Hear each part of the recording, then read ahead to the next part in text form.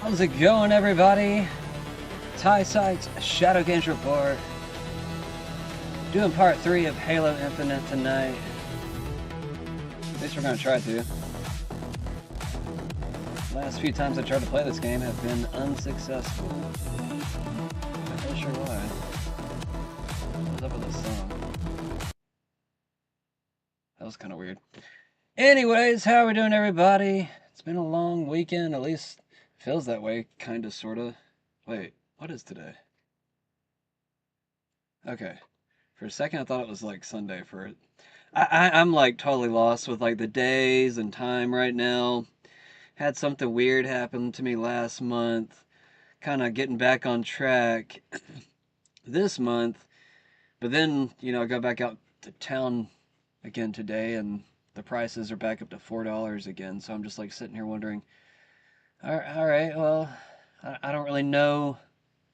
I don't really know much of anything when it comes to like how are gas prices going to pan out over the next 6 months. We're not really getting a lot of good messaging from the White House, from this administration, which that goes without saying, really. But I don't know. Sometimes it just feels good to say it out loud myself. We're not getting anything that we asked for. We're actually getting the opposite. It was just literally 2 months ago they were pushing this affordability crap, and now we're literally dealing with like worse prices than Biden administration gas prices or expenses. Like, I mean, it's Biden era and worse, really. So, when are we actually going to tackle some of these problems from foreign pressured problems? Foreign pressured problems create foreign pressured solutions, though, in my opinion, to where we actually have to focus more on the domestic. I mean, it's, already been said many times, especially in the conservative realm of politics. People have been talking about this for quite a while. I've been saying it literally my entire adult life. We should be focusing on bringing our manufacturing, farming, everything. We should be self sustainable. That's literally been my philosophy ever since I was like 18. I mean, you can go back, like, I mean, there's videos of me here and there, um, which I don't even know if they're going to even label me appropriately. But ever since I got into politics, like, it's probably between 18 and 20 whenever I first initially got, interested. I wasn't necessarily involved, but, there was organizations like the Zeitgeist movement, which I know there's different opinions about that. I know, I guess, more religious types will be very anti-Zeitgeist, while more atheist types or secular types will be more pro-Zeitgeist. Really, the whole organization was about sustainability and pointing out the corruption of the banking elite. I mean, you can go back and watch the Zeitgeist movies for anybody that's not familiar with that.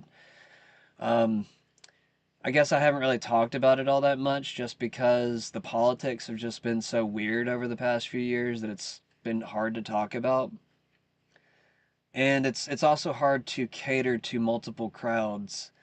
Sometimes you'll have one crowd that'll be savvy on one thing, but they don't want to listen to, particular subjects that they just don't want to accept. But it's just very strange to me, the Zeitgeist movement was basically saying the same things as InfoWars, 10 to 15 years ago. I don't even know how long ago it's been now. Peter Joseph has kind of disappeared. I know he has like a podcast. I don't really watch him anymore. But I don't know. I pretty much I question everybody now. I question Peter Joseph. I question Alex Jones. I question every public podcaster now. And I even encourage people to question me. Like I can prove things about me. I don't mind being questioned. When it comes to all these other people though, it's like you ask, very deep questions. You want to know the dark and dirty and you can't really get to any of that. I mean, you can ask me anything you want to. As long as it's not like centered in some kind of bad faith, like defamatory manner, like you can question me. Because there is like bad faith arguments, and if they're not really intended to find out a truth in a non-invasive way, then I mean, I don't know. There's good ways to do things and there's bad ways to do things. Like you can ask me a question the right way and do it in a non-invasive way. You can ask me and I will answer in the best way that I can. But I mean, I don't know. Sometimes it's not enough for people, and yeah. Anyways, let's move on. We have to move everything back to being domestic oriented. And I mean, Trump's big message with moving away from globalism into a nationalist idea, I mean, it's basically the same thing. Nationalism is basically just focusing on your own nation. I know that's hard for a lot of the left to want to accept. They want to focus on the world over their own people, which, just a reminder, if you have any foreign loyalty over your own people, you are technically treasonous, at least against your own nation. Um, now, that's kind of a weird place for me to say because I've actually thought about leaving the country recently, which I know it sounds like a coward's way to like handle things, but it's just kind of like once you see things turn out the way they kind of have for so long, you really kind of just question like, what are you actually fighting for? Can this actually be saved? I still want to give people hope. If I have to leave to be able to save the country, then I will. I know that sounds crazy, but it sounds counterintuitive, but it's just kind of like, no, if I want to avoid being arrested and avoid, well, especially being arrested over talking about these issues, using my free speech, then it just makes you kind of have to question. It's like, well, do we even have free speech? You know? Like, if I can't say what I want to say here and I feel obligated to leave so that I can say these things, do we actually have that particular freedom? It's just logical, guys. I'm not trying to persuade anybody to leave. I'm just trying to put these questions in your mind, and I want you to ask yourself too, like, what are we fighting for here? Is this something that can be saved? Is it worth saving? I'm not trying to tell you to leave. I want to save all this. It's more or less I'm just trying to get the conversation going because, if whoever is running the country do not speak towards our values and our freedoms and our rights and whatever, what are we actually fighting for here? You know, this foreign pressure, whether it be from Israel or Iran or Britain or Ukraine or anywhere else, it is stimulating solutions. It is pushing people's minds towards how do I think more American? How can I preserve myself better? What is conservatism? What is being a conservative? I'm not pronouncing my words. My lips are dry. What is being a conservative? I almost said a preservative. What is being a conservative? I'm going to say it 1,000 times until I get it right. Well, you conserve. There's been a weird stigmatism created by the left where like you can't conserve things, like you can't conserve your values, your way of life. But what liberals don't really seem to realize is that once you get to a certain age, the progressives have moved their values to something different. They're going to always be progressive. Do you see what I mean here? Conservatives, they try to preserve who they were as a child, basically. And the new progressives are always constantly trying to create something new, something to progress towards. And that never ends for them. So the youth will always try to eat the older generations no matter what, just through that pursuit of trying to find some type of novelty, some type of newness to create, to put out into. And I mean, sometimes it's good things, sometimes it's bad things. But being a conservative is really trying to preserve what is good about the past, and being a progressive is about trying to get rid of what's bad and move towards something better. So they do actually play hand in hand with each other as long as they complement each other in different ways. And they need to. But yeah, not to get bogged down in this situation, let's go ahead and get into the headlines today. Gonna do about 30 minutes to an hour and a half of news before we get into the game. Don't want to waste too much more time. I need to go grab my food too real quick. Damn, I talk too much. Alright, let me get a video going real quick. The Greys appear to be engineering a human alien hybrid species that is indistinguishable from us, but is not us. A species that, for all intents and purposes, looks just like us, but they retain the telepathic capabilities of the Greys. They can control us, in other words. And one of the most frightening things about, one of the most alarming things about Jacob's final book, Walking Among Us, is he documents the latest thing that the abductees were telling him from their abduction episodes, in that he called this personal project hybrids.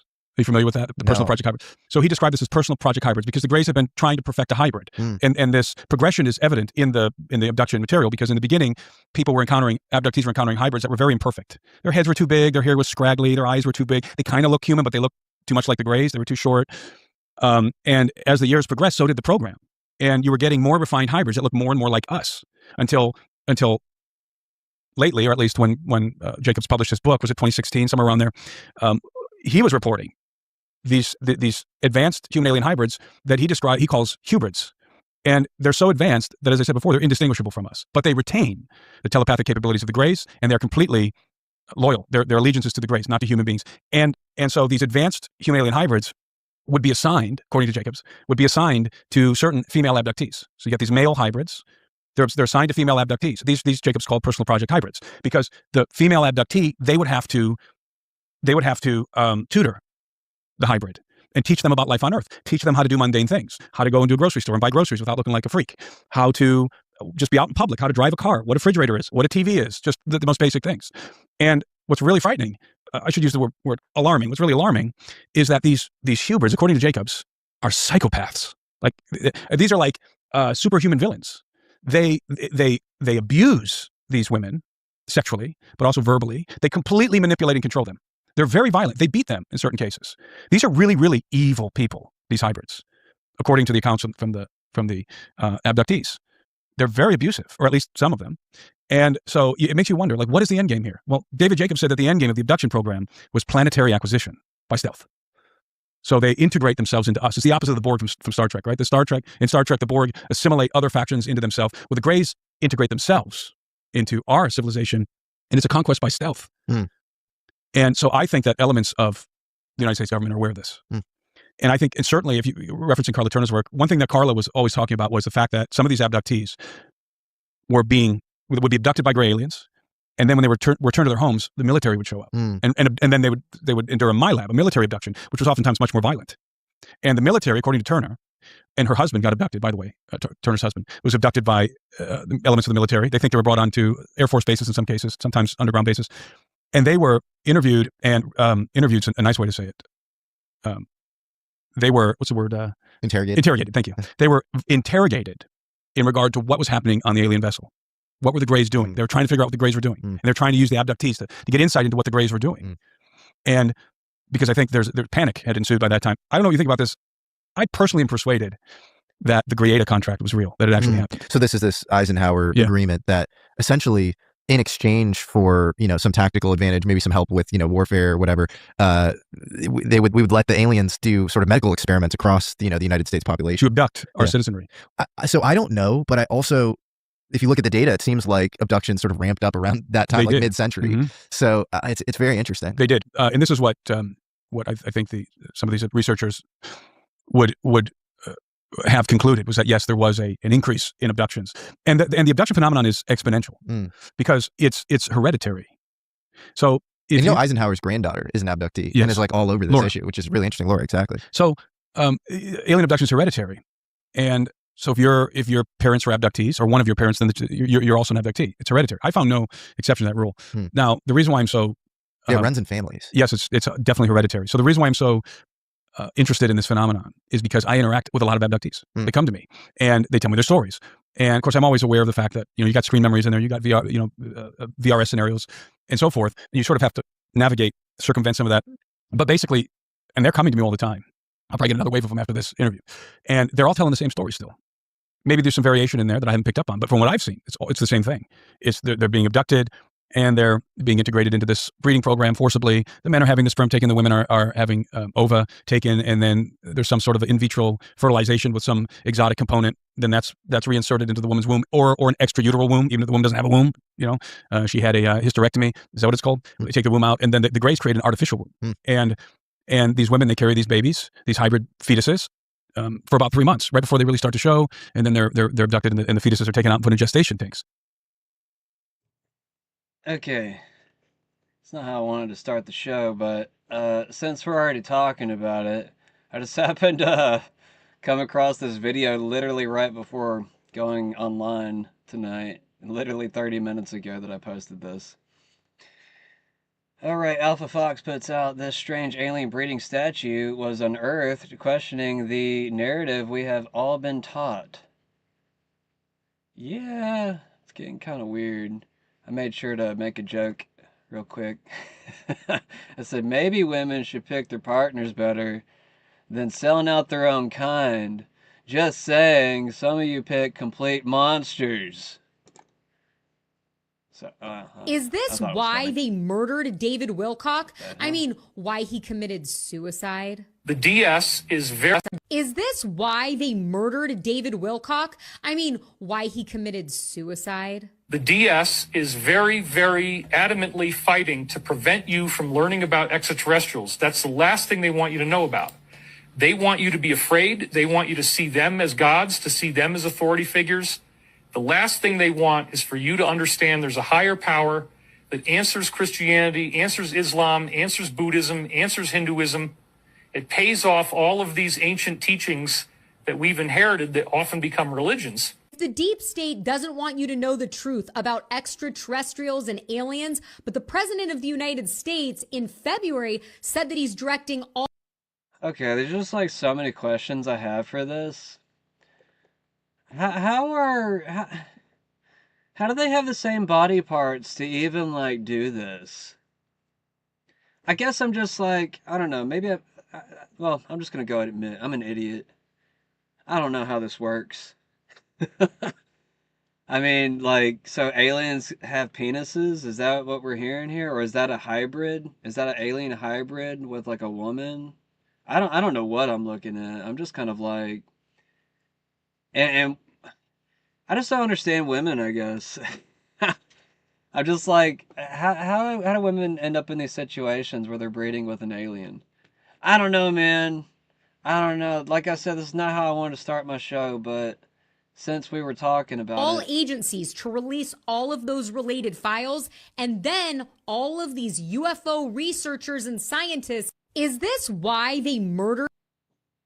Yeah, I don't know. What does David Wilcock have to do with that? Either way. Back to the headlines, guys. Nancy Mace blames Republicans for blocking Ilhan Omar's subpoena. Ilhan Omar calls World War II World War XI in resurfaced clip. Massey and Boebert bill demands warrants for surveillance data. Republican lawmakers push to repeal drunk driving prevention mandate. Congress rejects bid to block car impairment monitors. White House Correspondents' Dinner, suspect charged with attempting to assassinate Trump. It's been a fun weekend. Everybody's questioning if this is a real assassination attempt or not, similar to the Butler, Pennsylvania event in some ways, some say. Camp Mystic relied on teen counselors with no emergency training before flood, investigator says. Teen counselors. Prosecutors say suspect in missing students' killings asked ChatGPT about disposing of a body. What? No way. How are y'all that dumb? Why would you ask ChatGPT like how to dispose of a body?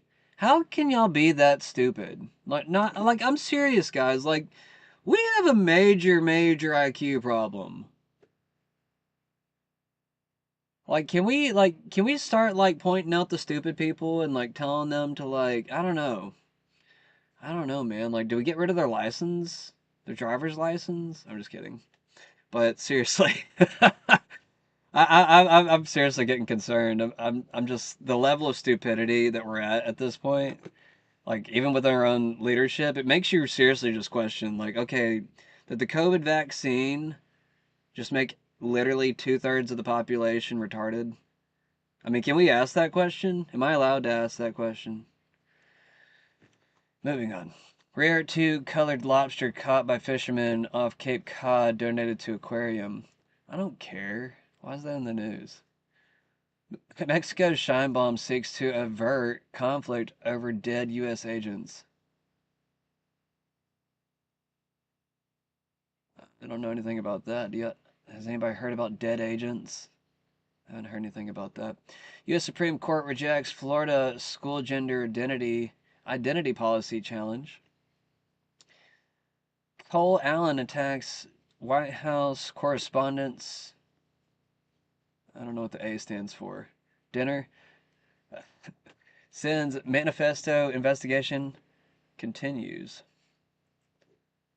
So I think he sent his manifesto before the event. Some people are saying he like somehow made it during the event. I don't. Obviously that doesn't sound right. There is some video where he's like holding up a piece of paper and the piece of paper just like totally just folds up and disappears right in front of him. I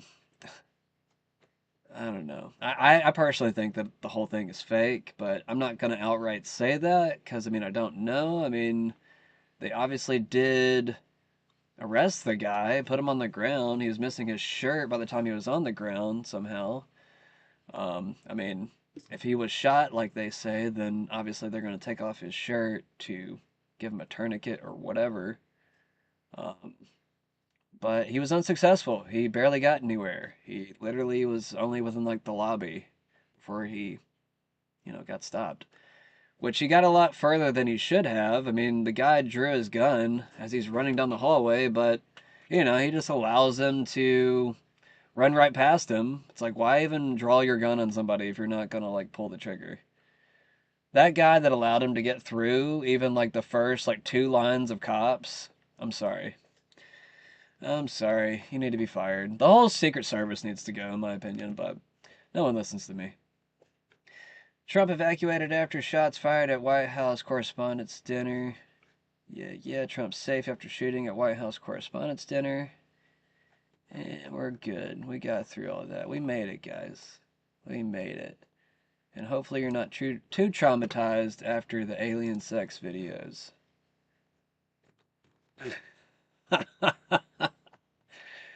That's what we're talking about in 2016. Just wait until next year. I'm kind of scared. Alright, let's get back to some of these over here. What's all this? Everything just changed on me. I got new headlines now. Clip questions Trump's focus on Iran over midterm risk. Carrie Prejean Bowler fixes Trump's version of Person of the Year, or Times Vile Person of the Year, something like that he made. He made her look real shitty. Carrie Prejean Bowler comes in to save her image. RT puts out Palantir whistleblower tech terrorist to take over U.S. government, deeply embedding from Pentagon to Treasury. We are currently an occupied nation. From Dirty India.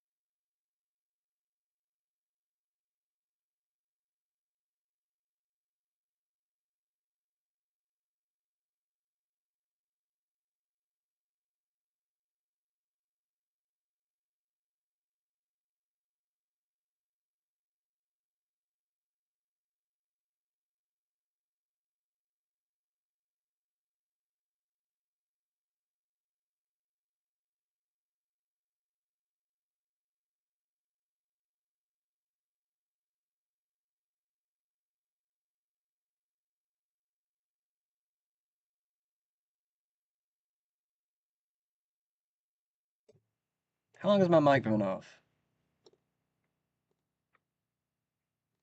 How long has my mic been off? I just now realized my mic was off. Anyways. Alright, clip questions. Trump focus on Iran over midterm risk.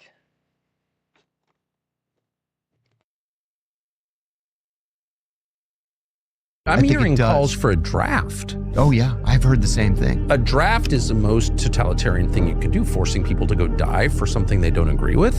Can you imagine the electoral bloodbath that would take place if Congress voted in favor of a draft? I'm just saying this behavior suggests like they don't care. Trump doesn't seem to care about the midterms. Why is that? You know, he took the words right out of my mouth. I'm trying to like stay calm and everything, but like if you're calling for a land invasion of Iran, a draft to back it up, the public hates this. Elections are this fall and they don't seem to care. What does this all add up to? I don't think he has the votes to pull off a draft. He started a war with Iran without Congress. I'm think it hearing does. calls for a draft.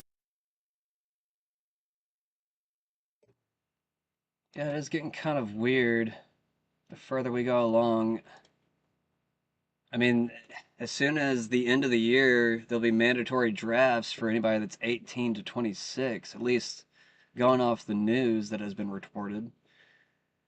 It's getting kind of weird and scary, like, and we're building up towards a war budget for next year, like, as if there's going to be a massive war next year. Like, what is this crap? It kind of makes you wonder, like, are we under an alien invasion of some kind? That's why we're playing Halo tonight. And sorry if I had my mic off there for a minute. I didn't realize I clicked it again.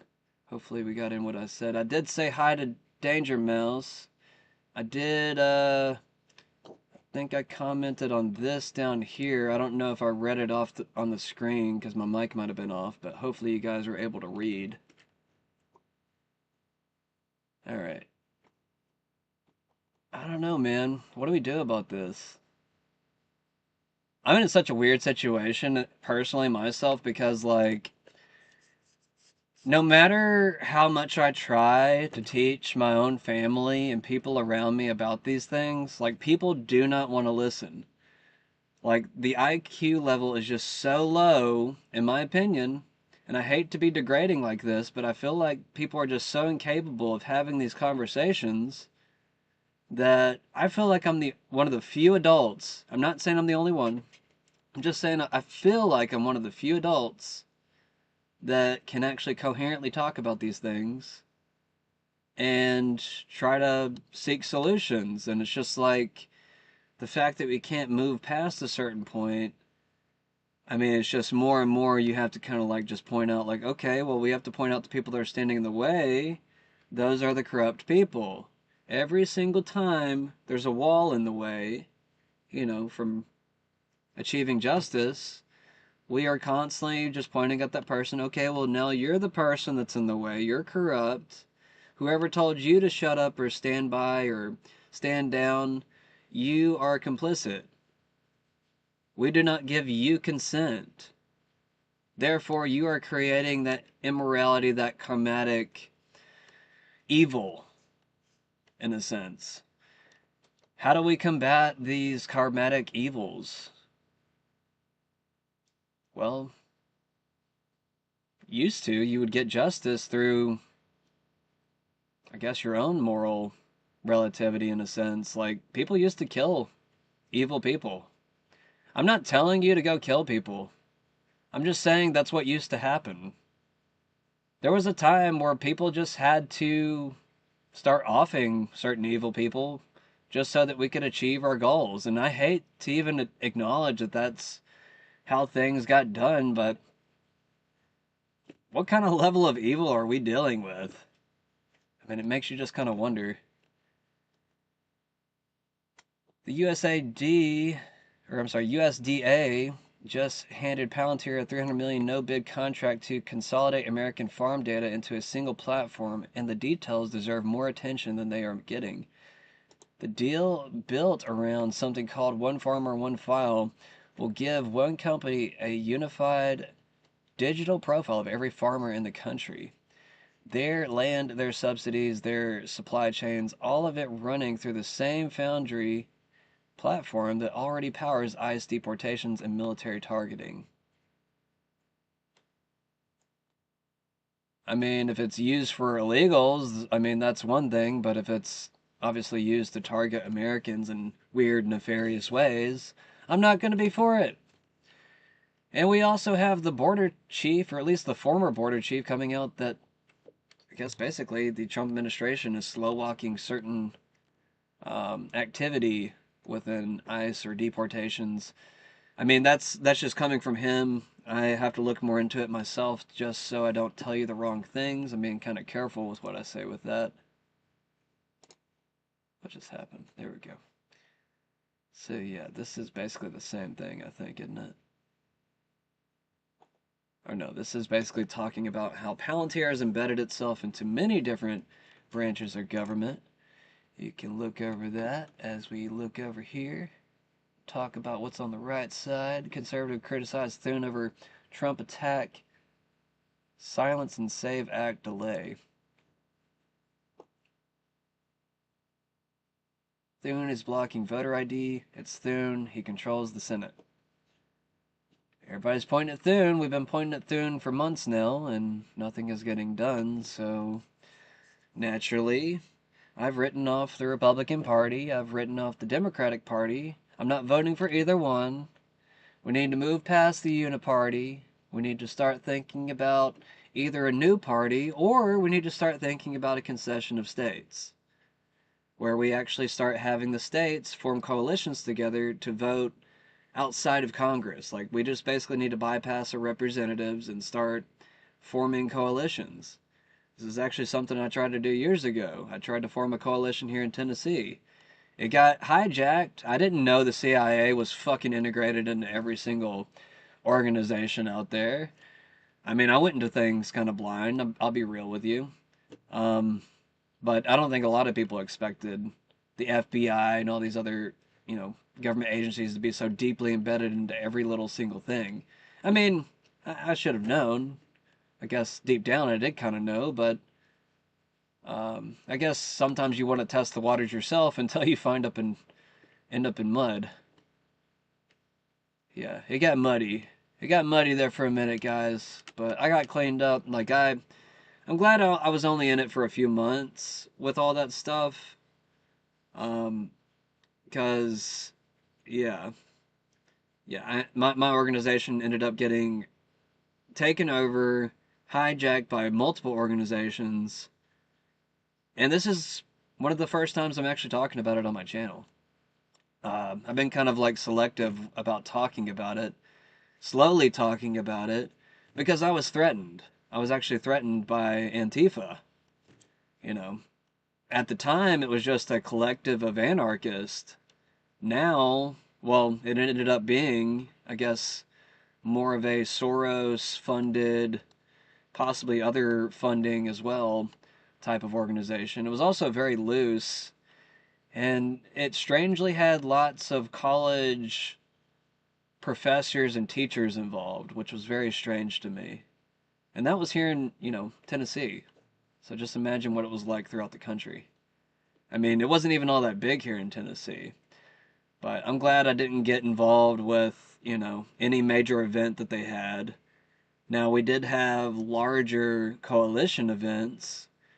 What do we call it? One of our events was, I think it was Love Triumphs Hate or something like that. I know, it sounds very liberal and everything. I was, I guess, more of a moderate back then, and there were a lot more liberal organizations, so that was part of the reason of doing all that. But I mean, I still had conservative groups, and I had some people like just walk up to me. I had this one nice conservative guy come up to me, and he was scared to talk to me, you could tell, because he knew that I associated with anarchists. I tried to explain to him that I'm like, you do realize there's all kinds of different anarchists. There's not, there's not just one flavor. There's left anarchists, there's right anarchists, and there's some anarchists that don't consider themselves to be on any side. They're just anarchists. They're outside of the realms of politics in some sense. But anyways, yeah, it was a wild time back in 2017, whenever I did all that stuff. But, I mean, I'm glad that I turned away from all those organizations. I'm glad that I told them to leave me alone. I'm glad now, like at first I felt bad for walking away. See, this is why I kind of started the episode by saying, I don't feel bad by walking away from things that don't work, especially whenever they're trying to undermine me and create me out to be out this horrible entity that, I guess that they're trying to dispose of, which they could see that I was an enemy. I mean, that's why I was targeted at the end. I wasn't complying with their demands, and they didn't like that. So, didn't forget about you, Nick. Good old Nick. I don't know his last name, but just in case you ever watch me. And I'm not talking about the journalist Nick. I'm talking about the Antifa Nick. Like I said, I never knew your last name, but you are on the FBI watch list. Just so you know. Anyways, moving on.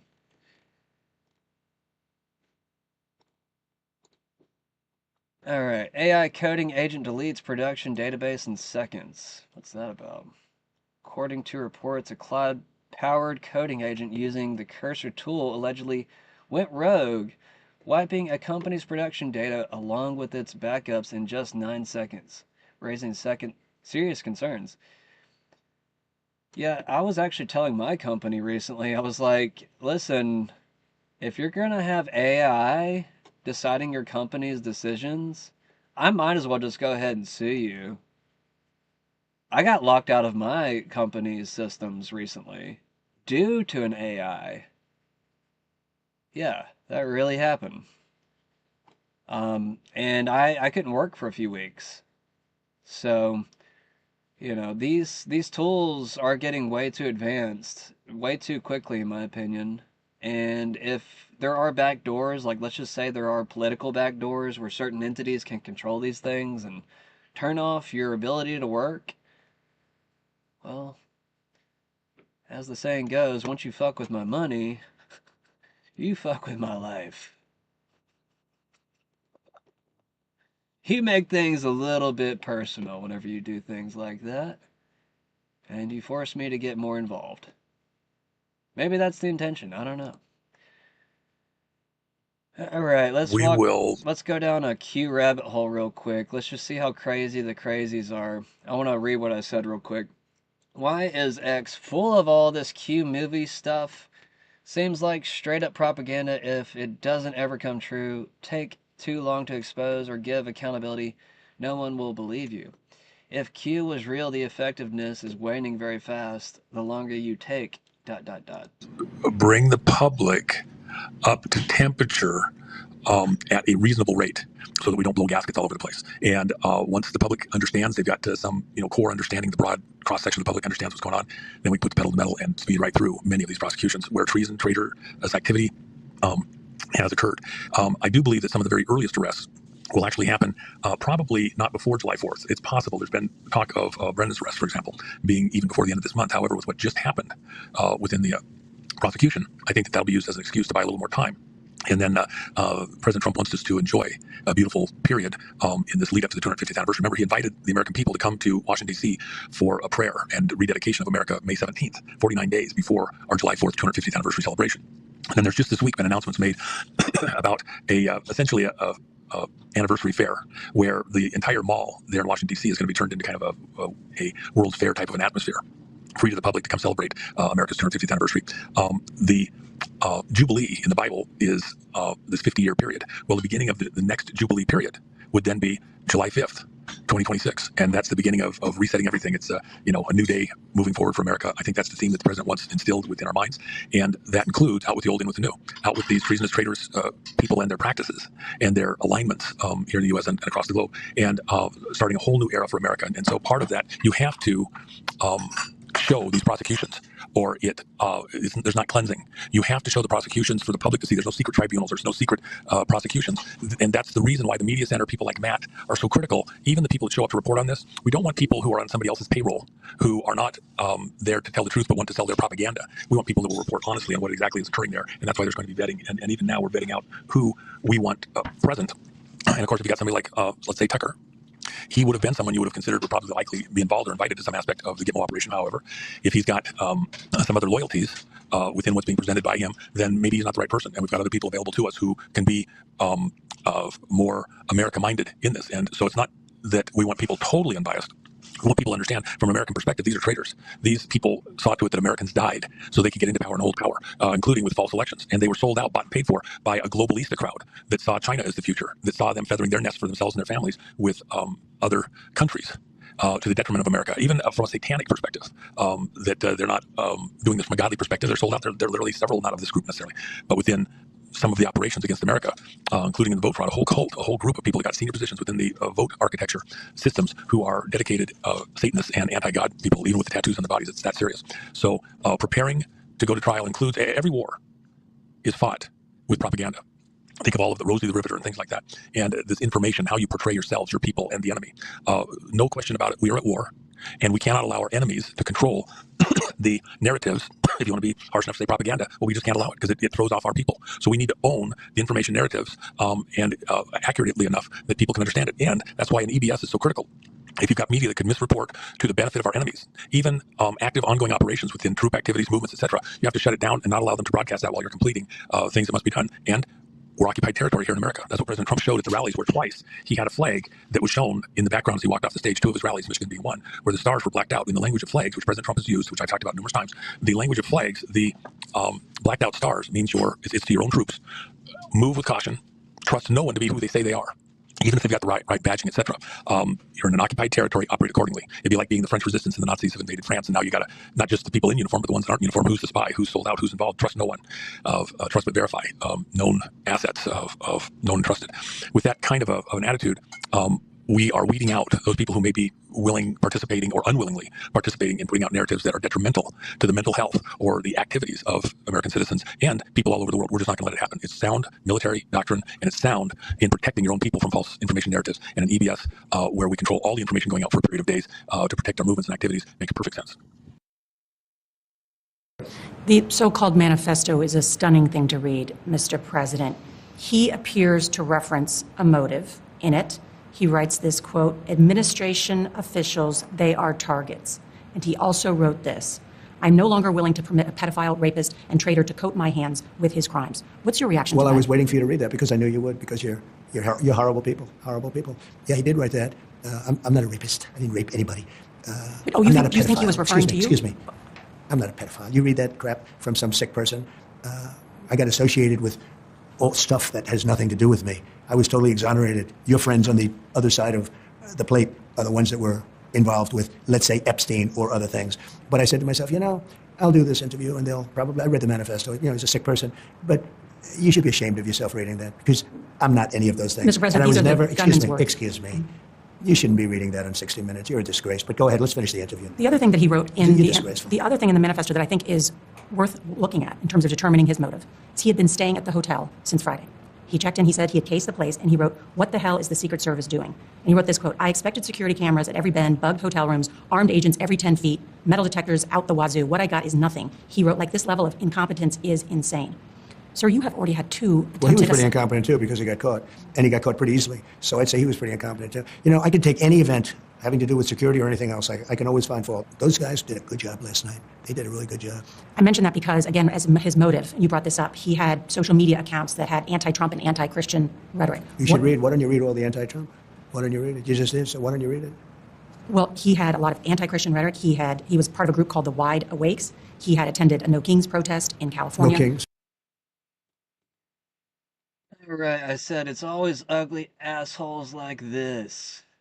Israel hired Brad Parscale on a $9 million contract to build fake, neutral think tank websites designed to feed pro-Israel narratives directly into ChatGPT, Claude, and Gemini.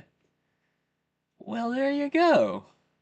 Now we know why Everything is so, I guess, pro-Semite. I don't even feel like that's the right word. Anti-Semite was never the right word anyways, so like just pro-Semite just sounds even weirder once you say that out loud. Anyways. Marina Fall says, imagine being a government scientist so deep in classified UFO research that your retirement plan is die and let my kid leak the files. That's apparently the pipeline now. Jeremy Corbell says families of deceased insiders keep mailing him hidden documents their loved ones left behind. Not once, routinely. There is a man out there receiving classified UFO files the way normal people receive work emails. 2 of the 11 missing or dead U.S. scientists had ties to Los Alamos. The cybersecurity chief's son handed over his dad's entire stash. The documentary drops May 17th. So we get to look forward to this asshole again getting all happy on camera. I don't know. Do y'all trust this guy? Whenever he first popped up, was talking about they're going to talk about a fake alien invasion, and it was like right before, what was it, 3i Atlas came through last year. If anybody remembers that, we've already gone through all of that, and now we're still talking about aliens. But yeah, here's this guy again. He was talking about an event, and then 3i Atlas shows up a few months later, and then I guess he's being handed all these files now from all the dead scientists. So he gets to consolidate all the information now. Will this guy be offed, is the question. That would be my main question now. I'm just like, okay, well, if this guy gets all the information and he doesn't get killed, that's kind of suspicious. I don't know. I'm not saying he should be. I'm just saying that based upon the circumstances. Anyways. Some think that if you keep lying, you'll win. No, you lost your soul and we can see it. Let's see why I said that. I don't remember why I said that.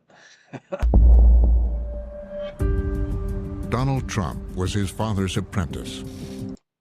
Multi-million-dollar real estate organization. They had a vast empire in Queens and Brooklyn of residences.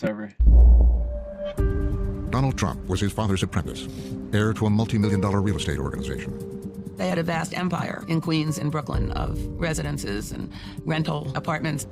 I mean, it was really quite an establishment. But early on, there was a crisis. There came a day in 1973 when the federal government sued Donald and Fred by name and their company for racial bias. This was one of the greatest racial bias cases of its time. This was a particularly egregious case because the Trump Organization had allegedly put large C's to connote people of color who were applying for apartments. The government had him nailed. They had the Trump Organization nailed. There were multiple Trump employees who confessed that they had been instructed to divert black applicants for apartments, to discourage them, to tell them that apartments had been rented when they hadn't been. Donald Trump's regular lawyers tell him, settle it, just move on, do the right thing, do what you're supposed to do under the law. And Trump's not happy with that advice. He wanted to fight back. He went looking for a new lawyer in Manhattan. One of the places to see and be seen in Manhattan was called Le Club. Donald Trump walked in, and Roy Cohn was there holding court, as he often did. And Trump said, I know about you, can I ask you a question? Roy Cohn had 20 years of being a really aggressive, no-holds-barred, go for the jugular, fight back.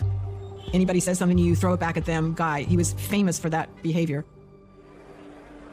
And as legend has it, Donald stuck out his hand and introduced himself and said, my father is being sued by the Justice Department over this race discrimination. What should we do? And he said, listen, I've spent 2 days with these establishment law firms about a case we have. It was a civil rights case. Or something, and they're all telling us, give up, do this, sign a decree, and all of that. He says, I followed your career, and you're a little bit crazy like I am, and you stand up to the establishment. Can I come see you? And I said, sure. When they met, Roy said to him, you might be guilty, it doesn't matter. Go after the Justice Department, don't ever admit guilt. Fight it, you'll kill them. Just deny everything and fight. And Trump was totally taken by that, and he hired Roy Cohn as his lawyer. That was a defining moment for Donald Trump. Donald Trump was on the ropes. There's no doubt they discriminated. There's no doubt there was wrongdoing. And yet, Roy Cohn showed him that you can turn around a situation just by ignoring the facts and going after your attacker. Trump countersued the Justice Department for $100 million. I have never, nor has anyone in our organization ever, to the best of my knowledge, discriminated or shown bias in renting our apartments. This is a classic example of where Trump begins to demonstrate something he talks about all the time today, which is he's a counterpuncher. So somebody comes out after him and says that he's done something nefarious and horrible, and he just goes back at them with all guns blazing. You know, boom, boom, boom. And admits nothing, never admit anything, never say you made a mistake, just keep coming. His countersuit didn't work, and in fact, he did end up quietly settling out of court. But Roy went on the offensive and said, this is a victory. Trump is vindicated. He knew before anybody else did that the court of public opinion is often more important than a court of law. The lesson from Roy Cohn was, don't go the way the establishment does. Don't play by the rules. Donald Trump learned a lot of things from Roy Cohn, but I think that you could kind of sum it up by saying that bullying works really well. If you punch back, most people withdraw and just look at what you can get away with. For Donald Trump, Roy Cohn's playbook would become a guide to life, business, and politics. A witch hunt, a horrible, horrible, disgusting witch hunt. I did nothing wrong. We'd have a system that was rigged and disgusting. I did nothing wrong. Cohn's approach to life that he conveys to Trump is you fight back, and you fight dirty if you have to. Trump articulates this. And we fight like hell. And if you don't fight like hell, you're not gonna have a country anymore. If somebody attacks him, he attacks them back, he says 10 times as hard. He's not about diplomacy, he's not about negotiation, he is all about the fight.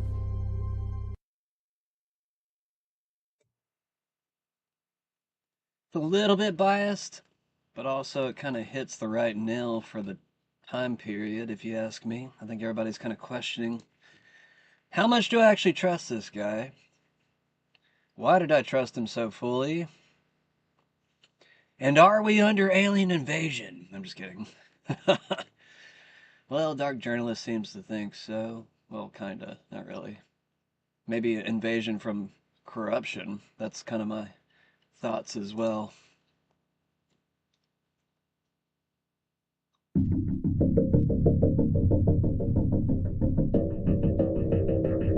Jesse Michaels has been stealing material from the show for many years now, and it's gotten ridiculous. But the latest thing was the most ridiculous. When his show, which is funded by Thiel, he's funded by Thiel, he comes out of Thiel, and Thiel had him as an investor, even though he had no training as an investor. It's a very strange story of him meeting Thiel while he was an intern at The Daily Show, and Thiel, doing all this stuff to kind of promote him and run him through so he would do this investing for him. Something very strange is going on there. This guy has nothing to do with UFO truth or anything like that. And I kept an eye on him, and recently I did a major thing on X telling him to stop stealing my work outright, because I am not going to have my work stolen and then turned into support an alien god scenario by some billionaire Thiel who's testing out different scenarios and has rolled this guy out. So I was very clear with Jesse Michaels that he needs to, one, give credit when he uses my ideas. In the case of the last thing, 95% of that thing is just ripped directly out of my shows, and probably with an AI bot, with not a lot of intelligence and with a lot of slimy production on top from Peter Thiel money. It's incredible ethical disgrace to be called out on it and to continue to do it. So the only thing I can say to Peter Thiel's bitch boy there is that you are going to have a gigantic, and I mean gigantic, professional problem coming from me if you don't stop stealing my work and re-engineering my work in this false fashion into an alien god BS thing for Peter Thiel. So you've been professionally and ethically informed. I did it on X. I'm doing it here. You're going to have to cite my work. You either take down the last video, which stole from my work, like all the others do, or you add the credit to what you ripped off from my show, okay? So you're going to do one or the other, or you're going to have a big professional headache. That I promise you. Also, the fact that you're involved from childhood with Sam Bankman-Fried, the big rip-off artist, and that you promoted him on your show, and that you encouraged people to, work with him, and then you pulled that show as soon as he got into trouble. I think your audience deserves to hear something about that from you.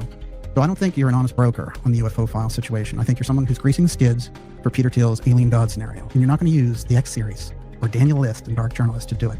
I hope you got the message. I really hope you got the message, because otherwise you're going to have big problems, and they're going to be professional problems of a nature, because unethical activity like that, somebody like me keeping an eye on it and seeing what you're doing, it's not good. It's not good for your professional future. So, your dad and his sketchy stuff involved with working with Goop and being a partner with Gwyneth Paltrow, all that stuff, this is an independent research community. I don't know if they told you that you could sell billboards into it for a false alien god trick with Peter Thiel, but people get to the truth in this environment, and we get to the truth about your dad and also his sketchy activity with Drew Barrymore and all that stuff. So, you decide how you want to deal with it, but you're not going to steal my work to promote Peter Thiel's junk. So that's my statement on it. And here's my request from you. Immediately, put a credit on your last video about the work that you stole to make that video from my series. That's one. Two, on any other video where you've incorporated my work, put a credit on that, put a citation on it. And anything that you don't put a citation on, take down, because it's false advertising to not say where it came from, or to say researchers say, no, I'm the researcher that you stole it from. So I say, take the stuff down. And if you don't take it down, add the credit. And if you don't add the credit, then that's a problem. But that's my request, professional request to you. to do something honorable and ethical in relation to. Well, just so everybody can see, this is Dark Journalist. I want to make sure he gets the credit. Dark Journalist, everybody. At Dark Journalist, by Dark Journalist.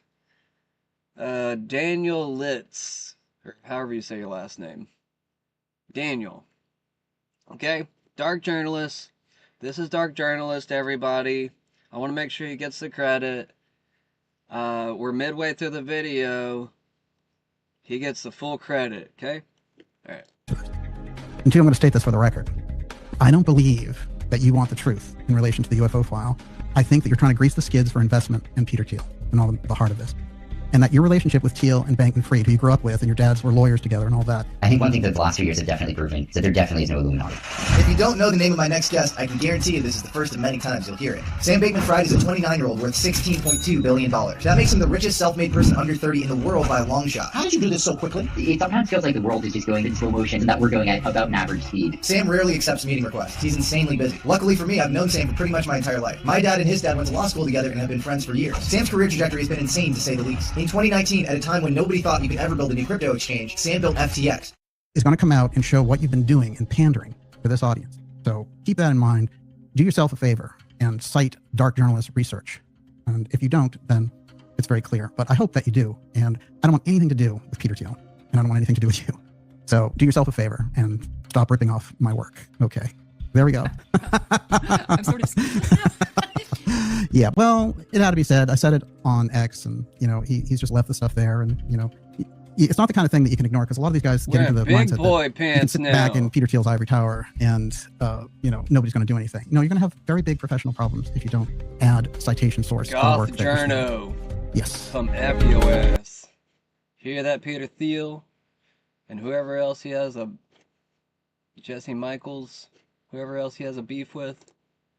Does anyone else think half these podcasters are fake now? I said. I forgot about that thing you did with Bustamante. So you guys did what was it? You tried to recreate. He recreated the whole jail cell that Epstein was in, and then you did did put out that picture now, so people have seen it. So there's some of this I can talk about now. Because at first they're like, "Oh, wait, we're right up at the episode," but there's some of it I can talk about. And Andy, a guy who the first time we talked to him with Jimmy D, was like, "I don't even think he was doing blackmail." He wasn't even in the room. Yeah. Like, he wasn't even like approaching the walkway to all the shit that's come out, right? Yeah. And now, like, he's already fucking done a full tour and he's left the building. Yes. Which is making me think. Because I'm like, wait a minute. Are you trying to pin the entire thing on Mossad now on behalf of CIA? Is that what we're doing? We know Mossad's at fault, but like CIA's got some fault in this matter too.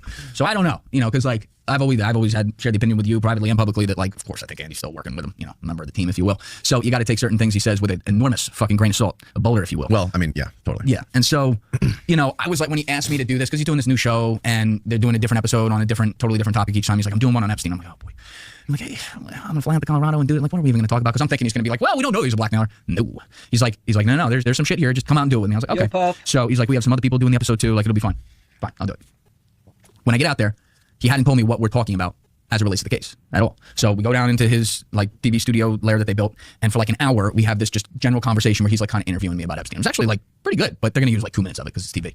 And at the end of it, he goes, all right, so when I was looking at this case, I was trying to think what I was most interested in investigating, and I still just can't get over this guy's death. So I'm thinking that's what we should really be looking into. And in my head, I'm going, really? Like, this is the most stereotypical part. Why are we looking at his death? And of course I didn't. And also a distraction from the real shit in the big picture. Yes. Like, doesn't matter. It really doesn't fucking matter if he's dead or alive. That is what I was thinking. And then things took a turn after that. And it was a little like, I don't know how it's going to come out because I'm still processing it, but I had to process it all that day live. And I called you like halfway through, like, what the fuck?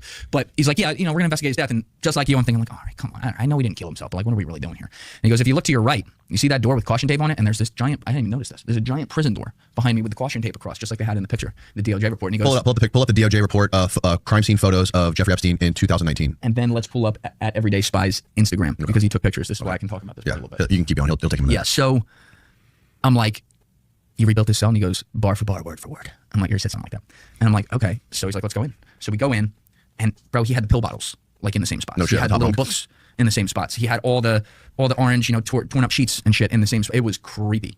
And I'm not going to go through all of it now because like it's not out yet, and I'm not really supposed to like go through the whole thing. But basically, it very quickly moved from no shit, he didn't commit suicide, and Andy went into full mode and proved it with a dummy and everything. You see the work he did, and he was like so into it as well. He was like fucking throwing this dummy around and shit, doing the physics of it. And then I was like helping him with the physics because I'm like, oh, he'd have to do this too, and we demonstrate that, and we're like, that's a fucking 50, 60 something year old guy's gonna be able to do that for sure, right?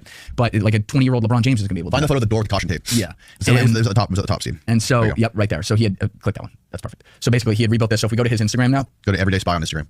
You'll see the inside of it. But he starts going through that, and then it very quickly moves from once we rule out suicide to Andy very clearly trying to demonstrate that he's demonstrating to me, and I didn't know if he was fucking with me at first. It is go up. See it right there on. So there he is in the cell with that's the whole production team that was doing it. Okay. So they literally rebuilt it to scale, and there's a part of the episode that didn't involve me that I won't talk about, where they were, let's just say he was able to verify all this shit about what the cell looked like. Not that he needed that, but it was pretty wild what he was able to bring in there to do that. But I started to realize quickly that he was trying to get to the, hey, is he dead? He was. Like as a legitimate question. And yeah, I mean, you and I, we've known Andy forever, and we're like, this Andy. You're playing it up, buddy. Andy, Mr. Don't ever, what's the line? Don't ever leave up to conspiracy what can be complained by stupidity. Like, get the fuck out of here. I'm thinking, Andy's trying to tell me this guy's alive. Occam's razor. Right. Andy's trying to tell me this guy's alive.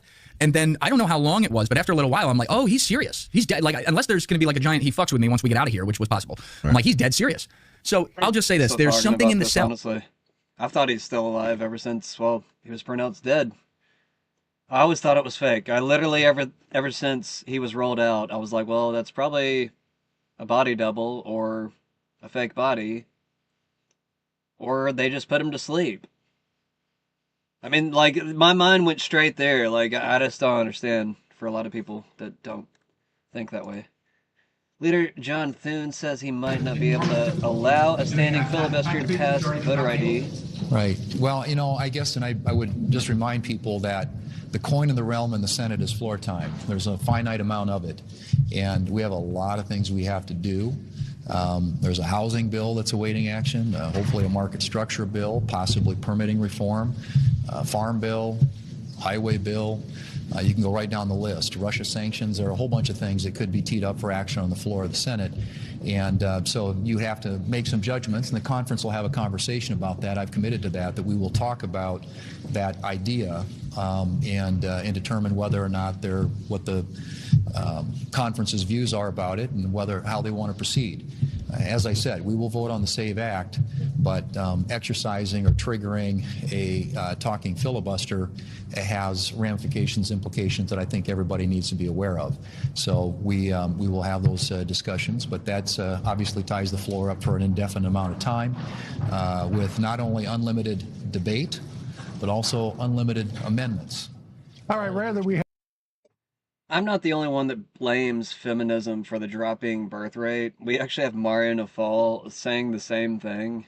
I think it's actually pretty funny whenever you have very high-profile people saying something similar to what I said, like, I don't know, a month or two ago. Actually, I think I said it, like, last week, too. Where he'll just come out and, like, say, like, almost identical phrasing and everything. But anyways, women in the U.S. have fewer children than ever before. The fertility rate has fallen to just 53.1 births per 1,000 women aged 15 through 44, the lowest in history. The replacement rate to keep the population stable is roughly 2,100 births per 1,000 women over their lifetimes. Thanks, feminism. Great job extinguishing humanity. Yeah, I don't know. There is something about feminism creating a bad value set that creates, I guess,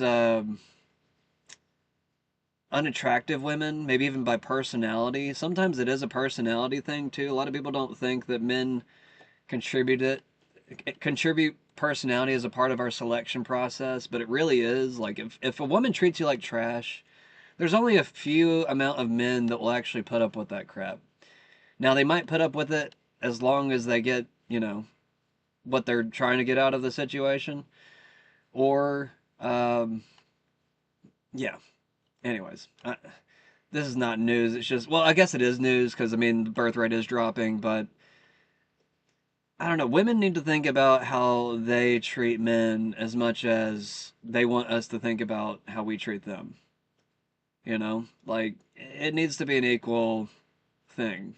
Because if it's not, then it's just completely one-sided, and we're the complete evil people.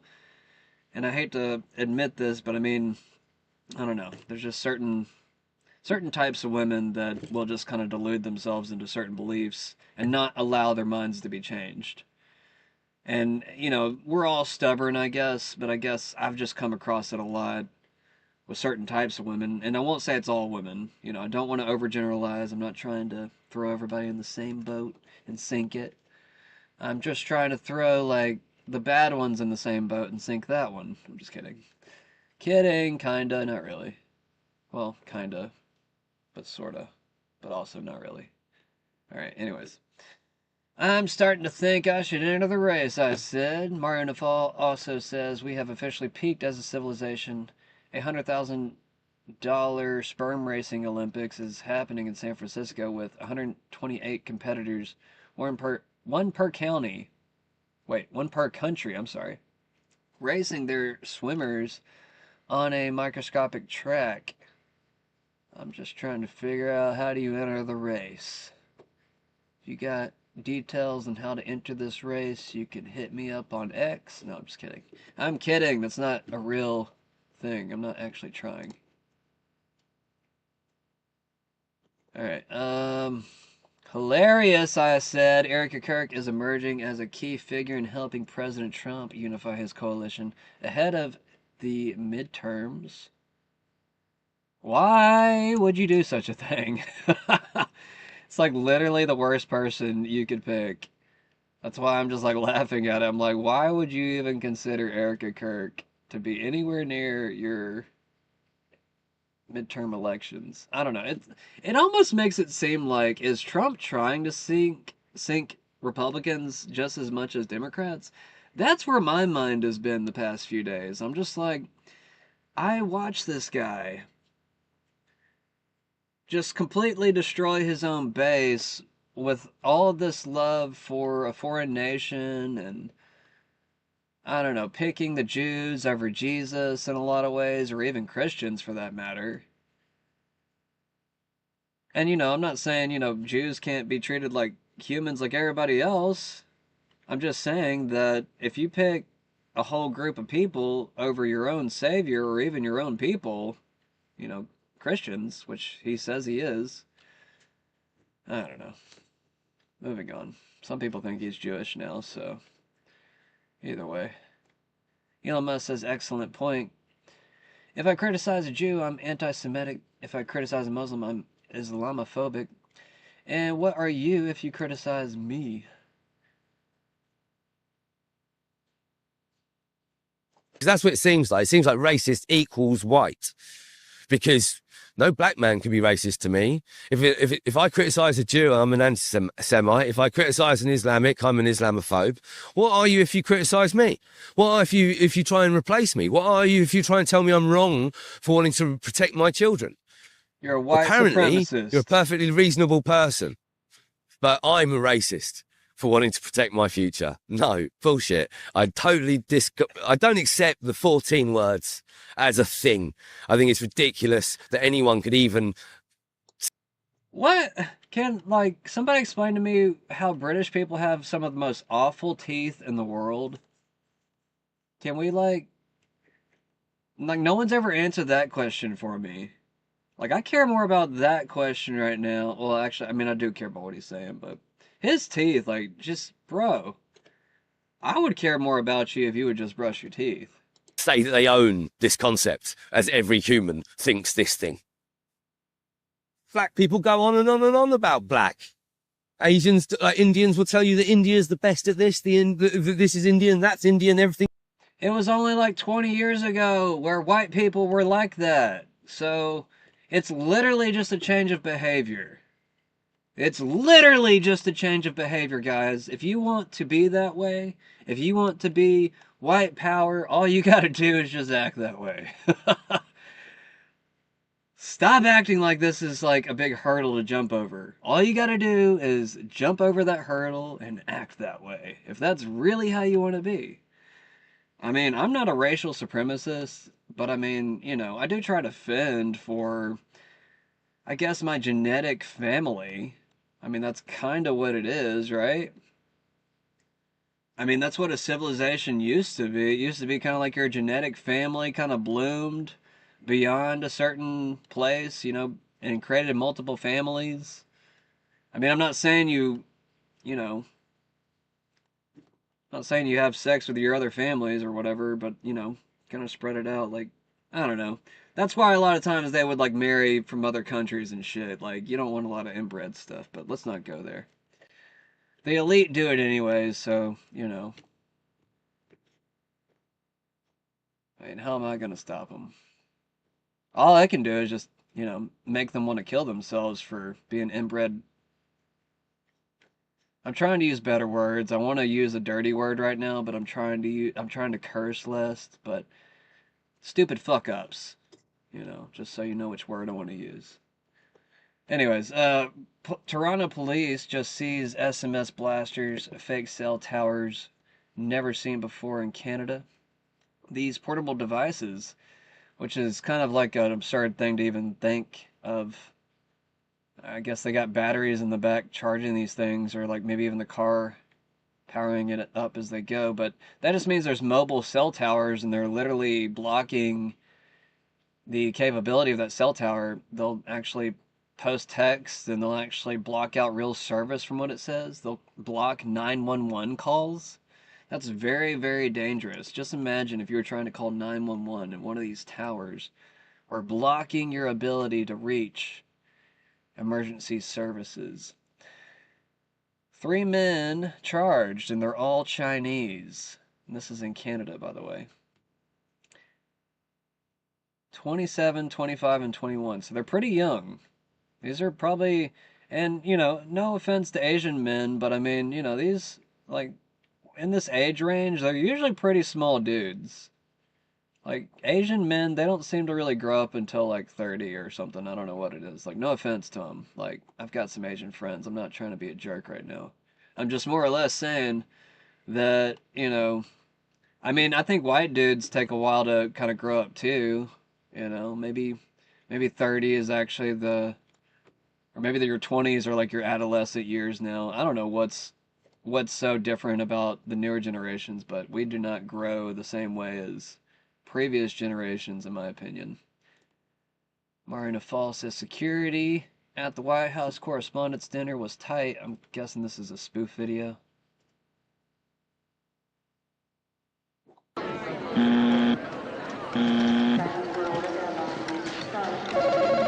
Not so fast, Richie. All right. Okay. Well, these navigational charts. Hold up. Let's start this over. Spoot it up. Walking through her guns. Not so fast, Richie. All right. Okay. Well, these navigational charts seem okay. I don't think there'll be any problem. Hey, by the long face. I'm still worried about the shuttle. You saw Ted's report, and he is the program's top test pilot. Everybody's walking through with, like, all these guns and weapons. She gets pulled over for, like, blowing her nose. So it had a butt baby, I said. Kentucky girl says, well, this is the sickest thing I've seen in a minute. These people are not okay. Make asylums great again. This is kind of funny, actually. Evie Goes Hard says, just got back from Planned Parenthood, receive abortion medication. Doctor assured me that it was okay. As a trans woman, finding sources of euphoria can be hard. Having my abortion gave me so much joy and hope for the future. I love my aborted baby. So yeah, they made a butt baby. I assume, I'm like, what else would you pull out of you? I don't know. Jimmy Dore is calling Rand Paul a traitor today. I mean, I don't know if he said traitor, but it was something along those lines.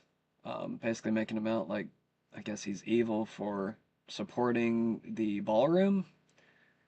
I'm still trying to figure out, you know, what the ballroom is as well. I was one of the first people that actually called it the Bowel Room. B-A-apostrophe-A-L room. So, I'm going to take it back. I actually named a song Bowel Room, and it's going to be on Netherwave Volume 3. I'm taking it back since you guys stole my word and you tried to like not give me credit or anything. I'm going to start taking credit by putting inventions into songs. How about that? I'm going to force it on you that it came from me. I'm just kidding. Well, kinda. I actually did do that. I did name a song Ballroom. Just, I don't know.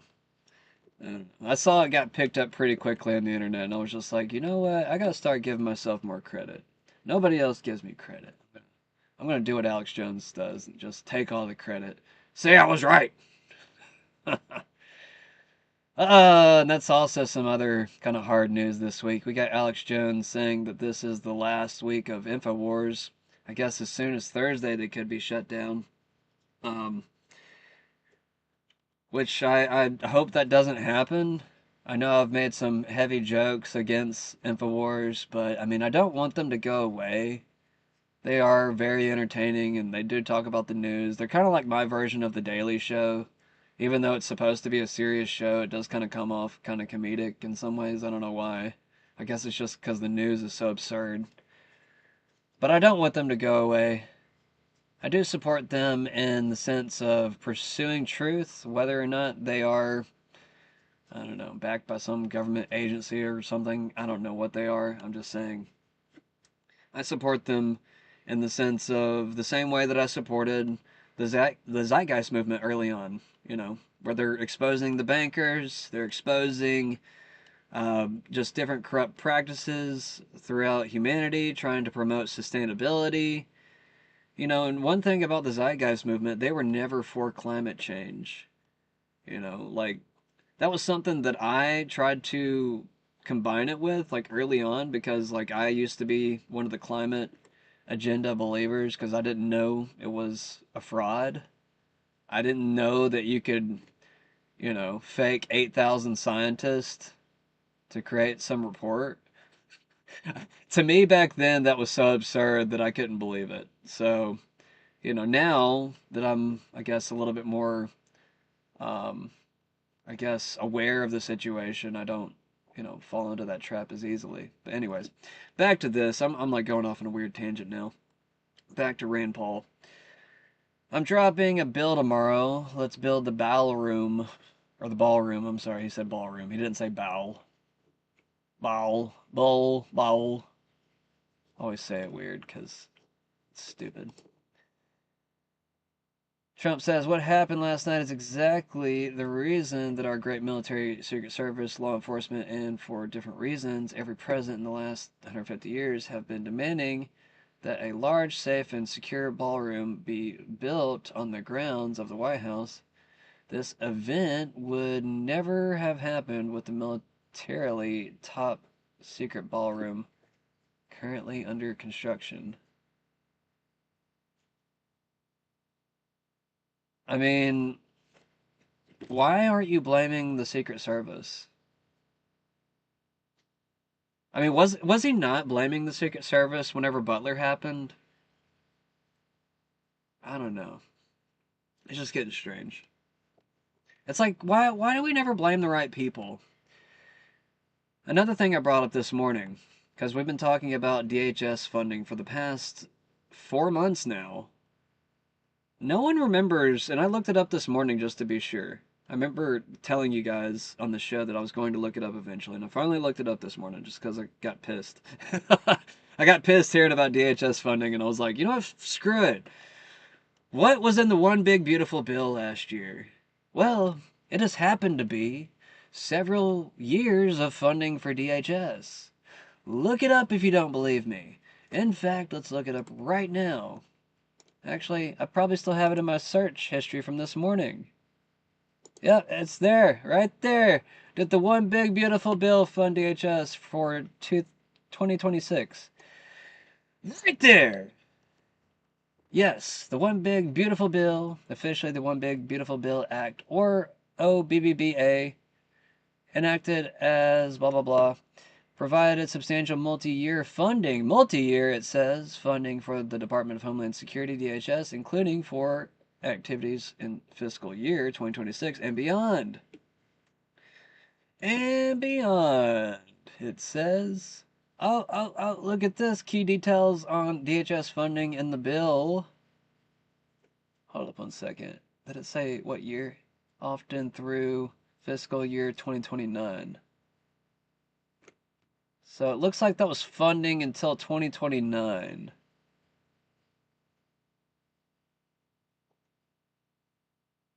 Yeah, these funds are available over multiple years. Wow. So ICE is getting 75 billion, CBP is getting 65 billion. Overall DHS is getting 165 to 191 billion across Title IV and related provisions, covering enforcement facilities, personnel, and some broader homeland security needs. This made certain operations, especially immigration-related, largely shutdown-proof even without regular annual appropriations. All right. Well, now that we've answered that question, let me get back over to where we were at. So yeah, I don't know why people are freaking out that Rand Paul said this, but some people are saying that he's a traitor now. At least Jimmy Dore and Kurt Metzger was earlier, which I like both of them, but I kind of disagree on this situation, but at the same time, it's just not enough to really get into about it, in my opinion. I just don't think there's enough to really, throw a fit about. Where is the one guy I want to talk about right now? Here he is. This is the next story I kind of want to talk about in succession of the last one. Greg Bovino, former U.S. Border Patrol chief, says mass deportations have slowed down due to aspects within the Trump admin lacking the fortitude and willpower, thus getting cold feet, likely due to unpopular polling and politics. Well, the worst you could have done was go to war with Iran for PR. Like, that was literally the worst thing you could do for the timing. Like, if I was Trump, I would have waited until after the midterms for all of this bullshit. Like, it's kind of strange that it happened a few months before everything. I just find it very, very strange that we've had to even talk about it for this long. We've all got the team that we have. When I joined El Centro sector as the chief, I had my team. Right. And I had to rely on my team. No doubt. You can't do it yourself. Your camera crews and your team, you have to rely on your team. Same with the Border Patrol, same with the president. He has a team to rely on. He can't do it all himself. And, I think that some of the team may not have the fortitude that President Trump does. Trump's the best deporter that I've ever worked for. Right. Some said that Hussein Obama deported more people. Remember, that's a misnomer because he counted Border Patrol apprehension numbers right at the border and said, see, we caught several million that year. So let's don't give him too much credit for that. But Trump's the best I ever worked for. We started off the very best. I mean, look, we went to Los Angeles and absolutely hammered it in Los Angeles. Absolutely hammered it. Same thing with Chicago. Then Charlotte. Let me tell you what, Charlotte was off the hook, folks. Really? Our highest one-day apprehension rate was Charlotte, North Carolina. That place was off the hook. And, I felt that we had President Trump. Notice I didn't say any of his other team. The President Trump was behind us. I heard from Secretary Noem, Mr. Lewandowski, hey, President likes what you're doing, doing a good job. So that let me know. But, everybody's got their team they're working for. And, I think that sometimes cold feet, whether that's polling numbers or whatever, can come into play. And that's too bad because, again, this is for America. I don't give a damn about the polling numbers. Yeah. Let me say that again. This is what we voted for. We voted for mass deportation. Exactly. I don't go into cities to arrest illegal aliens based on polling numbers. I do that as a Border Patrol chief.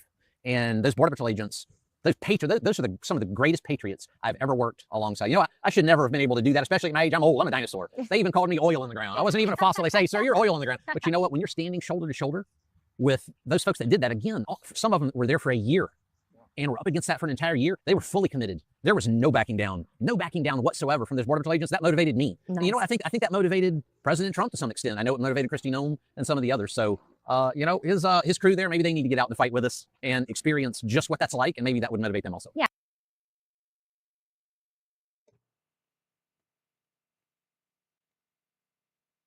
I don't feel like reading all this on the left side, but it looks interesting. Hopefully you guys have paused that and read all that, because I'm not going to read all of it. I don't get paid to read. I don't get paid at all. Oh, and by the way, I did show it on the screen earlier. I have a new full-length album out. Versatile Synths.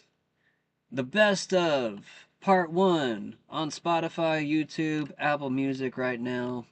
It's from my Versatile Synths playlist from a year ago. I'm releasing all the music that I made last year. Slowly.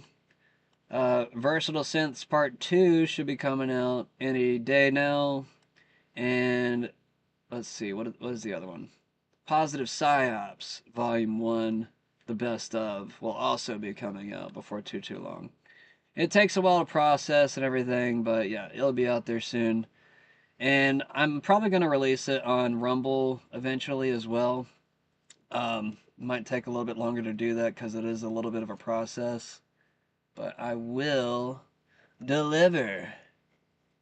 I will get all the music out there. And we will be happy and dancing this summer, no matter what happens. Okay, guys? We're gonna enjoy our lives here, even if the world burns. I mean, I don't know, we might throw some cool apocalyptic parties in the process. I'm just kidding. I hope none of that happens.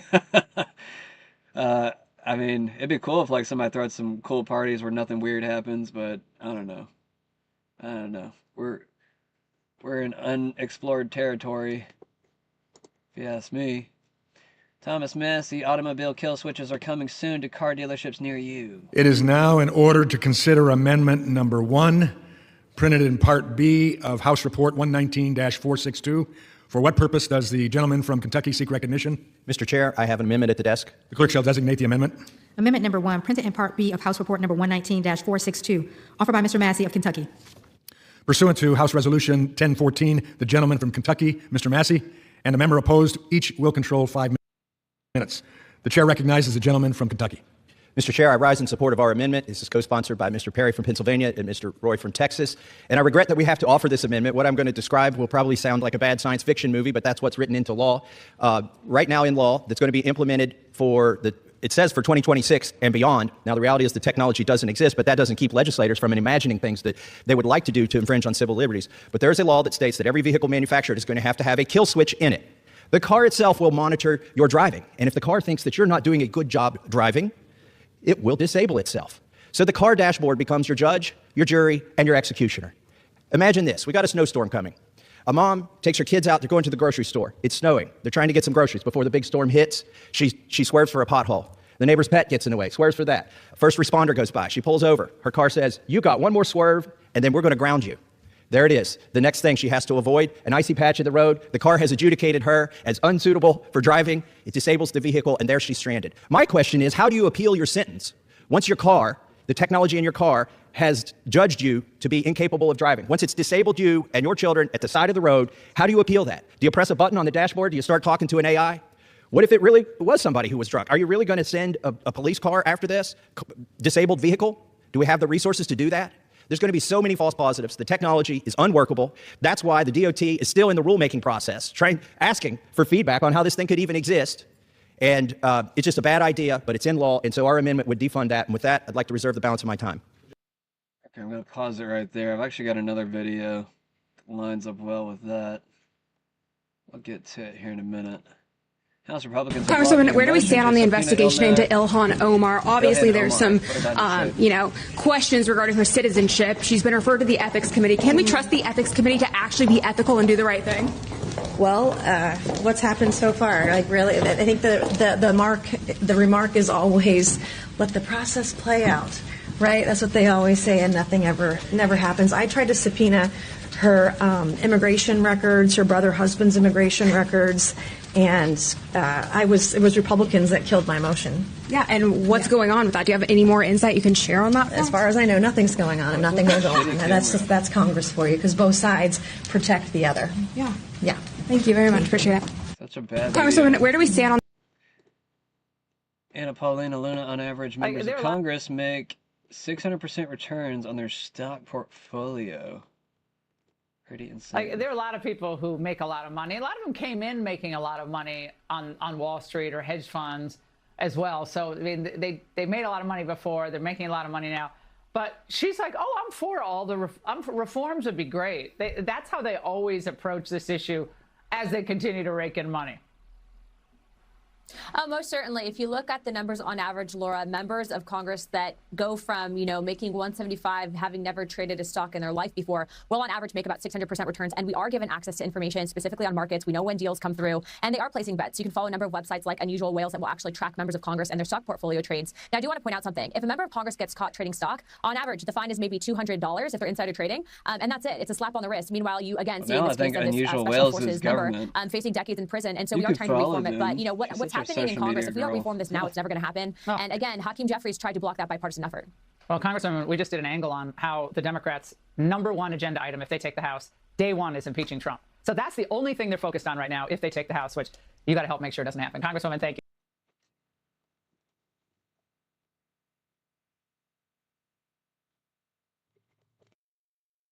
They're scanning our faces in public places, at protests, even at our children's schools. The government is building secret databases they can go through anytime that they feel like it. They're blanketing our neighborhoods with flock cameras, and every single one of you should be saying, "What the flock?" I mean, this is an absolute egregious reach on our Fourth Amendment rights. They're creating a digital footprint of your entire life without a single warrant or even probable cause. Your morning commute to work, it's tracked. Dropping off your kids at their soccer practice, that's logged. Visiting a church or a gun range, recorded forever in a government accessible database. They're scanning our faces in public places, at protests, even at our children's schools. Didn't realize it looped right there. Yeah, I've got one right outside my neighborhood. It's kind of strange. I don't like seeing the little red flash as I go down the road right behind me. If anybody has noticed what that little red flash is, it's that infrared scanning your license plate. And like she said, they also take pictures. I mean, possibly taking pictures of your face as you go by. I mean, just imagine if they take pictures as you drive past them. Imagine coming from the opposite direction. They probably take pictures of your face too.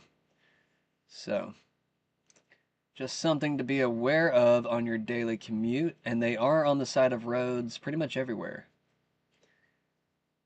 What do we do about these? We also have the new phenomena called Blade Runners.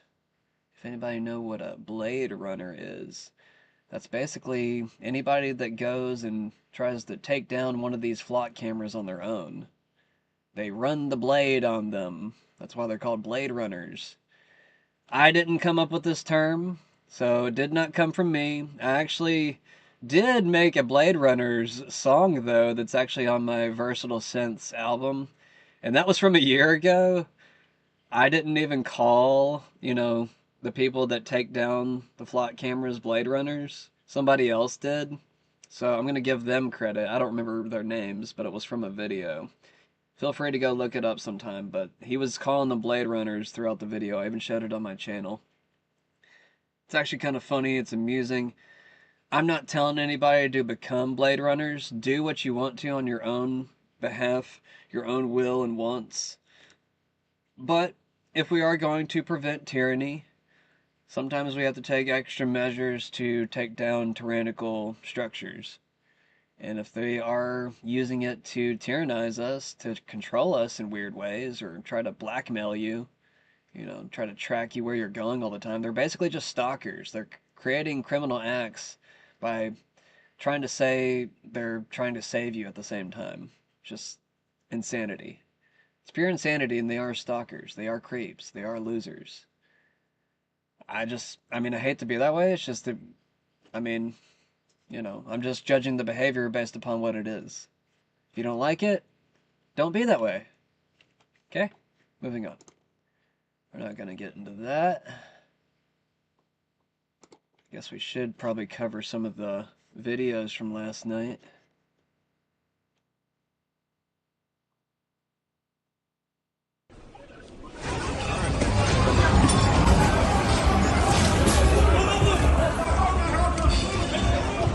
This is right after, I guess, shots were fired in the lobby.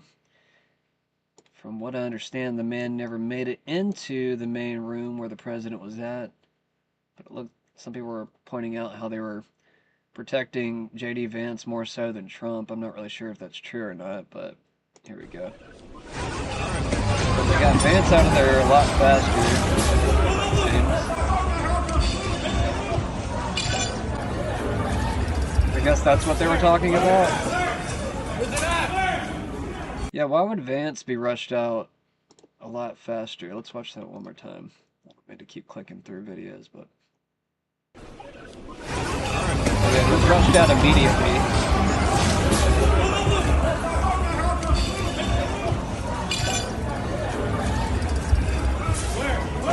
Trump was at the table for like 5 to 6 seconds longer after Vance was already removed. There's the president being escorted. The president being escorted out one side. The vice president being escorted.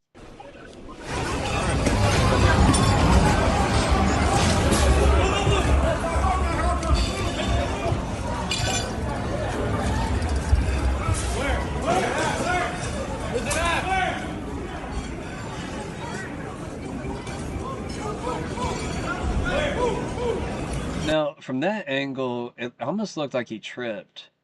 But from a different angle, from a forward angle, it looked as if they were trying to push him down to get him below the table. But I don't know exactly what happened with that. I don't know if he stumbled. There's the president being escorted. The president being escorted out one side. The vice president being... Yeah. But then we have all of the extra weirdness to add to this whole situation. We've got Caroline Leavitt saying something odd. Shots fired. Ready to rumble, is he not? He is ready to rumble. I will tell you, this speech tonight will be classic Donald J. Trump. It'll be funny. It'll be entertaining. There will be some shots fired tonight in the room. So everyone should tune in. It's going to be really great. I'm looking forward to hearing it. I love. There will be shots fired in the room tonight. That's horribly suspicious. I'm sorry. Horribly, horribly, horribly, horribly, horribly. Let me emphasize this. Horribly. Like literally the worst thing you could say. I would fire her for saying something weird like that, actually. That's a little too close. I'm sorry. Ready to rumble, is he not? He is ready to rumble. I will tell you, this speech tonight will be classic Donald J. Trump. It'll be funny. It'll be entertaining. There will be some shots fired tonight in the room. So everyone should tune in. It's going to be really great. I'm looking forward to hearing it. I love it all. And you wrote most of it, you said. All of the apologists are coming out saying that, you know, shots fired is just expression, nothing to be worried about. Of course, you know, if you say that in any other context, I mean, if this probably would have been any other person, you know, they probably would have been investigated. I mean, James Comey, he got investigated for putting numbers on a screen. So,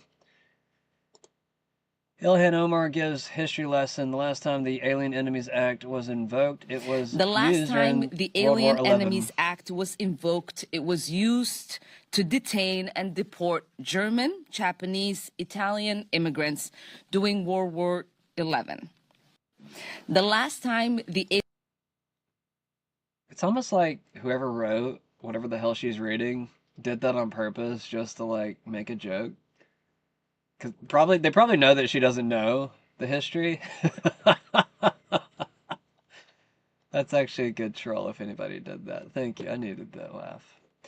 Alright, watch as new video shows Erica Kirk in tears, heard saying, I want to go home.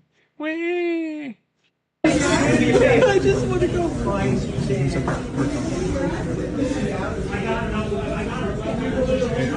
I just want to go find Go home. We're going to introduce legislation that would authorize $400 million to be spent to secure to build the presidential ballroom. Underneath there will be a lot of military stuff. There will be a Secret Service annex, and we've paid for it by offsetting it with custom fees. but the estimate is $332 million. We're going to do $400 million because I think it's probably going to take more. Private donations can be used, but I think they should be used for buying China and stuff like that. Underneath this ballroom will be infrastructure that is national security centric. The ballroom itself will avoid the dilemma of having to leave the White House grounds with future presidents and this president's to go downtown in a place that's less secure. President Trump said to me yesterday, we need the ballroom not just for me but for future presidents. He literally could have left his bedroom, walked out the back of the White House, and been at the ballroom. That's what needs to happen when you have 1,000 or 2,000 people gathered. So you mean to tell me the White House doesn't have a panic room? I mean, is that basically what they're telling us? Like, the White House does not already have underground structures, like bunkers, things we already assumed that it had? Like, those things don't exist? Like, we're just supposed to believe that? I mean, we already know that there's massive tunnels throughout Washington, D.C., so I don't know, man. I don't know. Everything's so stupid right now. Moving on. Oh, yeah, and here's this stupid video over here. Not this stupid video, but this stupid video. Watch it all the way through. I don't know why it's so blurry and so shitty, because this is not the original video. For some reason, Donald Trump released this video. I'm going to actually play it slowly, because you're going to see this guy just kind of blurb on the screen. And it happens in a clearer video, too. He just, like, it's almost like he just appears. I mean, I guess, yeah, you can see him come around the corner of the hallway now that I look at it a little bit closer. But there's something interesting about him in the other video. He appears to be holding a sign way back here in the other video. I'm going to show it here in a bit. And then the sign just kind of disappears out of his hand randomly, like right there. You can kind of see it right there disappear. He keeps running.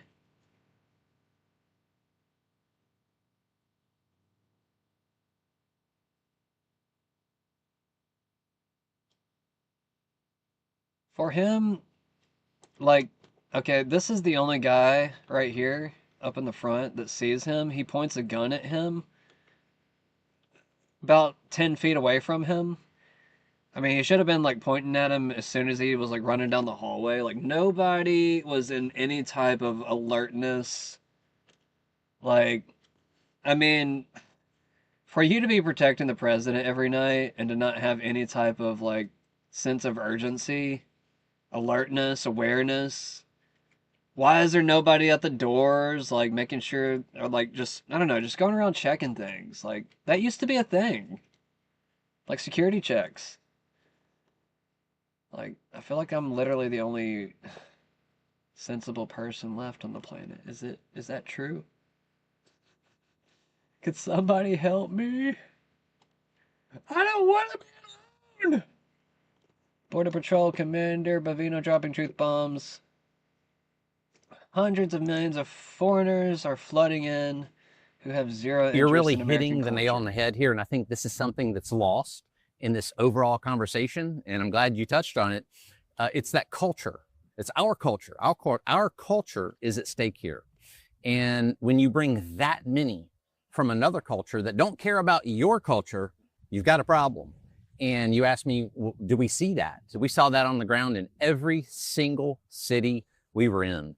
Why someone would come out and fly a foreign flag in the streets to protest or whatever they were doing when immigration officers were there is beyond me. Yep. But what that did do is it let me know that there's something else afoot here, and our culture is definitely in jeopardy by those hundreds of millions of foreigners that, as you say, don't care about your culture.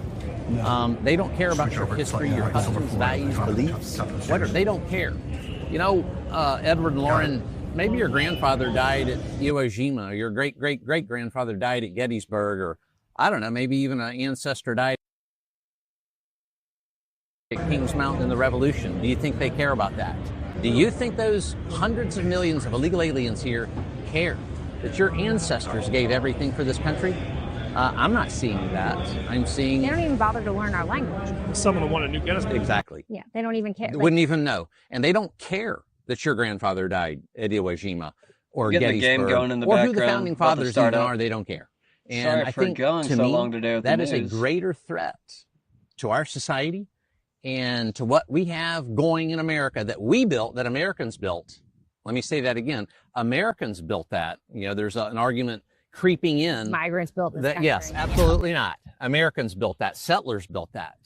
So we need to keep it that way because there is a large percentage of individuals, again, that don't care. That, to me, is a greater threat than a violent criminal or a terrorist. We know where they're at. We can always get them. They always have that criminal record. Sure, we want to go after them, but we can do that in conjunction with mass deportations. Here it is, once again, Versatile Synth's Best of Part 1 is now officially on Spotify and other music platforms, YouTube Music, Apple, and many more. Check it out, more coming soon. Got the link on X. Oh wait, it's right here. Yeah. There it is. There she is. Alrighty. Teacher of the Month, everybody. Where's this game at? Oh, there it is. Silver foil floor, got it? No. Scooch over, slightly right, silver foil, top of the stairs. Got it. We just watched that video. Jesus Christ. Sorry. Oh yeah, I gotta play this baby too. Gotta play this juicy baby. That sounded weird. I apologize. I want to just quickly tell you, I was sitting next to Caroline Levitt, the press secretary's husband. He was one of our guests. He was seated right next to me, and you know, right as the dinner was starting, you know, the national anthem happened, and then he kind of leaned over and said, you know, I watched you on TV, you do a great job. You need to be very safe. And he was just very serious when he said that to me. And he kind of looked around the room and he said, you know, there are some... Said the wrong thing. Sounds like we lost Aisha's phone there. And Sounds this like we happens, hung by up the on way, her. Especially when you... Anyways.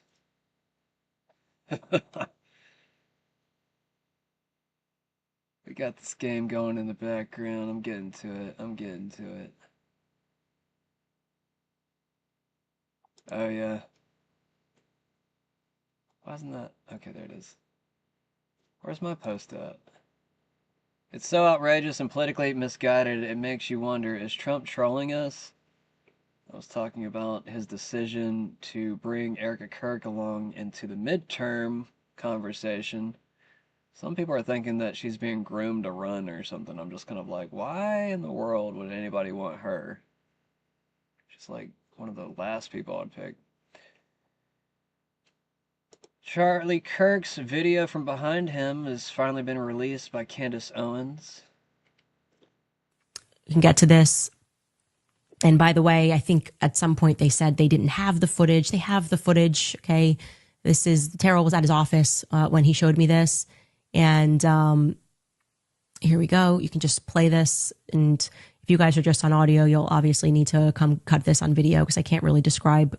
Obviously, the question is being asked. This moment right here, we had assumed initially that was his recorder or something. I can confirm, you'll see later, that it's whipping fast and it looks white when it whips fast, but that is in fact his necklace. That is his necklace. And I find that for...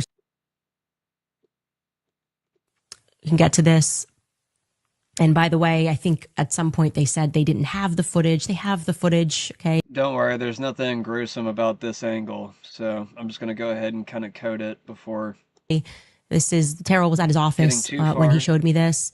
And here we go. You can just play this. And if you guys are just on audio... But it does kind of prove that this most likely was not a 306, you know, a 306.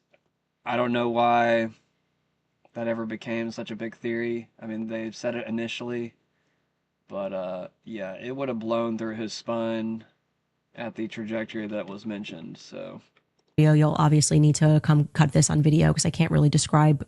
Obviously, the question is being asked. This moment right here, we had assumed initially that was his recorder or something. I can confirm, you'll see later, that it's whipping fast and it looks white when it whips fast, but that is in fact his necklace. That is his necklace. And I find that for some reason to be very strange that the necklace goes up first. You can see this obviously. And by the way, there's no gore in this. So you don't really need viewer discretion because like I said, which kind of broke the internet, the bullet didn't go through, and not only did not go through, it didn't even cause any sort of a mess. His perfectly white t-shirt was white until the moment that he hit the ground. Skylar, we can get to that portion, I guess, where they can more clearly see the, well, first we can show them the magnet that's still on him. I guess we'll get to that. Yeah, there you go. We can pause there. So they can see that that is his necklace. And it's, I don't know how to describe that. I don't know if you would say it's still on him. There was a lot of story. Everybody had a personal story about Charlie's necklace, which struck me as very odd. Okay. It struck me as odd because, you know, Erica, Frank tells the story about how he came out to get his backpack from the car as the feds were searching it at the hospital. And he saw Charlie's necklace on his backpack, which was in the car. And the feds said, we were looking for that necklace. Shaders in the background, just so really? Everybody knows. Why were the feds looking for the necklace? How did they know he had a necklace? That's very strange. Erica, of course, has told several stories about the necklace and how precious the necklace was to him and how grateful she was that she got the necklace back. I think maybe even Brian Harple had a story about that. I got to go back and look through it. But everyone's got a story about the necklace. It seems like a strange focus of this day. And so I want to just point that out, that it is the necklace that is hanging. You can see that. And maybe you can see it clearer when it's on my phone. So like I said, I'm happy to send around, but you can at some points even see and observe the chain. Again, this is after Charlie is hit. So you are seeing 0 blood heading backward. That feels wrong to me. That instantly felt wrong to me for what they are telling us took place here, which is a 30-06. It's not even enough to pretend that this was like an event where it already is, I would say, insane to try to say this was some miracle event and, you know, Charlie's neck stopped this. It gets even crazier when you say, but it didn't even cause any blood. Everything you saw was blood that came because an artery got hit and that went forward. So I just want to say that. I will never buy the narrative that a 30-06 is what killed Charlie Kirk. I'm just not accepting that narrative whatsoever. Advocated for refugees. I'm just reading this over here. Wow. Stu Peters says, meet Trump's new White House ballroom architect, Shalom Barains. Trump's new White House ballroom architect is a Jewish immigrant who has advocated for refugees. Oh, joy. Is that why mass deportations are not happening? Thousands of protesters in Israel are filling the streets in protest of Benjamin Netanyahu. April 23rd.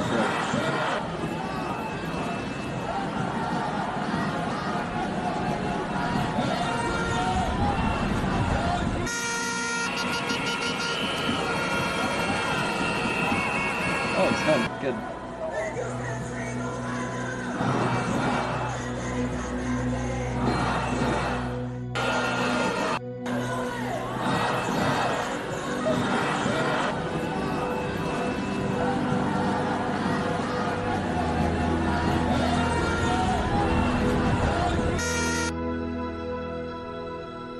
Click the wrong thing.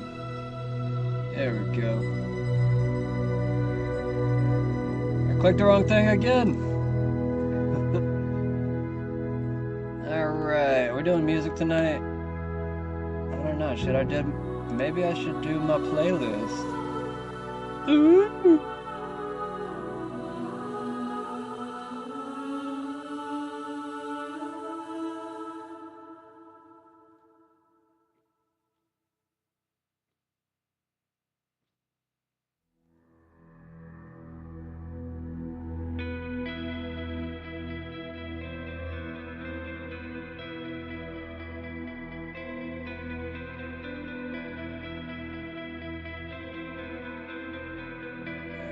guess I can get the game loading too at the same time. Don't make me sign in. Please connect right away. Oh, what are you doing?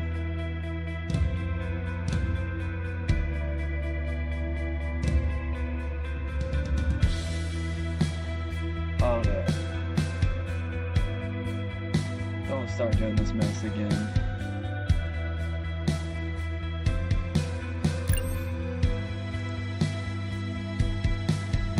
There we go. Okay, well, I'm probably going to sign in then.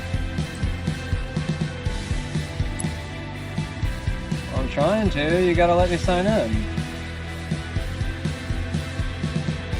Maybe I gotta sign in from a different one.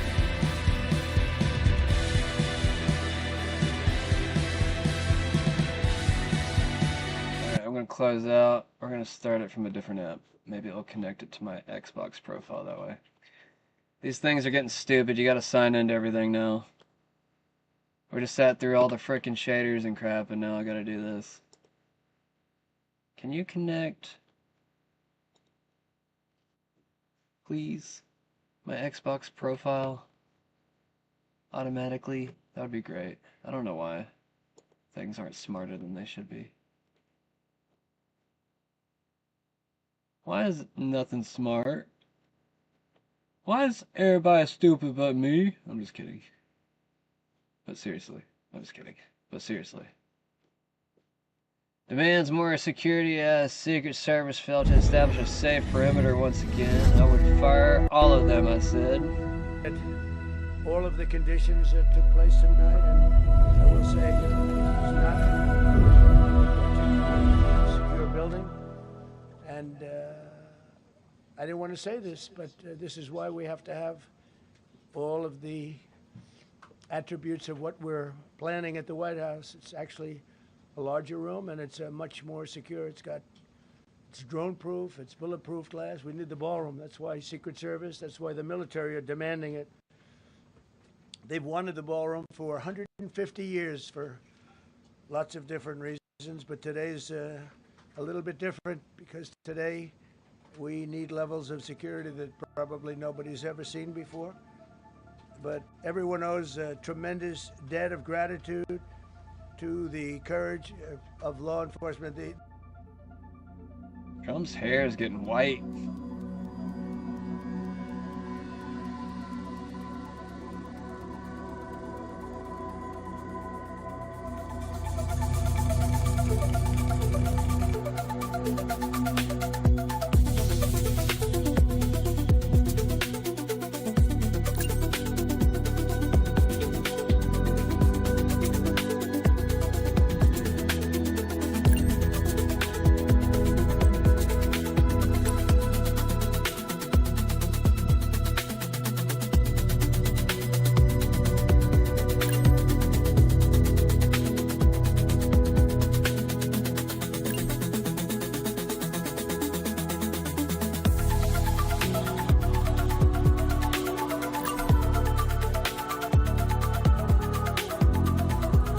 If I can't play Halo Infinite, we got other Halo games we can try. For whatever reason, it's being stupid about letting me sign in.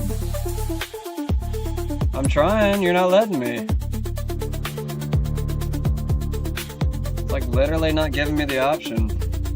It did this on my last computer too, and I had to like reach out to him to fix it. I swear, I feel like Microsoft like literally screws with me.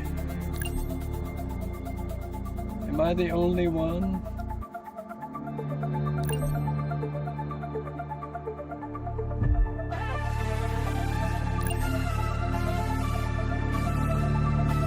Oh, it let me do it. Well, I gotta take this off the screen so you guys don't see everything. Alright, give me just a minute, guys. We'll get there.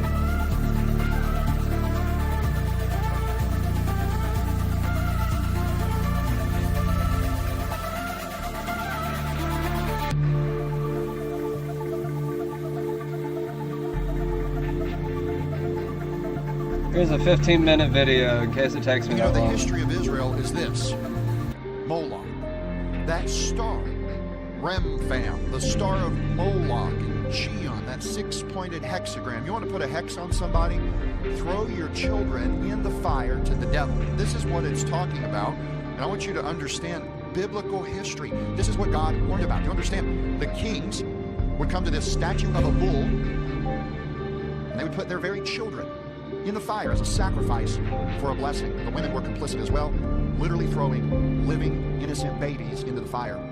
Israel was guilty of abortion, murdering the innocents, casting their children into the fire. They were following the king, and the king was following Moloch. Now, Moloch, if you see this, let me try to zoom all the way out here. Some call it the war god or the bull god. What is it, Ezekiel, I think, where it gives us the description of the angels, and we see that Lucifer was a cherub, and one of the faces of a cherub was that of a bull on the left hand, and that's why the left-hand path, the Luciferian lifestyle, oftentimes you'll see them cover one of their eyes as a form of symbolism, or do a little triangle over their eye. I won't do it because it's not a Photoshop and falsely accused. But I think most of you Yay, it worked, I think. Hopefully, crush fingers. The Jews of today are actually Satanists, and so were they in Bible times, and this is exemplified as we see here in the scriptures, that they were tossing their children into the fire to the devil. They made his son pass through the fire according to the abominations of the heathen, whom the Lord cast out from before the children of Israel. So it's a pagan culture, and he sacrificed and burned incense in the high places, and on the hills, and under every green tree. There was a lot of sodomy and prostitution, child molestation. Sorry for all the mixture of music. I can't help what kind of music other people use in their videos. Trying to get past this first stupid screen. Man, I want to flip off the freaking camera right now. That the king of Israel and the king of Syria came against the Jews. So the very first mention of Jews in the Bible, they are at war with Israel. Those terms are not synonymous. Even in the Jewish Encyclopedia, it makes it very clear that modern Israel and modern Judaism, they are not we got through it. what was in the Bible. They want to I'm going to pause that video because that's too much shit.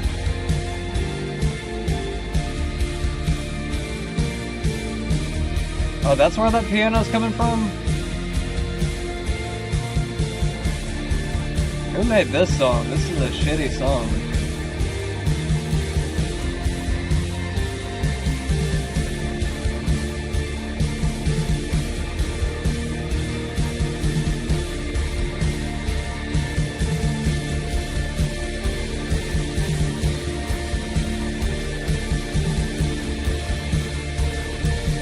Alright, we're getting there. Alright, let's get into the game now.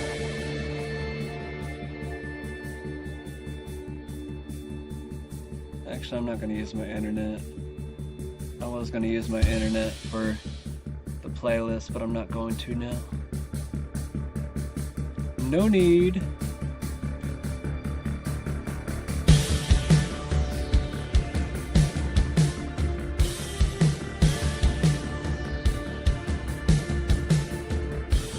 Oh, it's so damn small, I didn't even know it started up.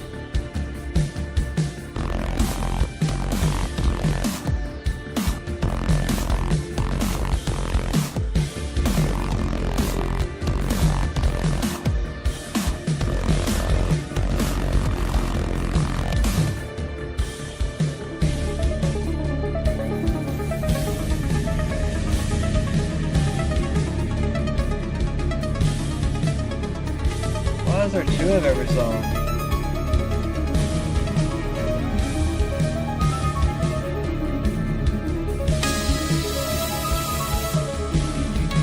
I gotta turn off that music.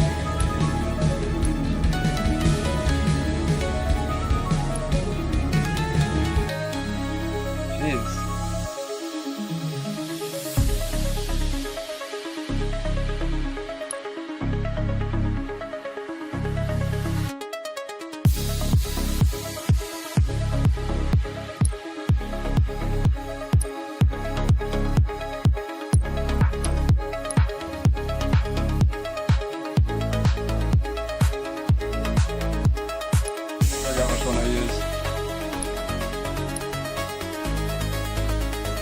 I don't know, I'll figure it out later.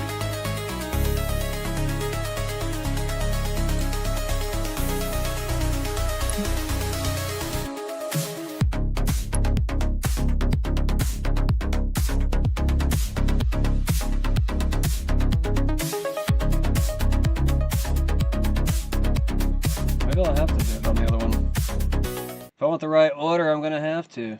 Oh well. Just do it.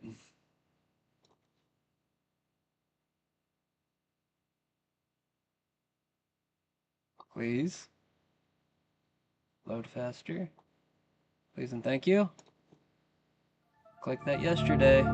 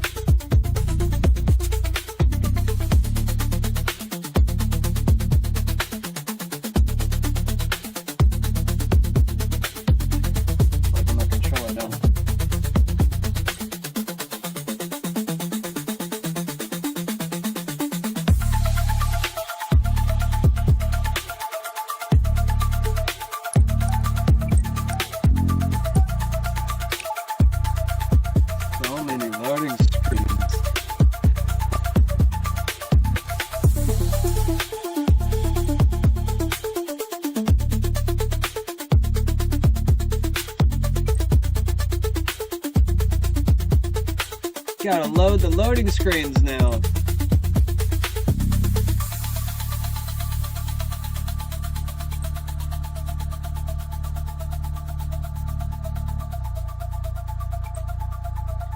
What? Why is it saying 10% compiling shaders?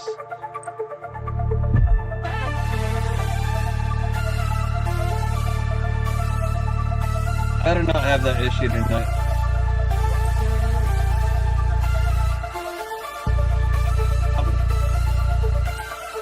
Actually, I am gonna act on moving. There is one thing I've heard to do.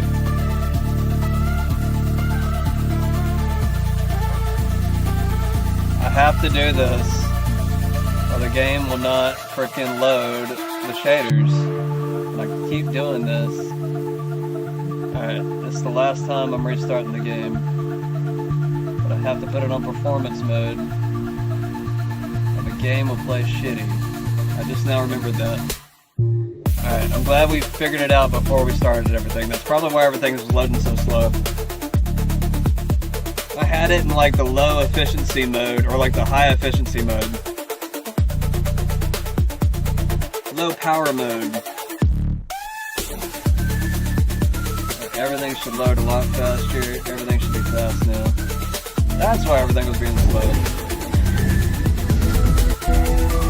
There we go.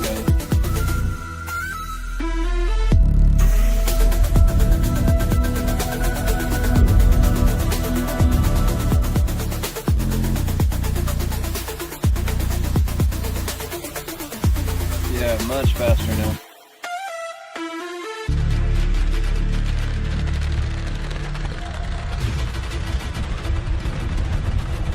Halo is always a slow startup, guys. That's why I'm trying to give us other things to do while we wait. Just get some music going in the background or something.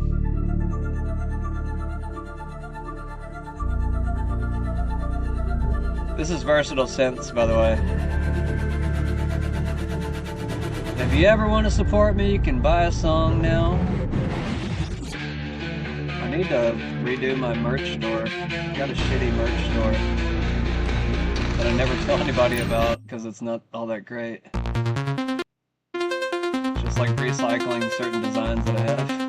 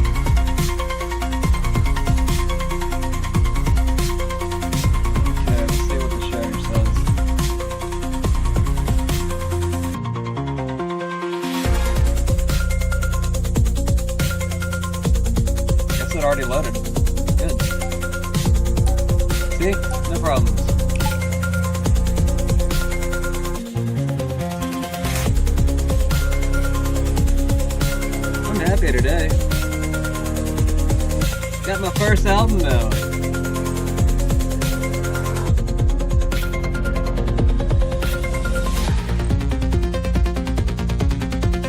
Also got Dopamine Drive, my first single, which I released like 2 weeks ago. And then I'm gonna release some of my newer stuff later on this year.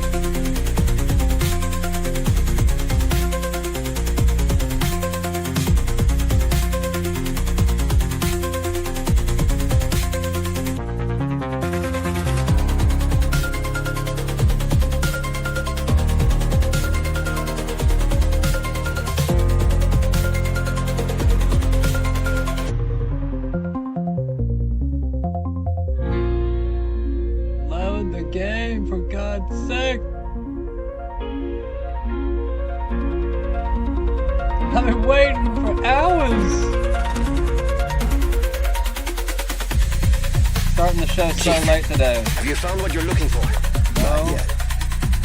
Do you even know what this conservatory No thing babes is? on this ring world. Exciting, isn't it? Exciting? Of course. No, this is not exciting. This is dangerous. Well, to be fair, life is dangerous. Are you sure about sending them alone, Dr. Halsey?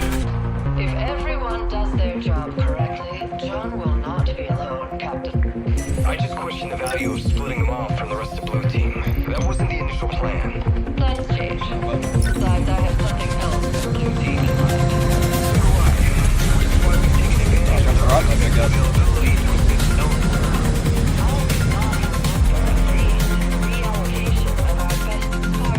My Spartans, for an operation I am not even aware of. Plans change, Doctor. I'll go evacuation site.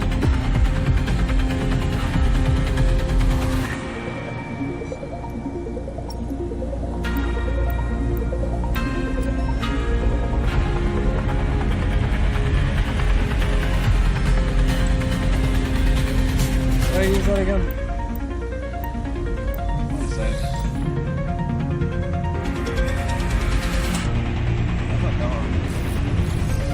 Select these.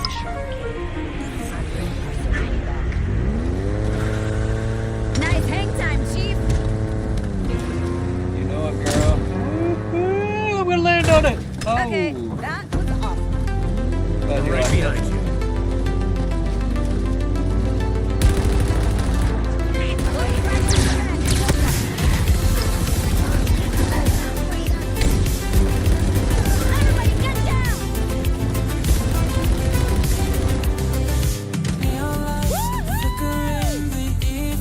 Plays really well. Super responsive. Oh shit. Then I did that.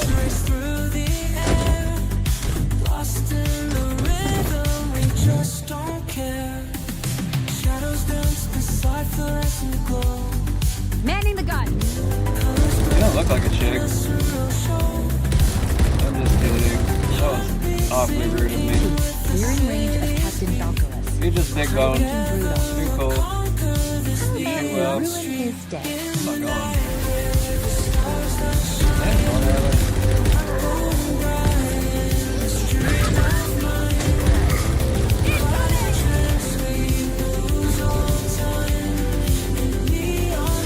Sniper ahead. Looks like a fruit. That vanished facility up ahead. Looks like a mining operation. Must be the dig site the Spartan was talking about.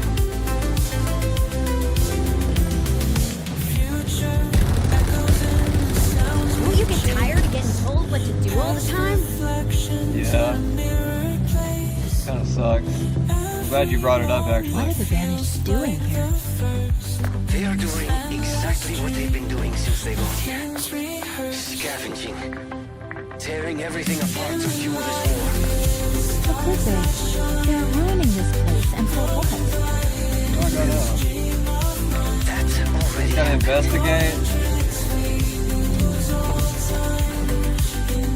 Popping out.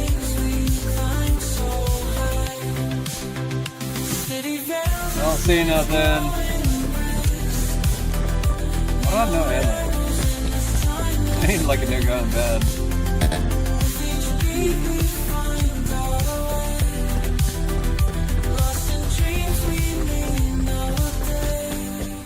Can I get a gun? I think no aliens here.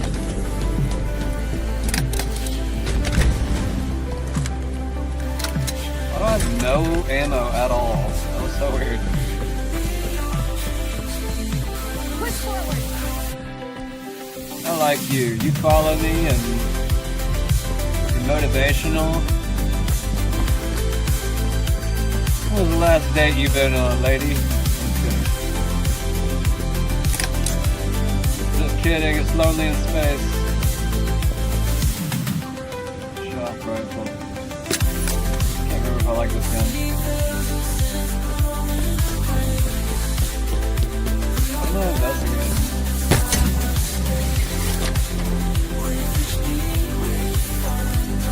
Need to go inside. Well, that's what it's on into.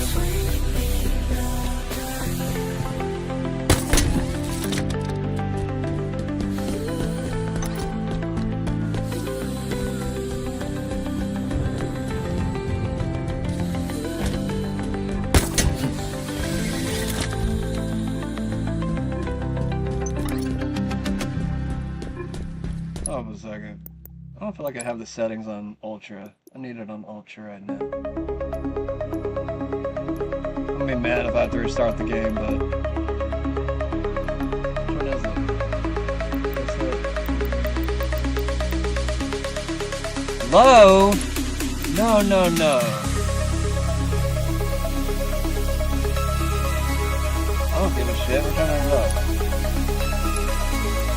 Everything's gonna be on Ultra.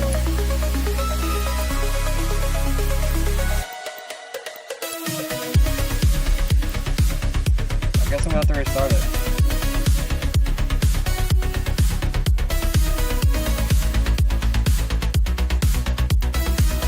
I don't think I have to like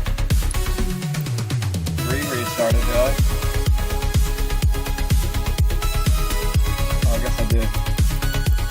Oh well. I'll do it real quick. Last time I'm restarting the game. I know I already said that, but I didn't know I didn't already have the settings high. I think that's the first time the game's actually gonna push the system. This is my new computer, so I'm just kind of like, really? It's gonna push my system? This game, of all games, is gonna push my system? I was wondering why the graphics kind of look low.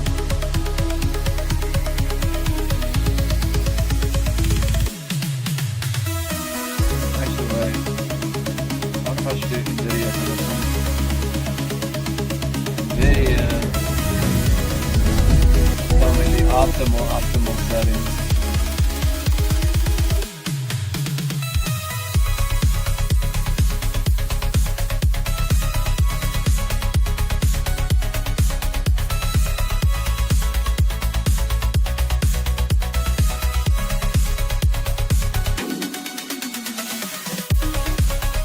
Don't tell me the optimal values, whatever. Alright, I'm not gonna do it anymore. I'm just gonna see how it plays on Ultra and go from there. And then I'll figure it out by next time. It always works that way.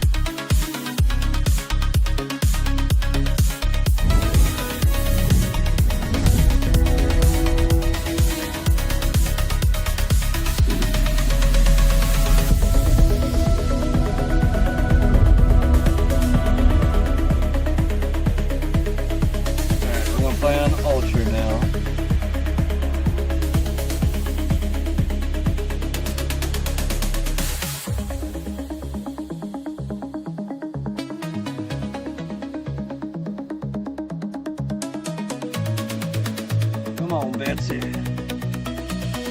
See how she handles you. It might not play as clean now, but we're gonna see how Ultra looks.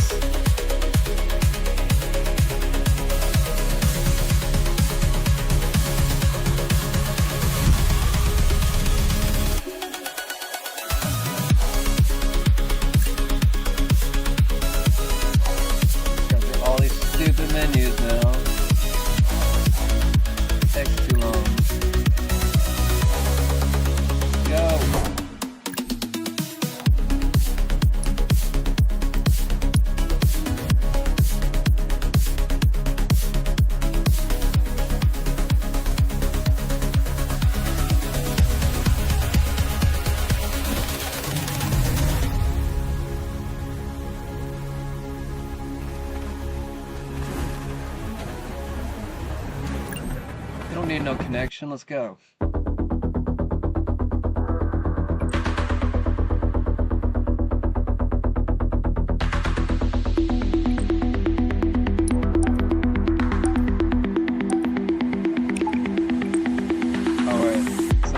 Shaders. I want to see what it says.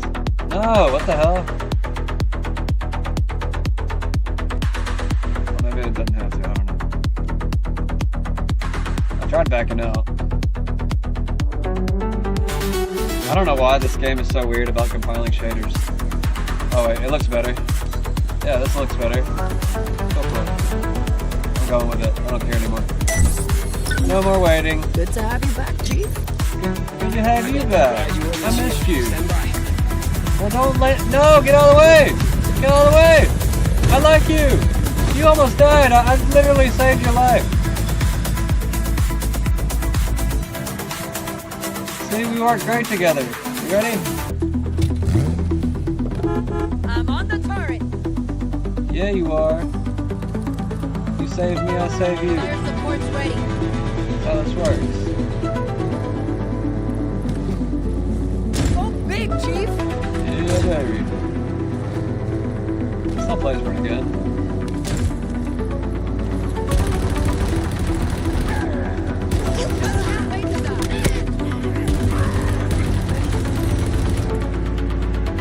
I remember where it's at, so I'm just gonna go to the same spot.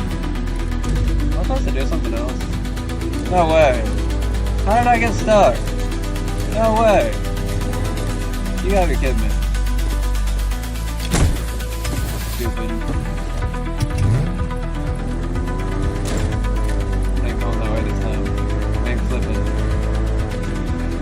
Learning from our mistakes this time. We're in range of Captain Valkyros, a high-ranking blue officer. How about we ruin his day? All those birds. I don't know Halo had birds. Well, I guess I kind of did.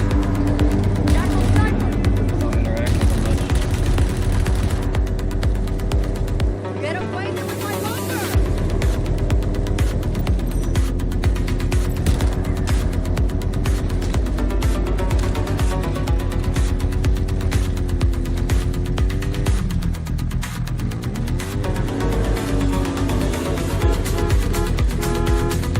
Right here. Oh my god. Guess I gotta change my guns again, yep.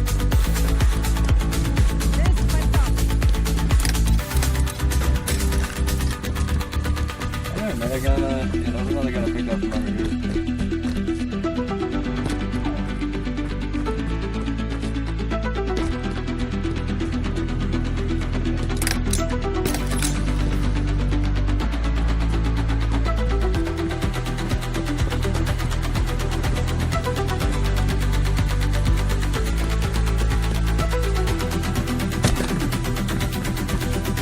Alright, back to what I was doing.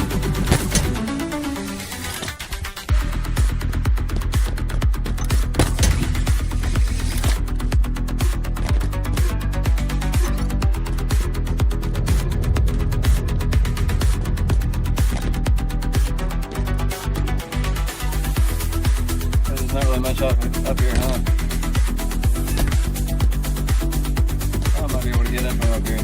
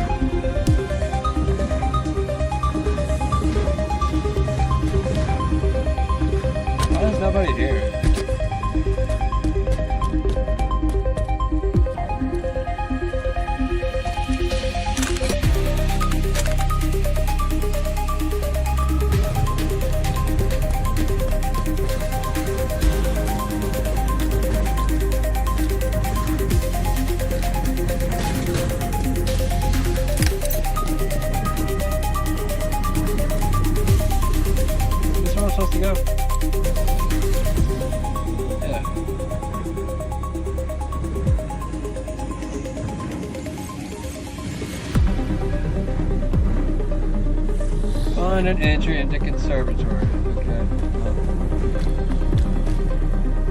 Is there a front door? Is this the front door? I think I tried getting up this way. Yeah, there's no front door. I'm gonna go check out the other side though.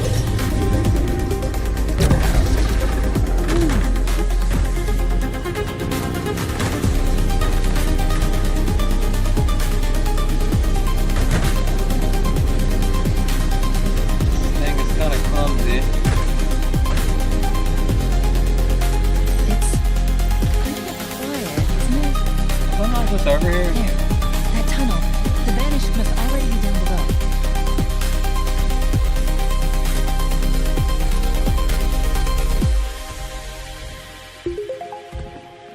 This should be impossible. Forerunner alloy is almost indestructible. What do you think they... Chief! I want to restart the game in HD, actually. I think the first 2 episodes were pretty shitty. I need to deal with that mining I really laser. should. Oh,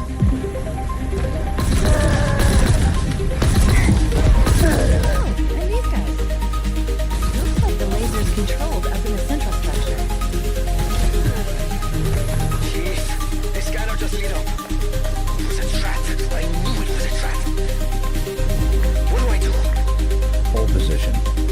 I've got this.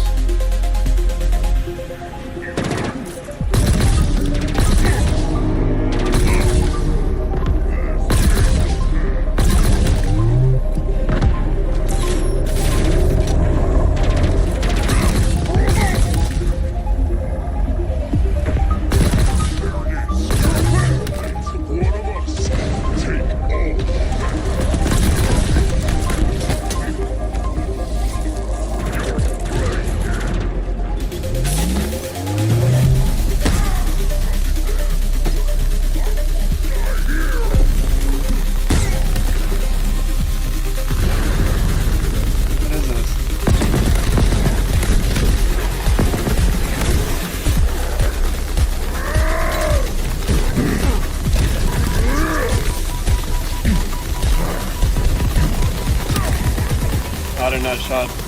Good repetition. Yeah.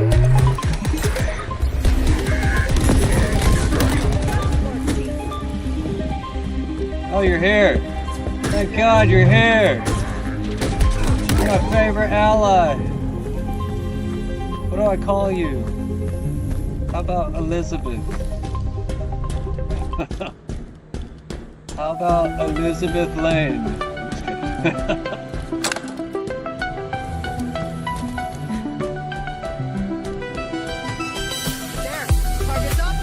Target's up, yeah.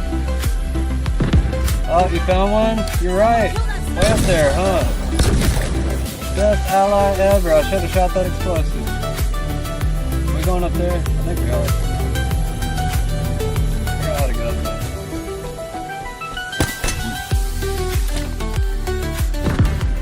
Here we go.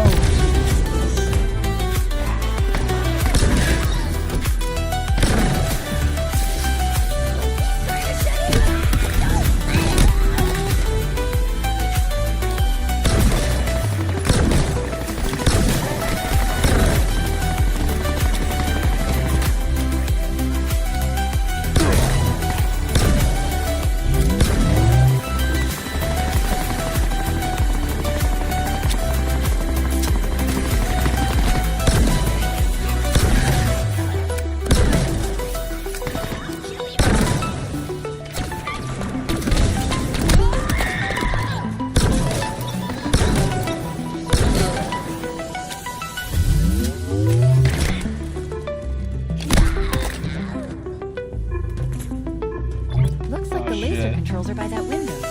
I remember this part.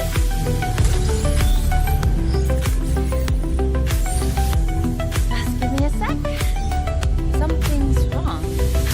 I can't shut it down. Then we destroy it. Way ahead of you. There are 2 power regulators down here. All we need to do is manually expose each regulator's cooling pylon to trigger a cascade effect. And by we, I mean you. And by trigger, I mean shoot or blow up.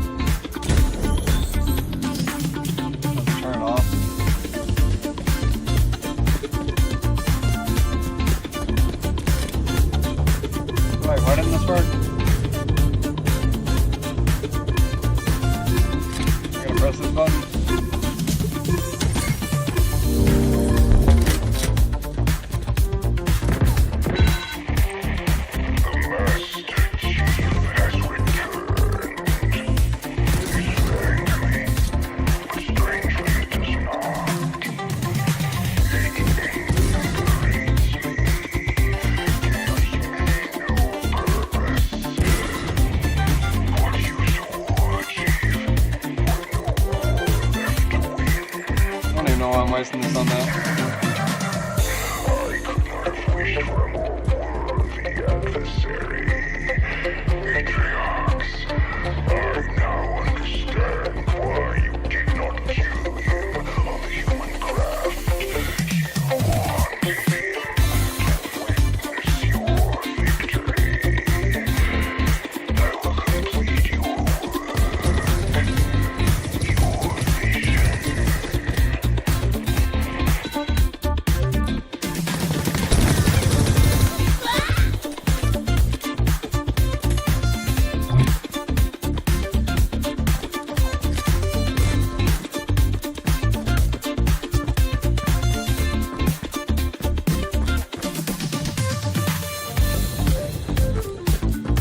What's my objective now?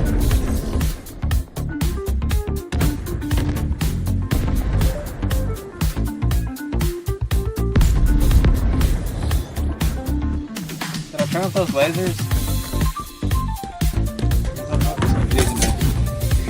I don't think they turned off. Yeah, they didn't.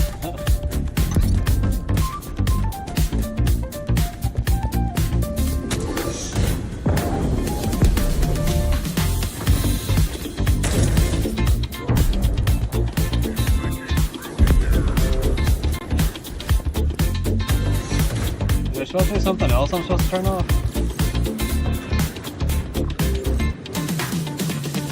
Disable regulator? Is that the regulator? I don't remember where it's at.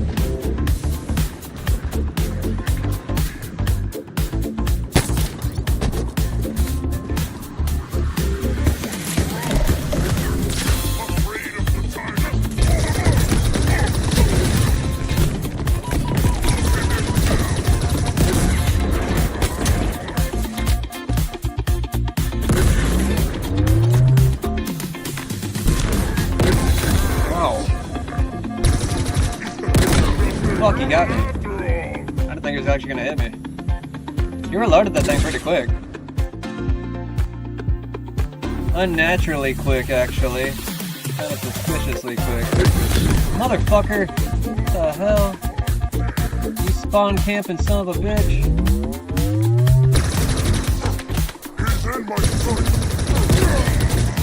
Good thing you fucking suck.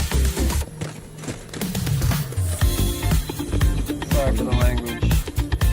Actually, I'm not. I really felt that.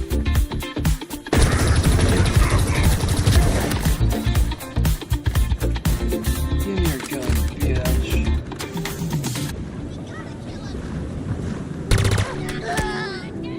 One shot.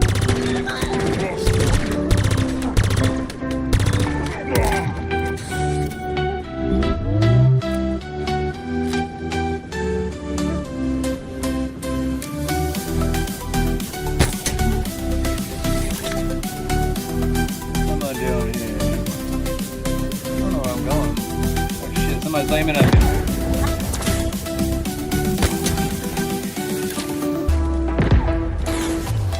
Oh, fuck.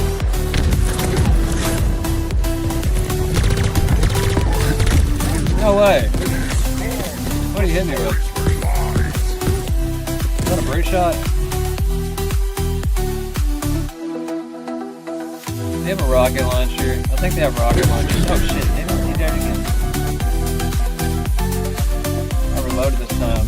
You ain't gonna survive this.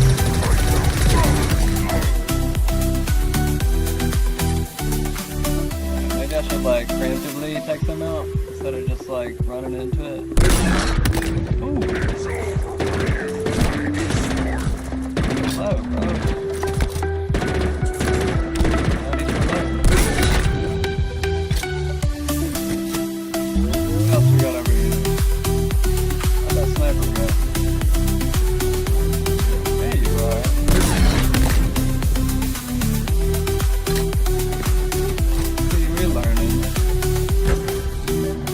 Gotta get places now. What are the regulators at? Is this a regulator? Son of a fuck up. Whoa.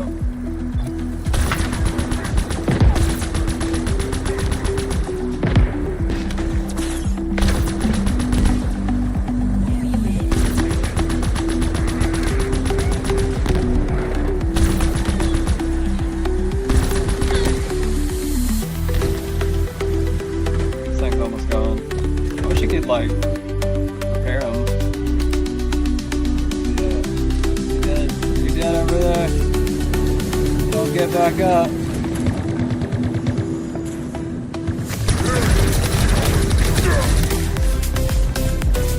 Another gun.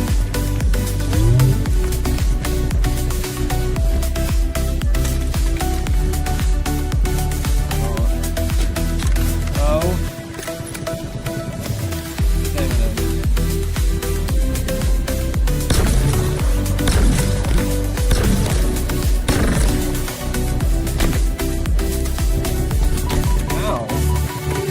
Playing on heroic, so we do a lot more damage.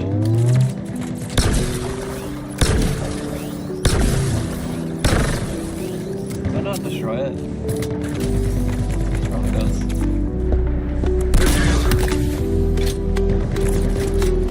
Didn't do anything really. Fuck.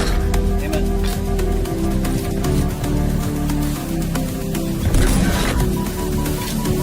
That still didn't get it.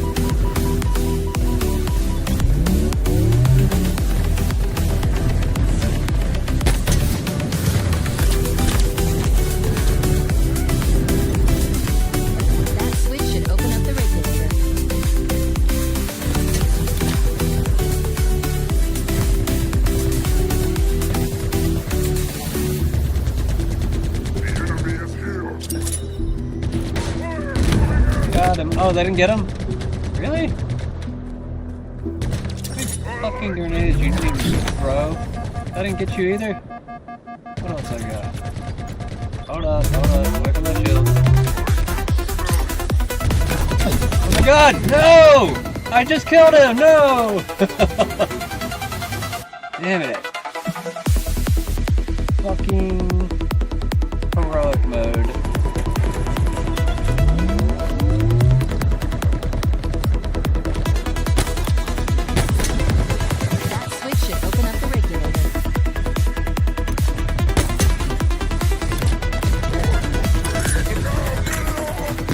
Got him, first try.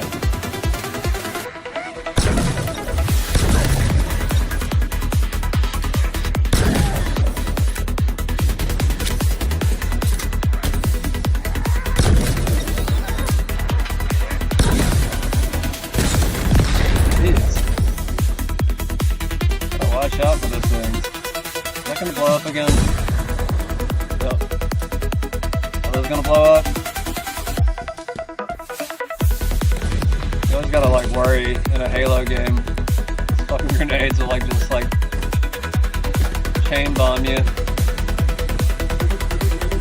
Alright, where am I going? I still don't know where these regulators are. Is this a regulator? Are you a regulator?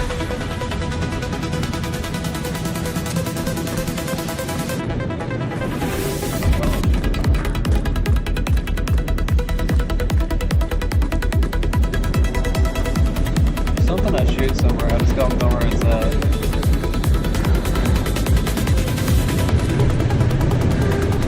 What's that?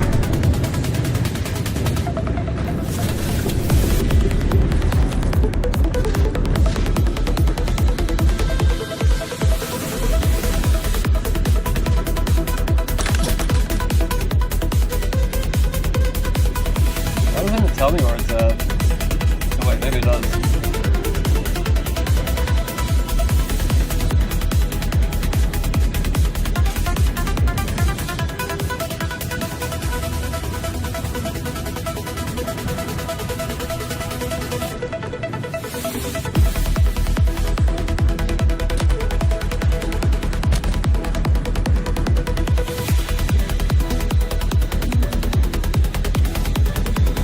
I remember there being waypoints, why is there not a waypoint?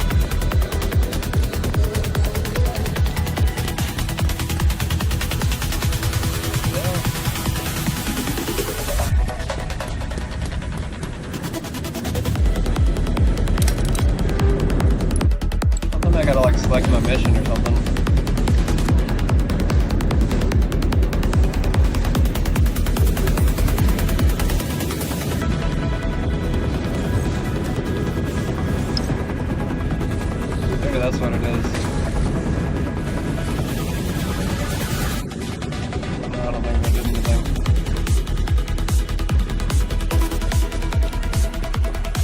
have to look this up, man.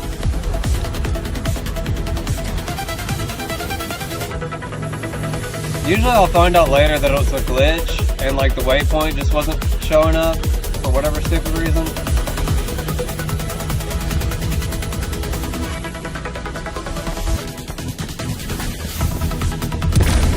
It screws me up because I'm trying to like record at the same time. Is that it?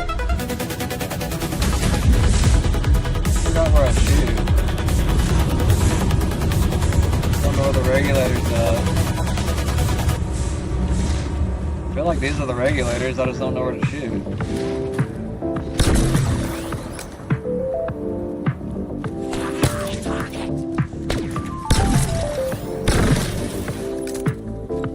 Is your brain ready to find out to die? Run away!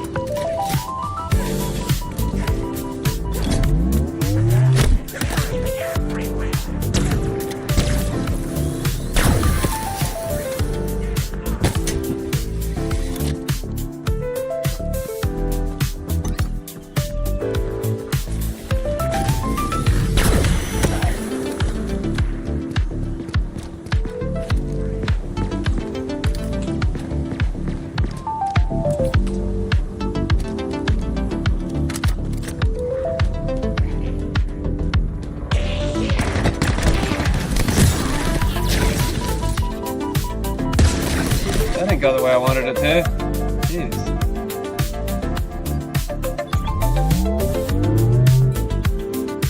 Alright, don't throw those in tight little spaces.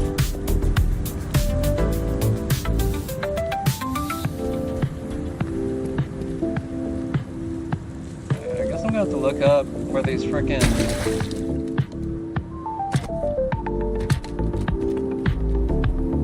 regulators are at, because I don't know where the hell they're at. I don't know how to open them.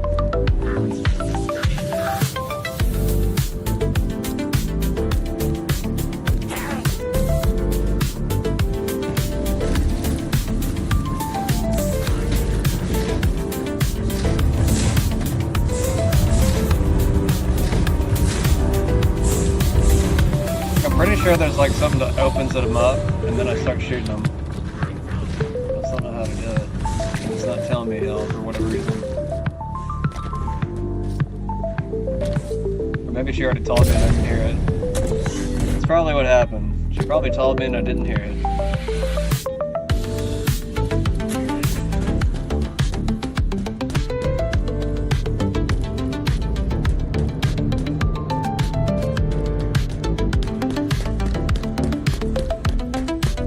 Is there a button over here? Take me anywhere. Go figure.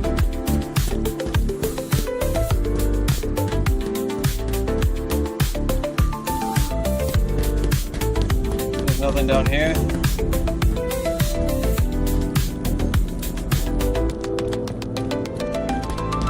don't understand why it's not telling me anything. Like, tell me where the regulators are at, so I can get everything. Like Cortana. Why aren't you helpful at all right now?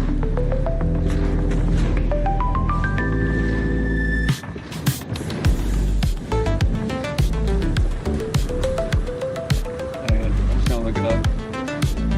I don't know what else to do.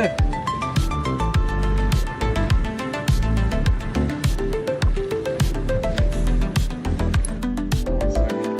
Check everything out. Still got a connection. Notice everybody kind of dropped off, which I'm fine with. If you don't like my show, that's okay. I'm just kidding. I'm just kidding. Is it too much music tonight? I gotta look this up real quick. Alright, I don't know what mission this is. What is this? Evacuation site. Okay.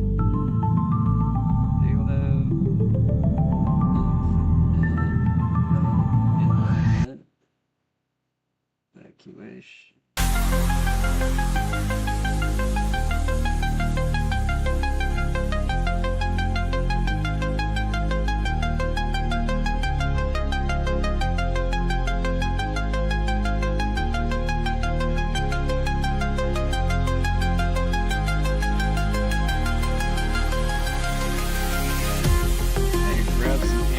pause real quick. 1 second. That's weird.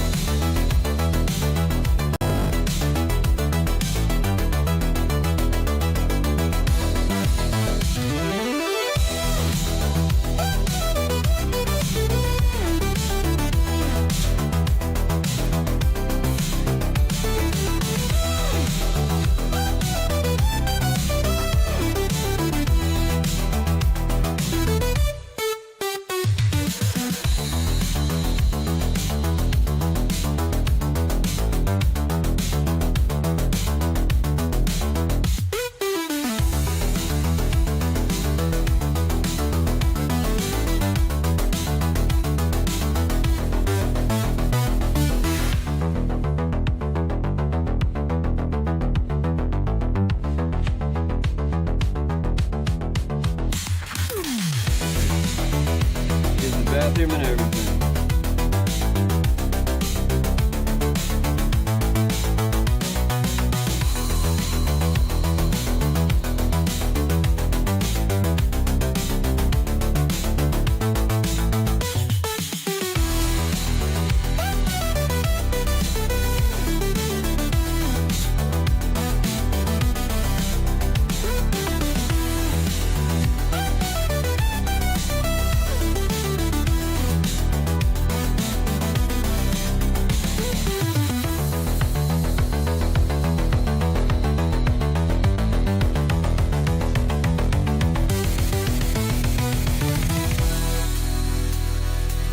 Said I was doing evacuation, regulator site location, stuff like that.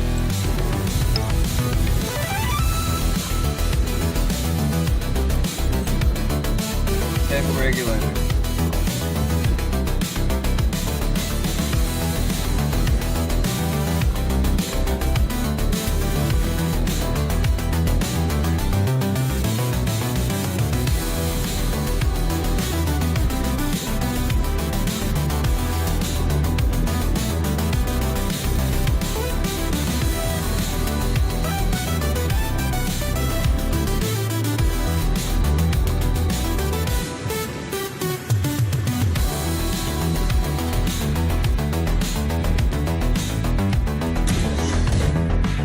Regulator switch.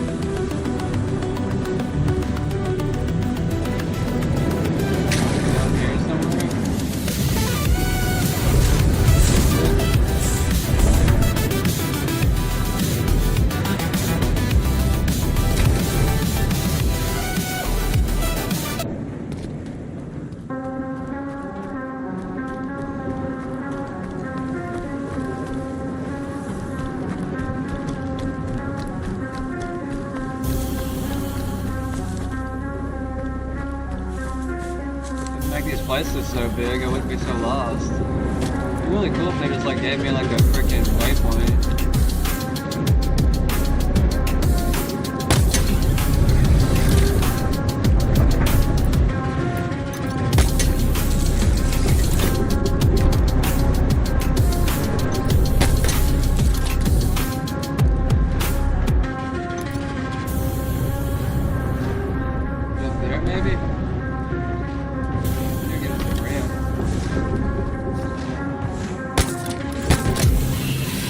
Oh, that's not what I wanted.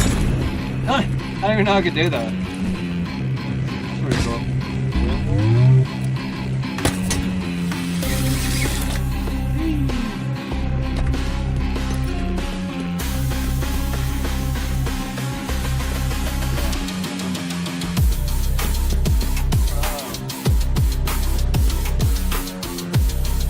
Why is it not telling me where the regulator switch is at?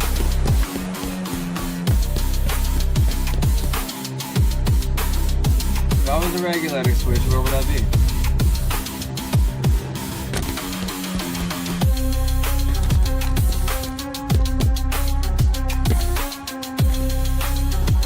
How does this thing look? It's white. Stupid. Come on now.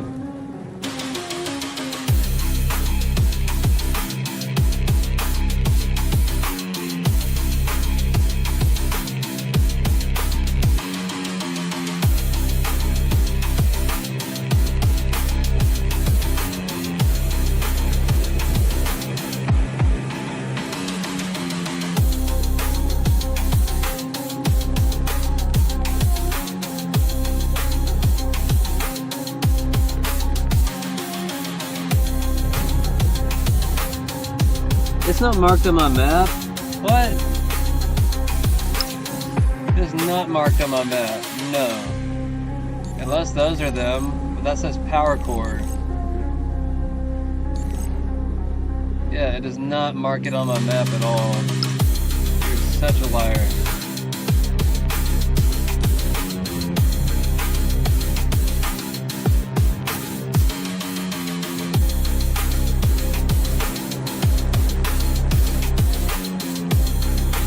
Two cooling pylons. Why haven't I seen those anywhere?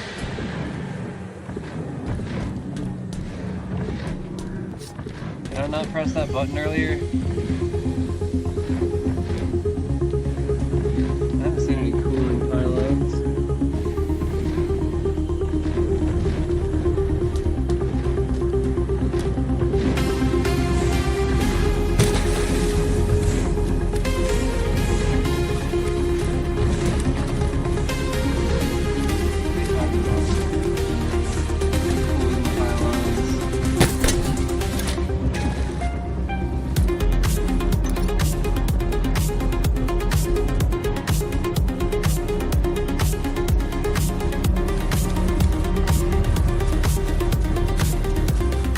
Talking about?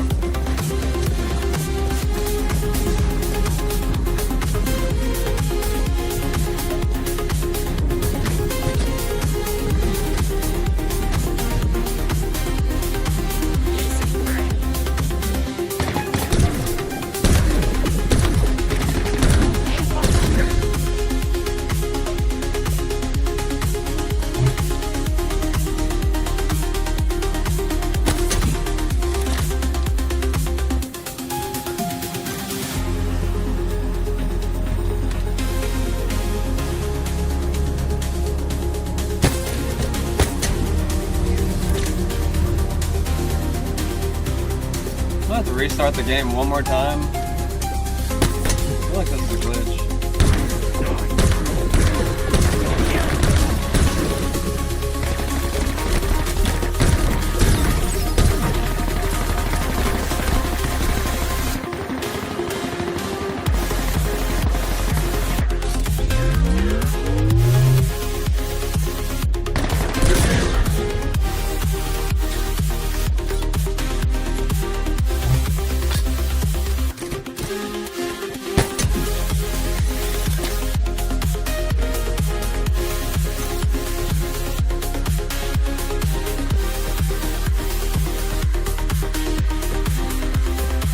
I feel like it didn't load the waypoints or something.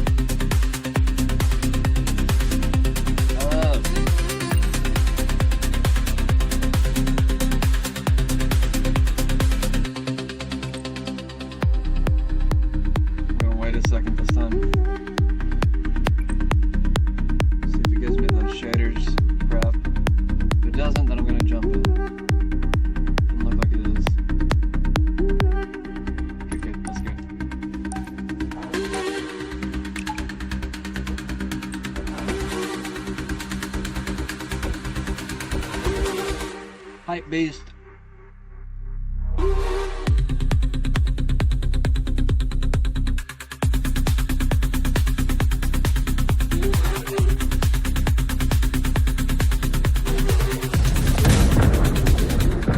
What did I tell you? Dude, look. The waypoint's in there now. I told you. I was right. I'm always right, you assholes. Sorry. Told you, freaks. And there are the Freaking told pylons. you. Take them out.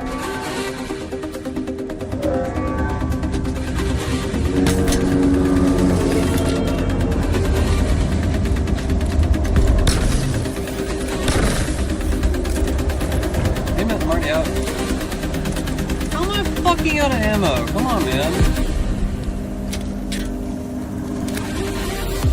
The camera doesn't give me ammo anymore.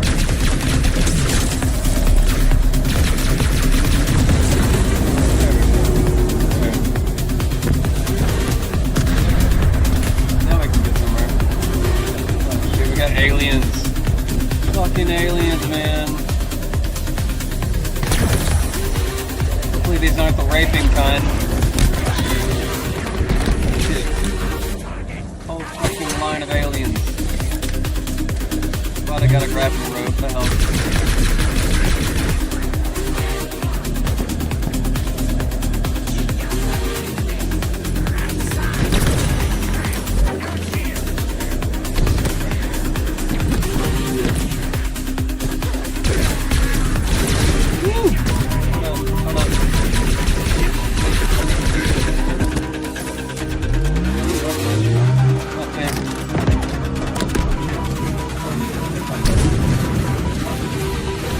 Got him, whoever it was. Am I going again? Shit.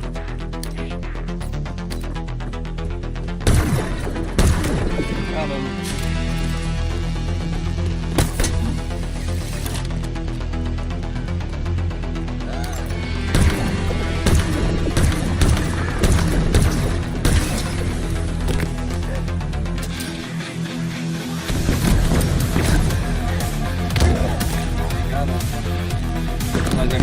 Fucking A. Got a lucky shot on me. They kind of have my back exposed still. Hey, you're good.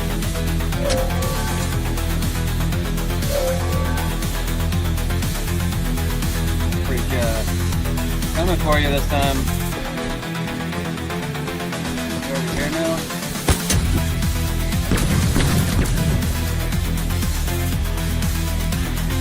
Good. Shit. What the fuck is he?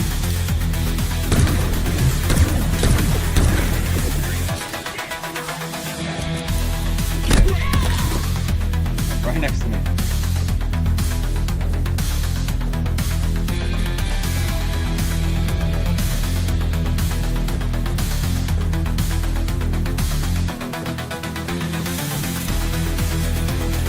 I don't have like a waypoint again. They were there for a minute, and now they're not there anymore. Shit.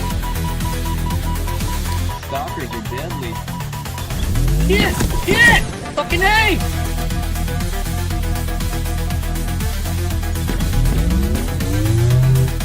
Yeah.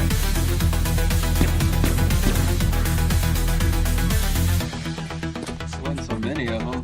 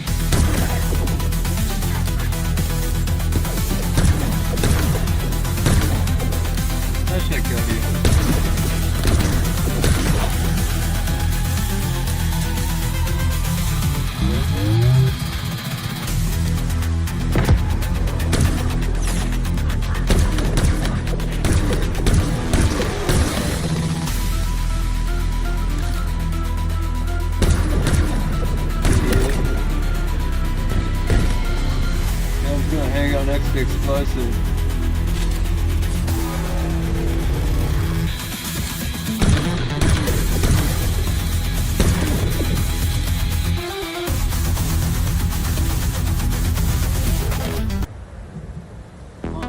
Ammo. This gun.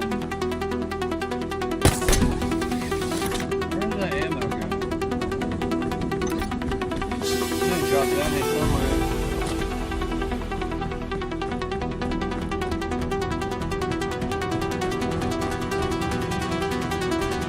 Know where I'm going.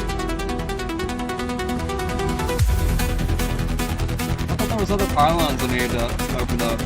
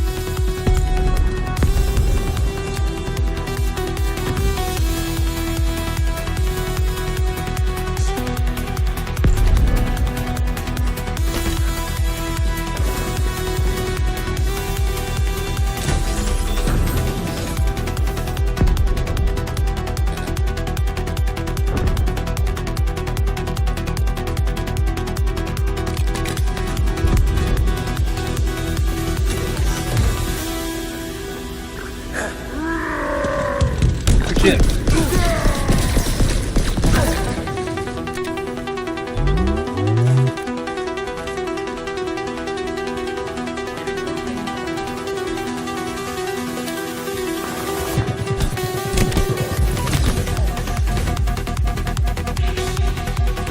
This is a job for a rocket launcher.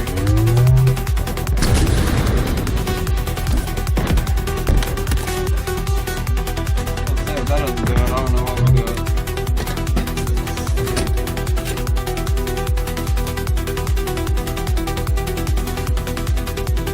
They're fucking with the button down there. Oh! Almost hit me.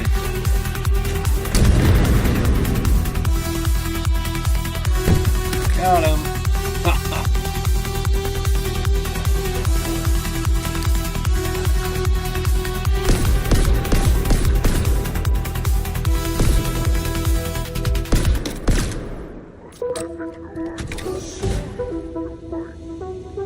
Are you guys hitting the button down there? Is that what that noise is? I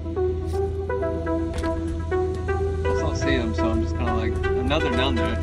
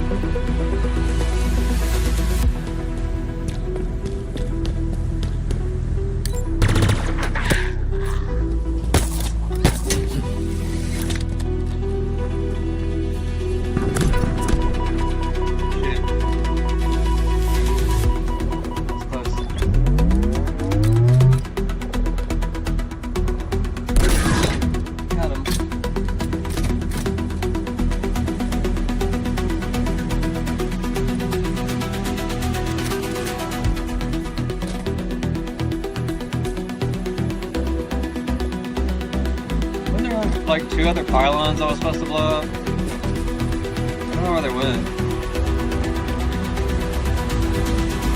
Like, they showed up for like half a second, and then the waypoints disappeared. Like after I destroyed the first 2.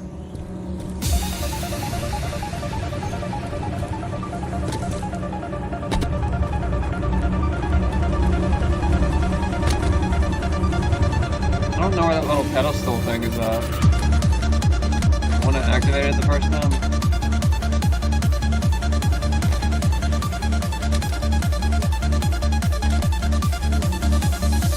Yeah, he's aiming at me somewhere. Here he is.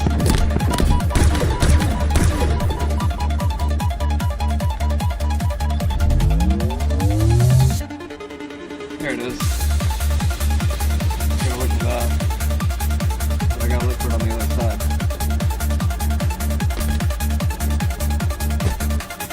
Maybe that's the one I'm looking for. I just gotta, I don't know, do something else. What do you want me to do?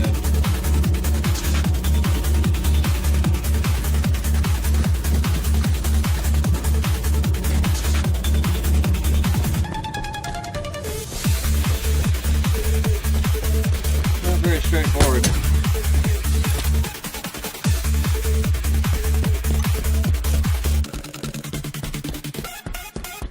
It did say do the left side first, so maybe that's what's wrong.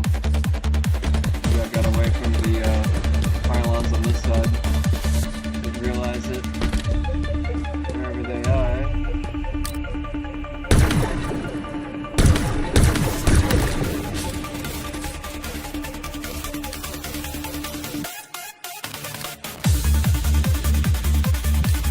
So I know I saw movement.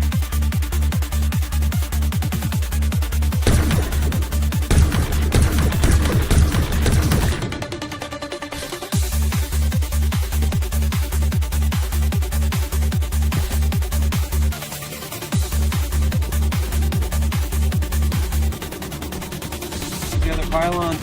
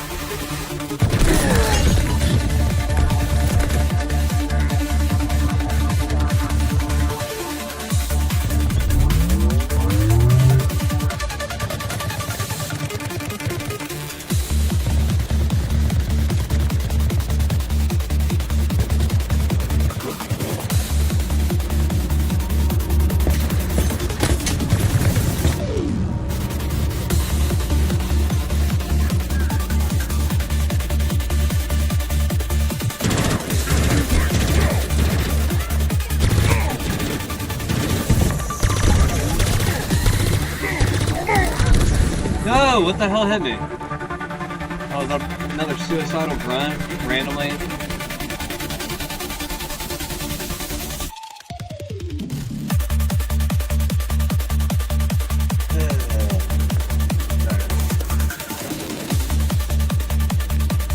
Keep hoping with the reload, it might like tell me where to go after, but it's not doing it. This one looks like it was shut down, but there's a little button that I press. See it anywhere, is that it? I think that's it. I don't think that's it.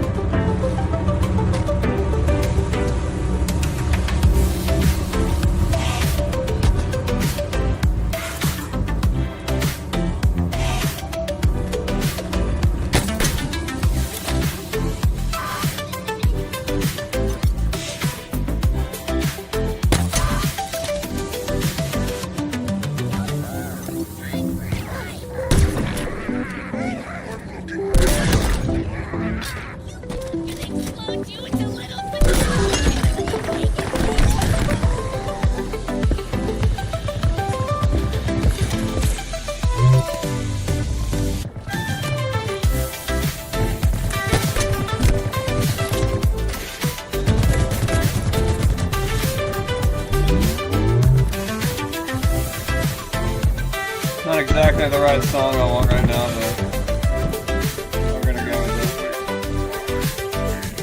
I don't feel like changing it.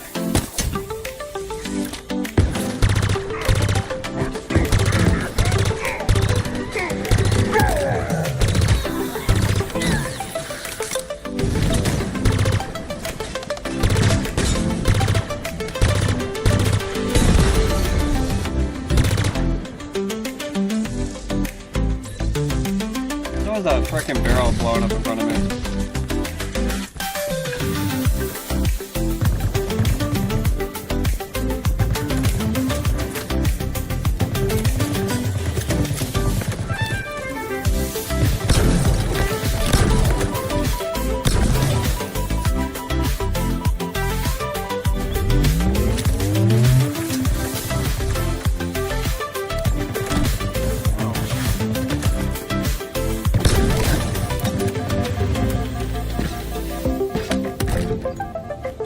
Blow it up. Nice. That's what I want.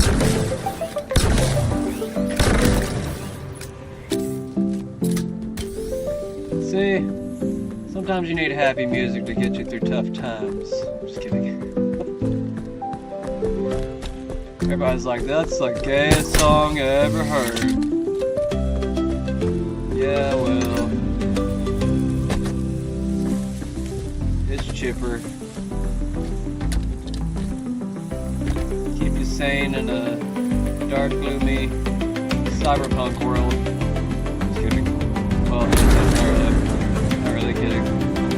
That was not real. Bro, where's the second regulator at? That's kind of annoying.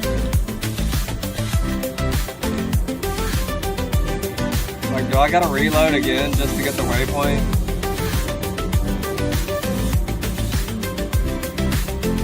Like, it gave me a second location for the other one, and I still have not seen where it's at. I have no clue where it's at.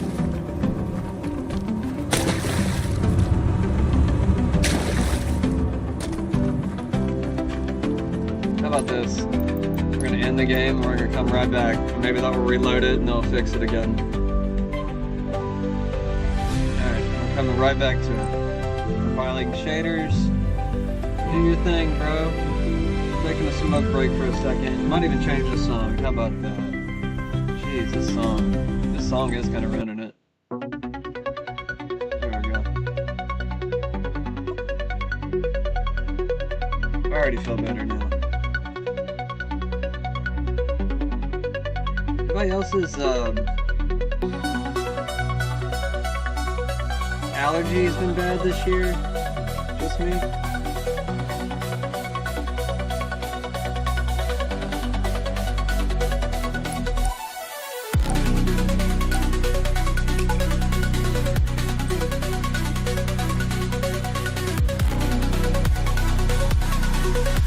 Fix the bugs in this game.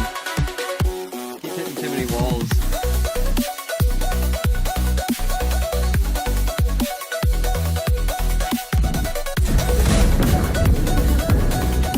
Look, they're back. They're back. And there are the pylons. Take them out. Should I go get those pylons before hitting that button? I don't know, it's just nice that everything's back. Okay, they're over there. Oh shit.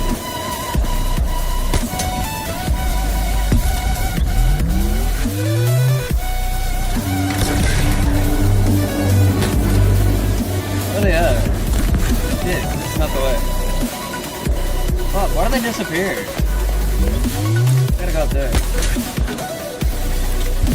Wee-hoo! That was fun. I think they're up there, I don't know. They're like underground somewhere. I think it said it's over here somewhere.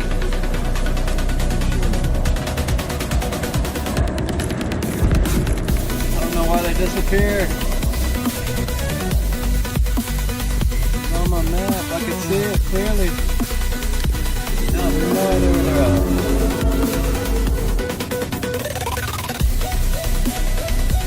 Why does it not show up until like... What the fucking hell, man?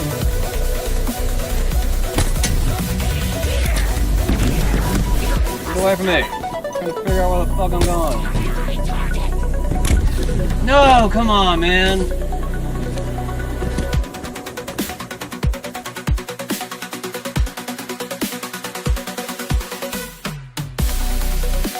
Playing on heroic doesn't help me right now.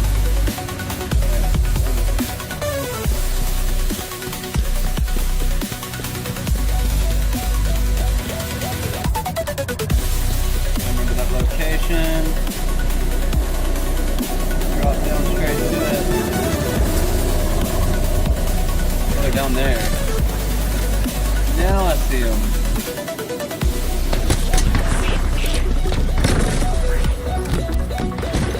Damn it, I'm out of fucking ammo.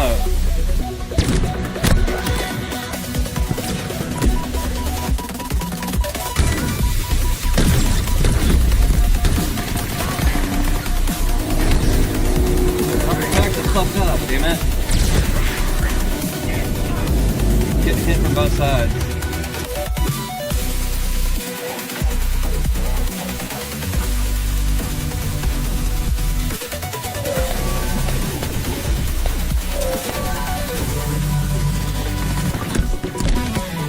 Grenades are go off about shoot. I'll have to fucking look at them.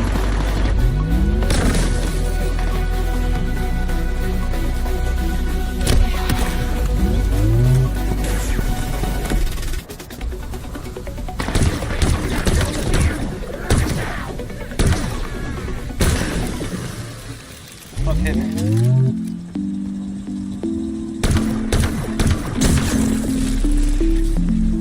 Alright, I got that one.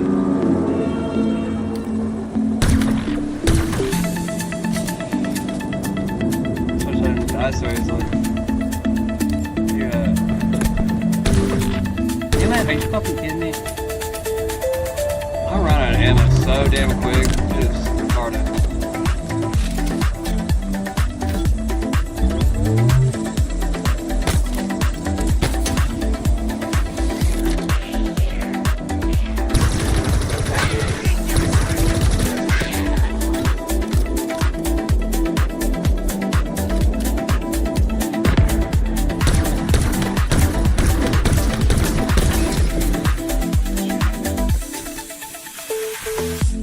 Shoot at me. Where you at?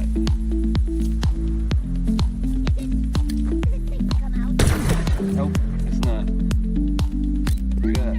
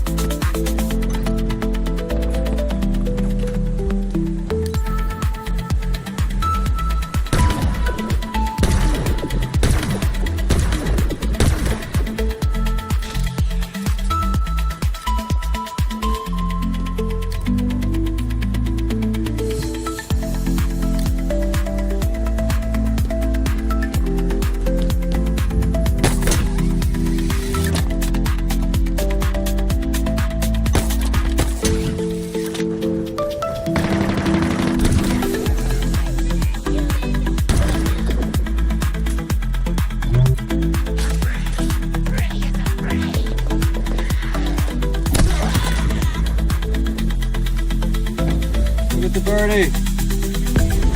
Good It's a cute little dragon birdie. What? Hey, what you doing up there?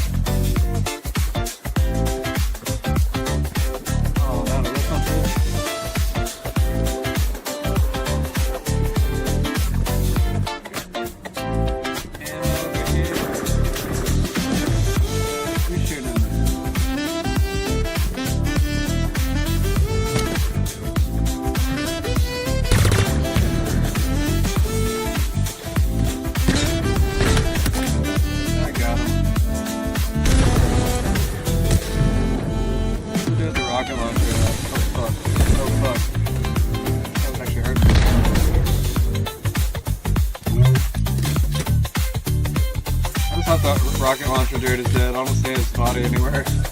Wait, is that him? Where's? Oh, here it is. Here's the rocket launcher.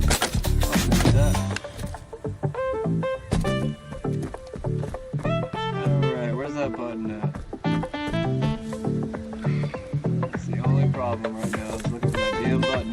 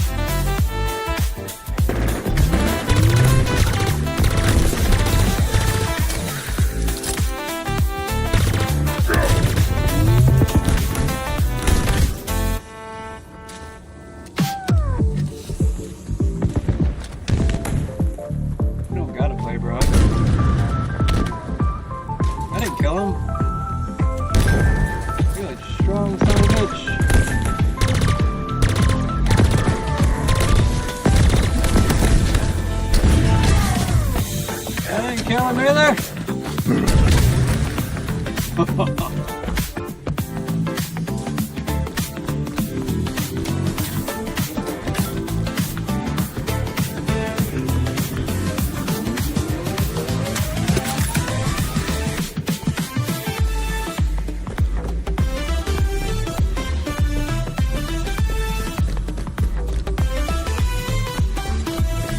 Still alive over here.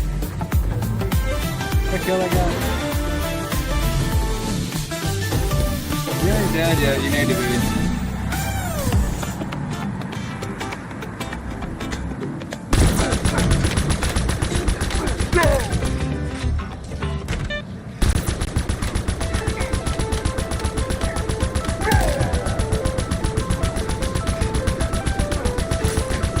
Alright.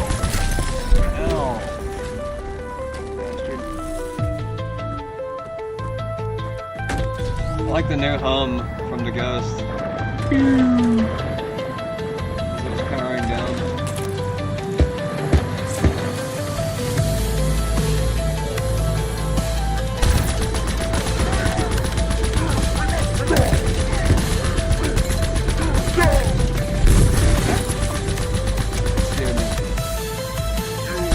What are you guys doing over here? Hanging out, hiding back there. That guy right there. Yes. That's awesome. We just dropped it. Our next one is retard. He dead. He killed himself. Idiot.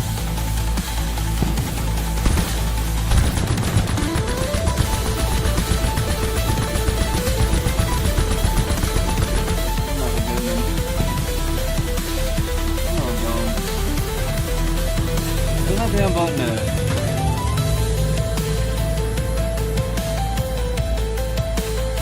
There's a button over here somewhere. And they won't give me the waypoint, so I have no clue where it's at.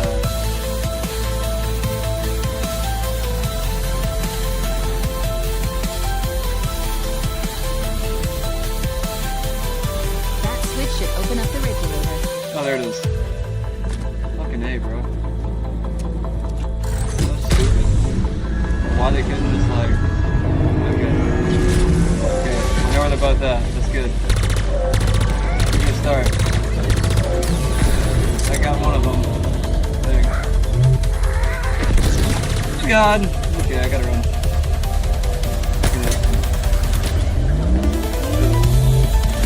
Up here too.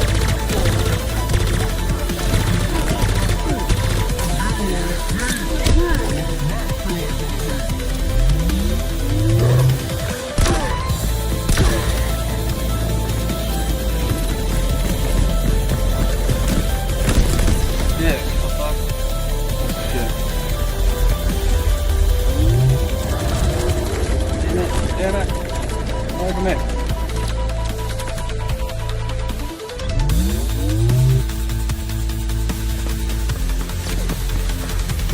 He's like right next to me. I don't know where he's at. Is he right below me?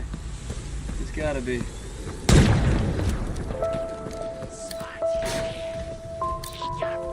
Who shot that?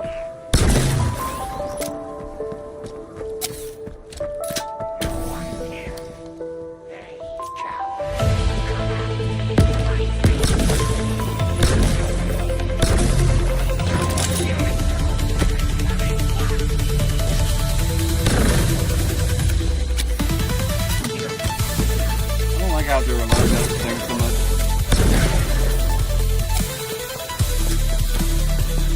One problem with this gun. Yeah.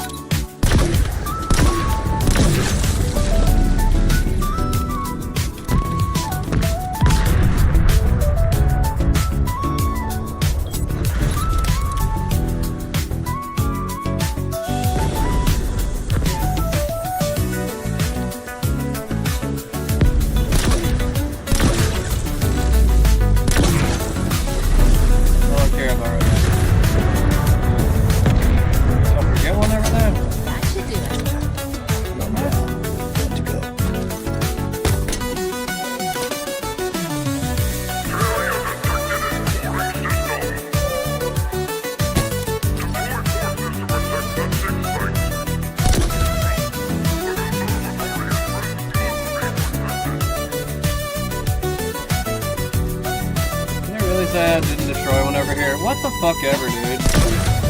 Fucking destroyed both of them. So much bullshit. And that's two. Now let's head back up and deal with the laser. Yeah, well, that was the second time I destroyed that specific one.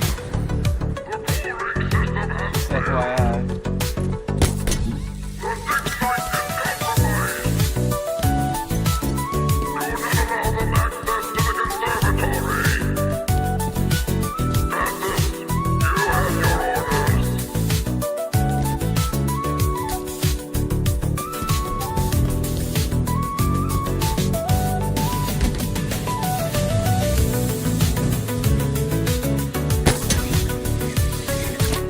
Fuck.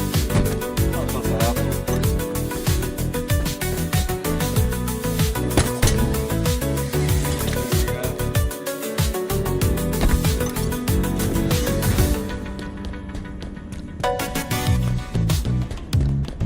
And here comes the fun part. I'm not really prepared for this fight at all, but whatever.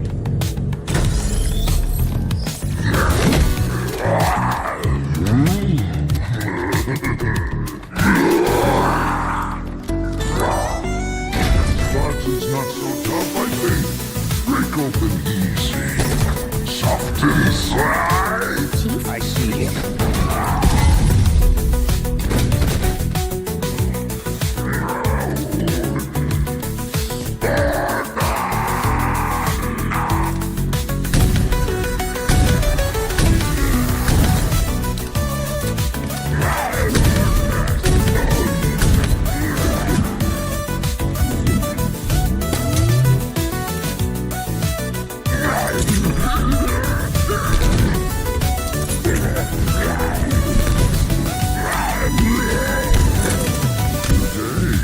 What? Faced what? Did you think that I would? Maybe the grenade took out part of my shield. I didn't really pay attention. One second. I'm restarting that again. Why can't I? Alright, Broken like little twigs.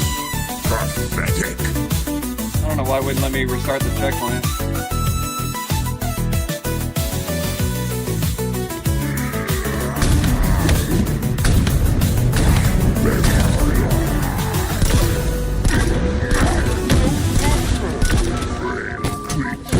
Bullshit, dude.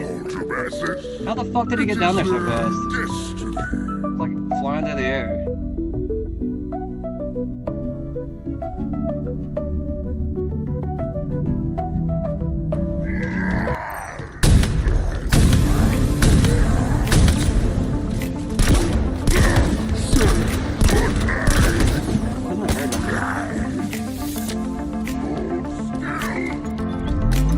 Another guy.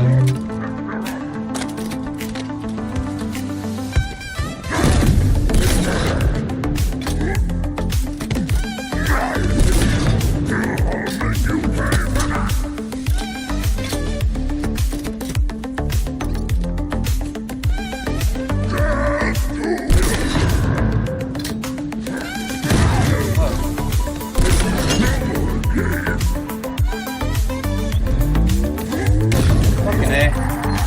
Shit. Shit. You got it. Come at me.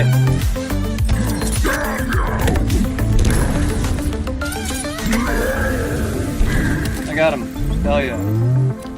Woo!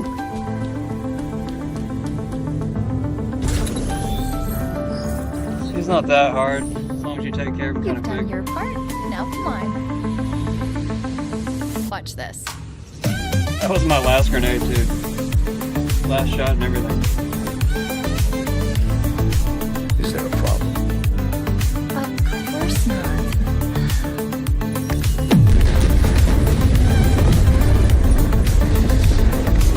Let's see what's down there. That laser was modified very recently to cut into the ring. Modified? By who? Definitely not by Bassus back there. The formula is very sophisticated. Whoever made the change, they didn't just modify the Forerunner architecture, they improved it. Oh, and there are a lot of banished in the observatory. They've been around for days. We are walking into another trap. And you left that to last? Are you scared? No. You. Of course not. I've got you to keep me alive. Oh, and the 63 millimeters of titanium alloy wrapped around our neural interface, I'll be fine.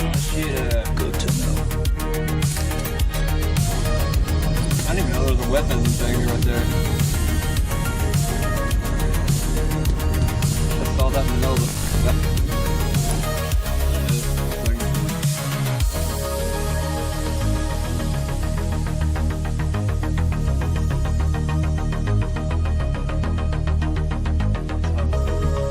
Should probably getting off here before too long. I'll play for a little bit longer though.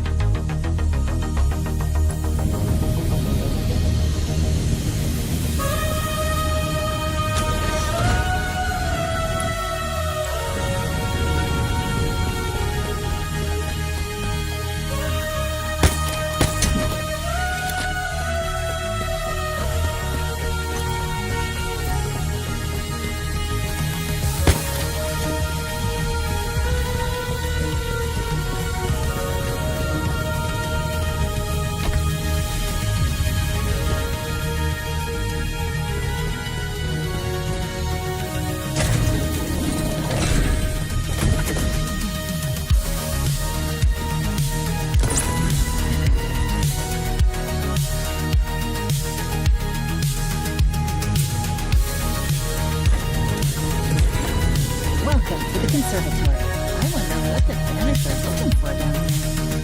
Let's go find out. Another Spartan. Getting close.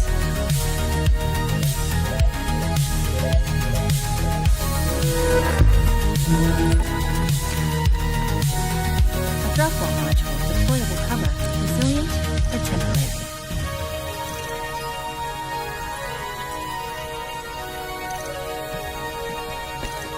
Scan complete. This is Spartan Vidrana Makovich. Armor's been offline for 13 days. Cause of death is... What? An enhanced energy blade, same as Spartan Stone. There's a pattern emerging. Chief, who's doing this? We're going to find out.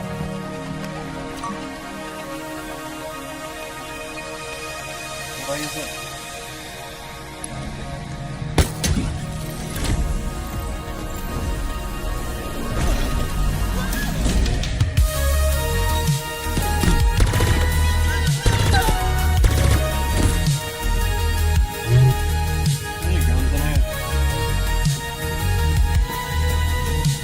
You didn't leave me a gun?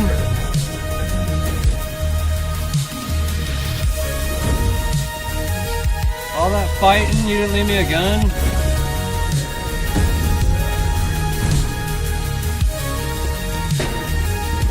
Slide down the metal stairs.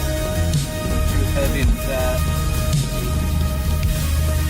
Because of my suit, not because of me.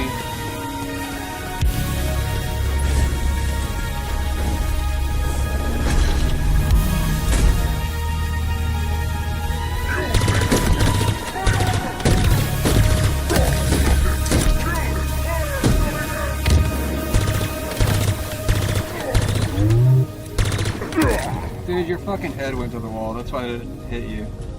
Some BS, man. I can stick my head to the wall and dodge bullets. It's literally what happened.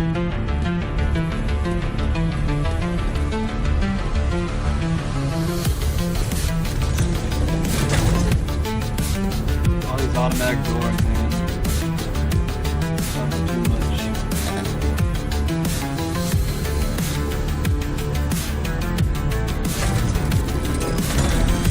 Walmart's automatic doors really piss me off. Idiot, he ran right into all of them. Where you running, bro? Where you running? Where you running? Where you go? Thought he outsmarted me for a second.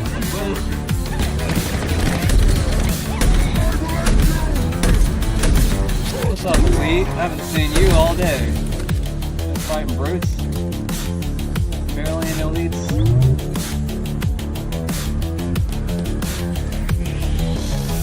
Elites got demoted, man. I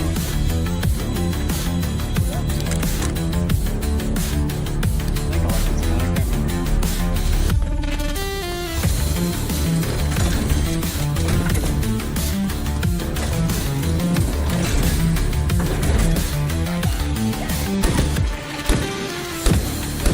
DMR. Change your hand style, man. Moving like a gangster.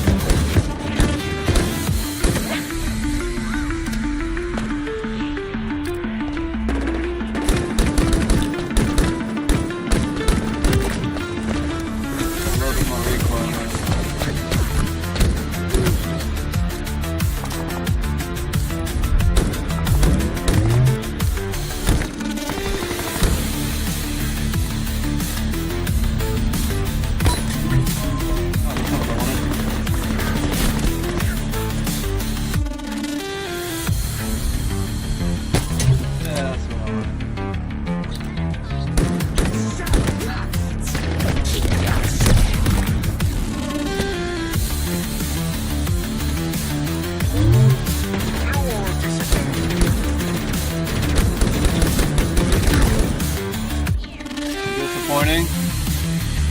Is that disappointing? Do you know what that word means?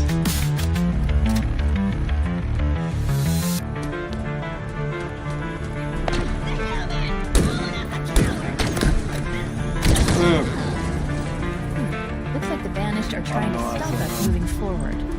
Can you open it? Of course. If you can magic up a terminal of some kind. Or find an alternative power source to get this door open. Can you stop yapping and open the door? What do I gotta do? Oh shit, I gotta find a power set. You wanna point me in the right direction, Cortana? You wanna like do something useful for once? It really is not very helpful. We need to find a power source to get Yeah, that door no open. shit, that's what I'm looking for. Tell me. This way? This way. Wait, is that one on there? I think that's one right there. Oh, found it.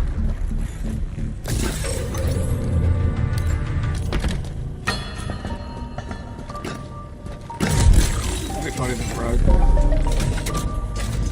There we go. Simple.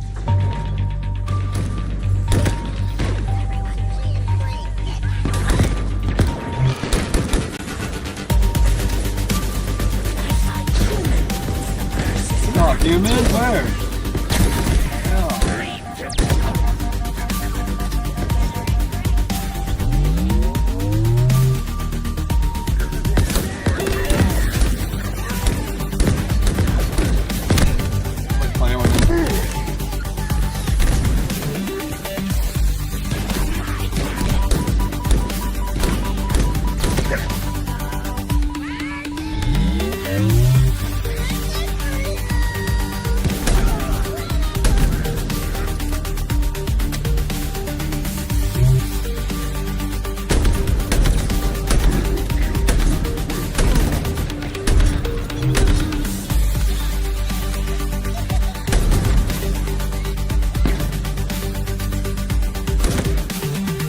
Still alive? Dead up there? Ready to come up there? It makes me check on you. You did. Look at you. Yeah, no, no. I don't know. I want to find kinetic ammo. Keep this going.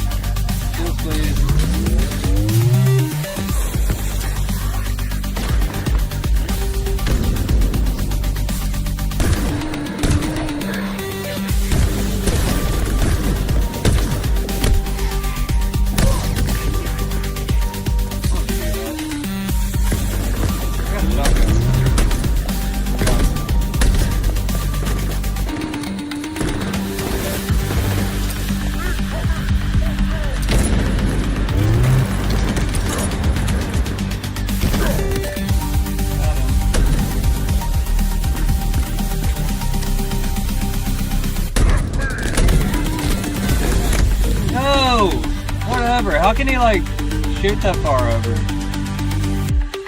That's some bullshit, man.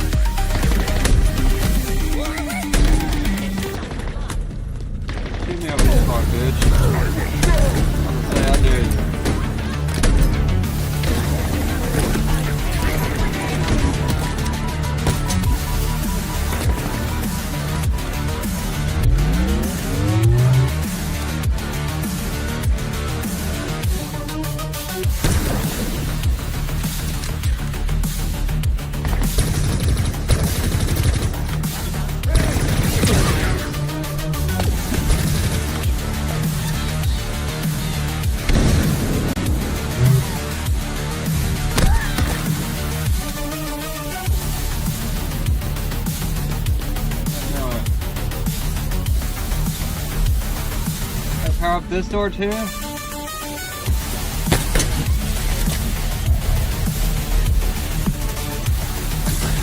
we go.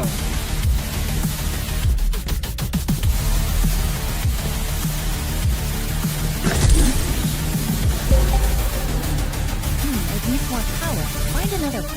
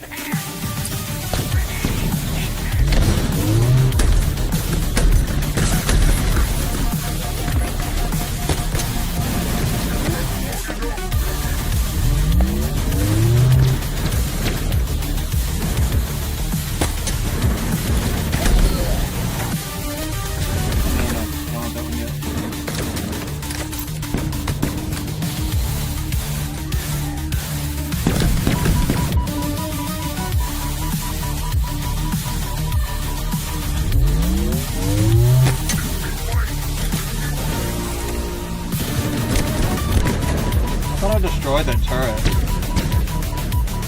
I guess it respawned to it. Oh, no, it didn't. The other turret got back up.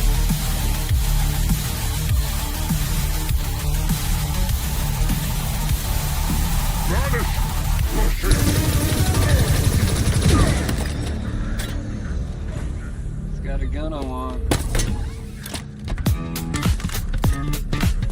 I'm glad I can actually get out of the grappling hook midway, that's kind of cool. Oh, where's this guy?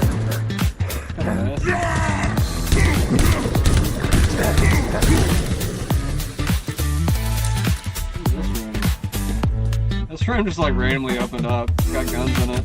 Nice. Alright. Glad to have you.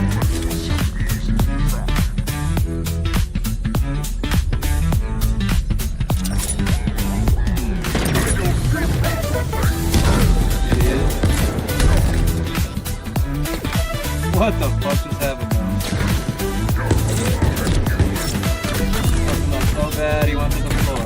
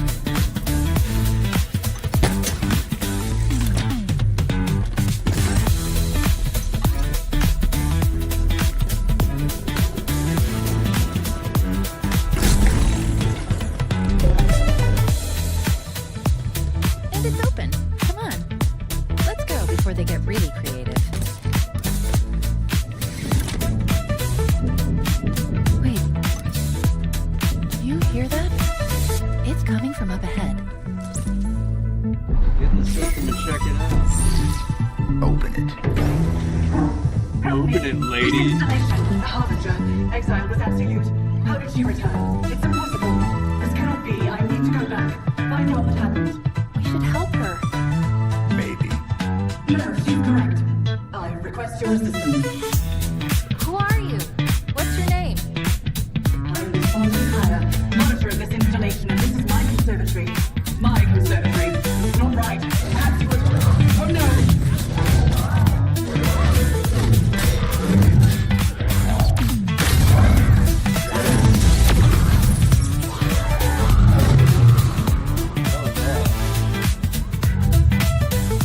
Let's go. Where? Down there.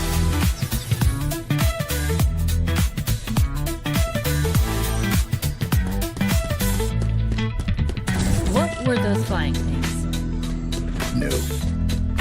Dangerous. And Despondent Pyre? No. Potentially dangerous. See, you can be optimistic.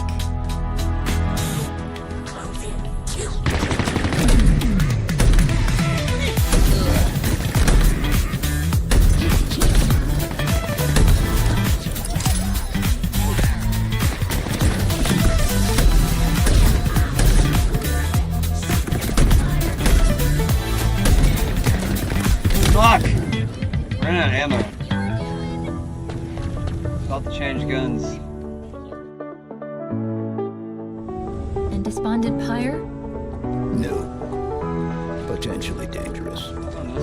See, you can be optimistic.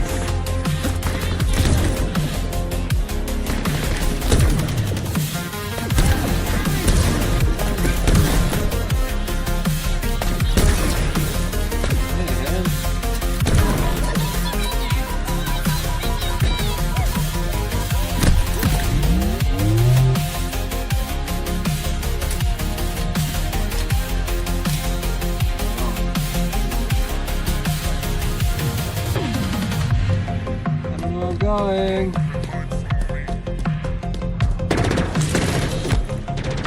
Pressuring him. 1.4. Do not give Hey, don't get angry, man.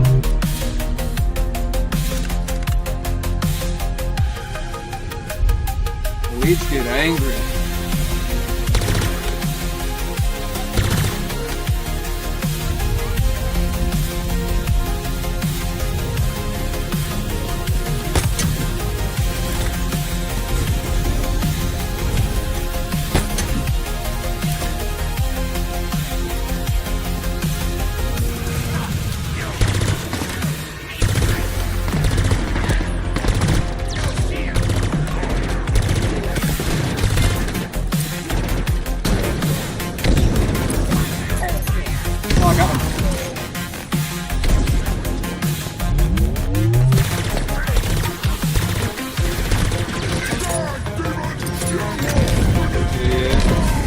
Why you don't get mad? What did I tell you?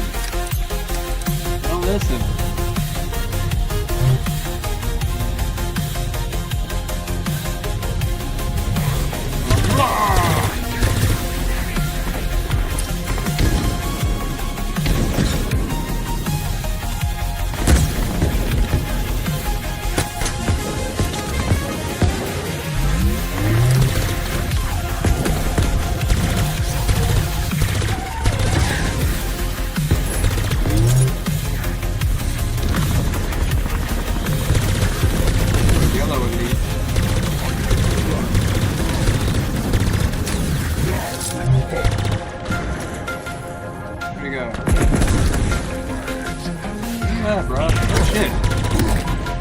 Tell me you had a sword.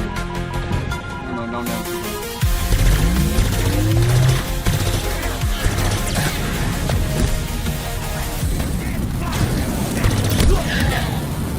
What the fucking... Coming over here.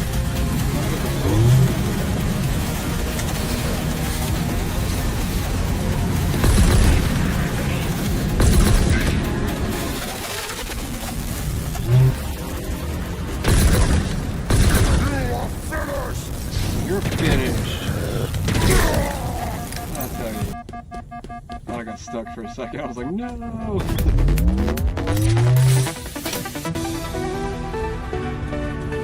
not going. It's over here.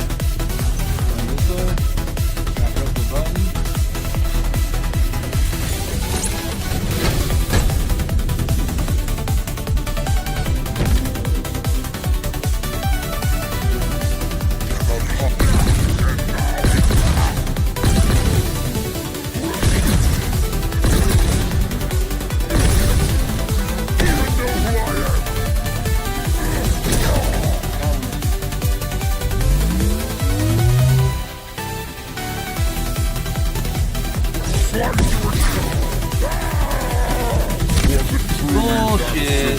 Shameful to welcome death so easily.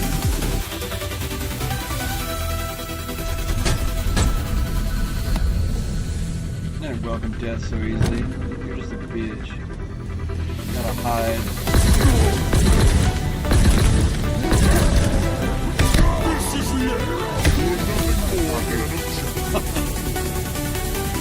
I should have stuck him. Back. That's what I'm gonna do this next time.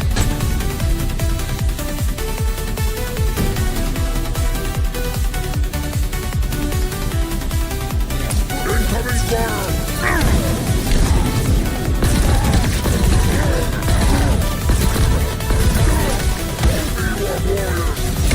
Dude!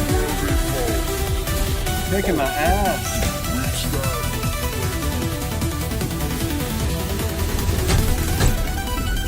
To be fair, it is heroic. And to be fair, you take way too much damage.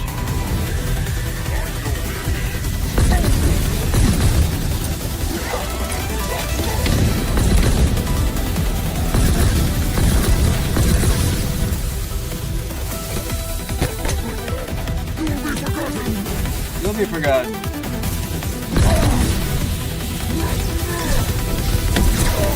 Got him. No! Now I got this.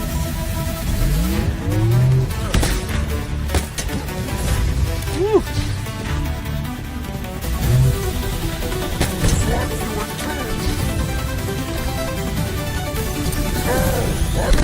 Got him.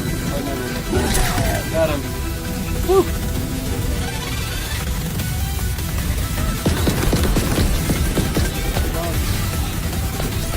Need ammo! Alright, let's go slice him. Over here.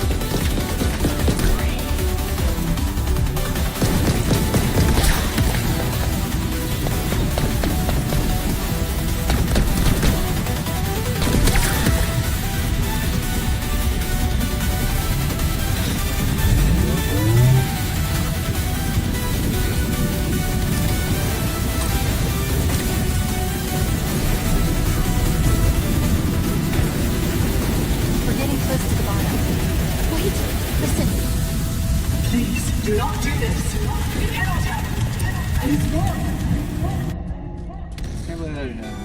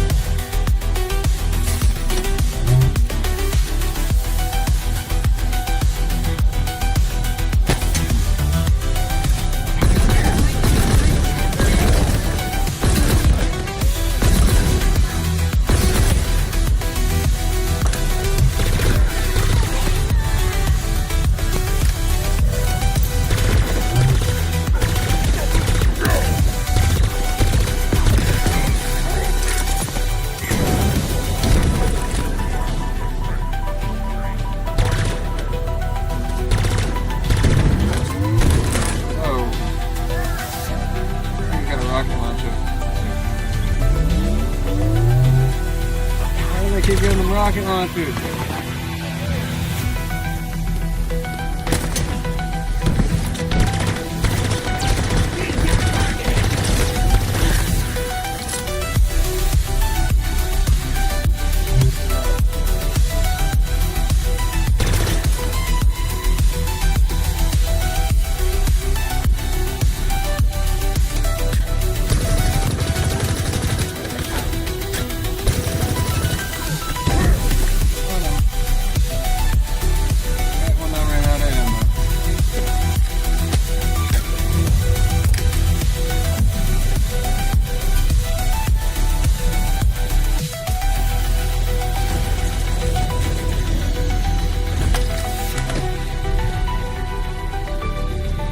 This ring must not be compromised.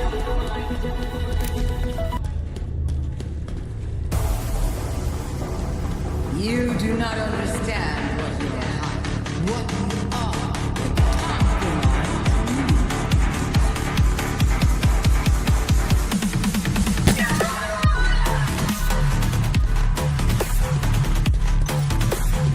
I will not relinquish to you the location.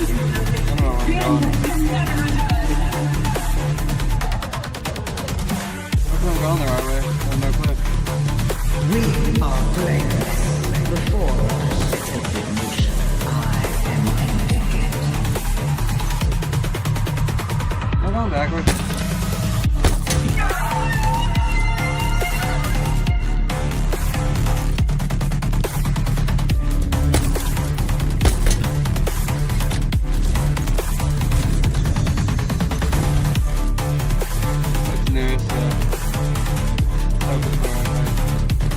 Oh no, we're too late.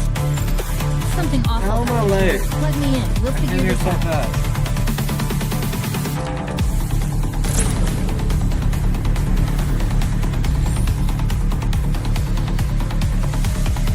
You know what I want. Alas, I do, Cortana, and my mind has not been changed. This installation's weapons may be yours, but its secrets are not. It's protected. The containment facility in particular. Containment? The flood? Why would I? You and I both know that there are worse things than the flood within this room. There's no way you could know. So you've come from your past. Why are you doing this, John? Why don't you understand?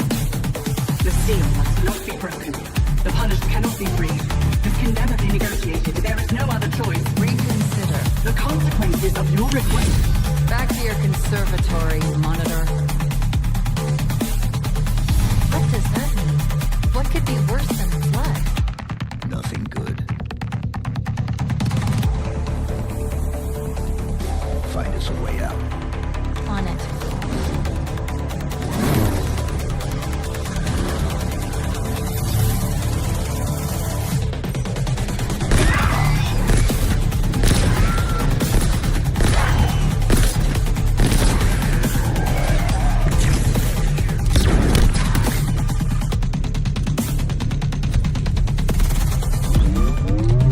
Remember when you said new and dangerous?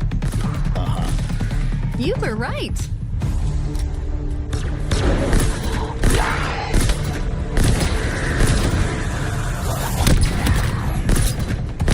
Picking up reinforcements coming our way. This is taking longer than I thought. Something is taking control of local systems.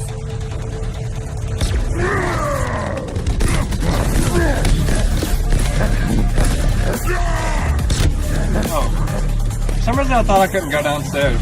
I don't know why.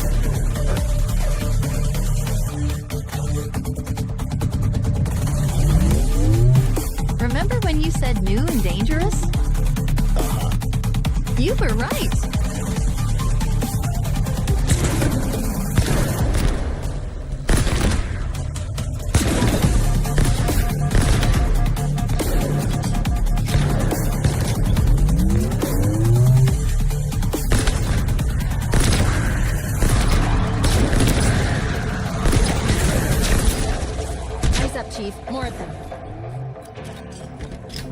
taking longer than I thought.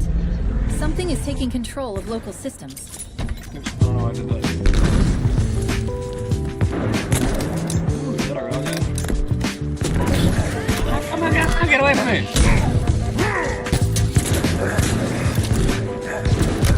Damn it! No cover. Was he teabagging me? That's embarrassing. Remember when you said new and I was dangerous? doing better up here. You were right.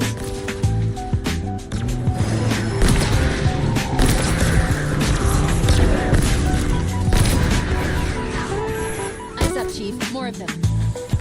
Oh, there's cover over here. This is taking longer than I thought. Something is taking control of local systems.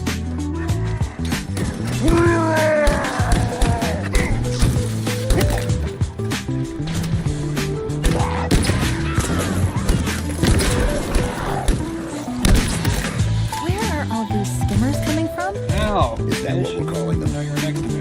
Well, Fucker.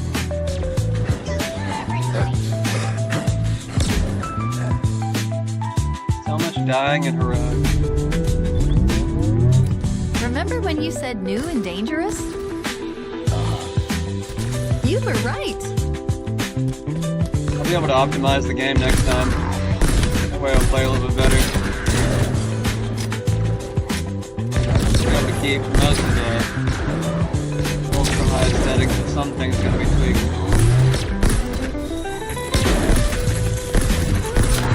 Fucking hit me.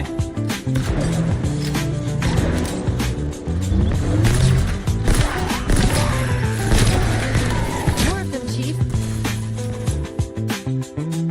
Oh. Jeez. Fucking lightning outside. I thought something fucking... I thought somebody was breaking into my place for a second. I was like, what the fuck was that?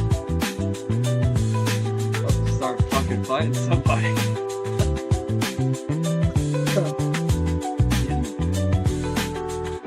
Ugh. It's raining now. That scared me. That was loud. Damn. God trying to wake me up or something? Jeez. This is taking longer than I thought. Something is taking control of local systems. You're fucking behind me.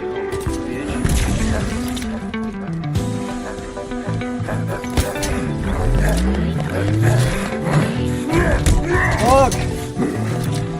Really fast! Where are all these skimmers My coming shields from? aren't going up. Is that what we're calling them? Well, I was also considering flying octopus monkeys. Skimmers. Run faster, damn it! I was literally waiting on my fucking gun to reload. Why am I not using my rocket launcher? Remember when you said new and dangerous? You were right. Come out, you little bitches.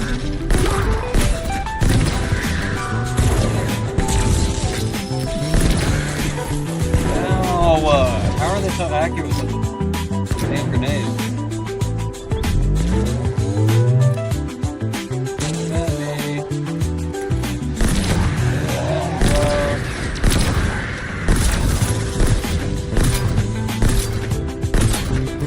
I'm missing all those shots. Picking up reinforcements coming our way. This is taking longer than I thought. Something is taking control. What are of you local talking systems. about? I did that even faster that time. It's like it's taking longer than I thought. Like, what? That was the fastest I did anything. Die.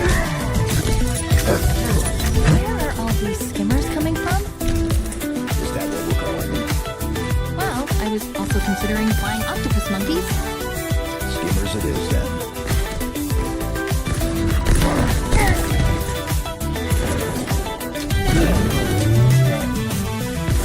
Breathe for half a second.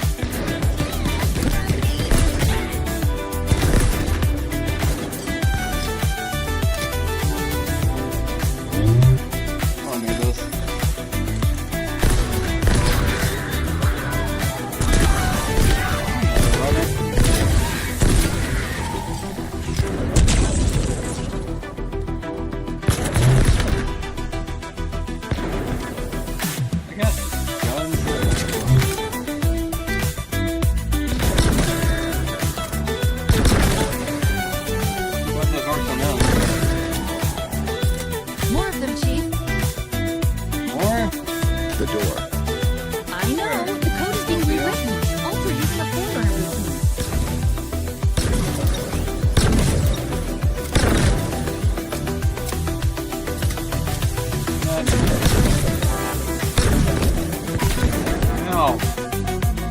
shot me all at the same time.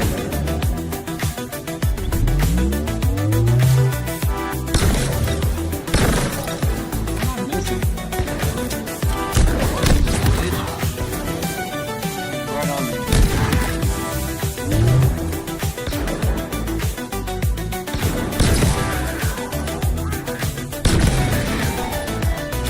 Reinforcements inbound.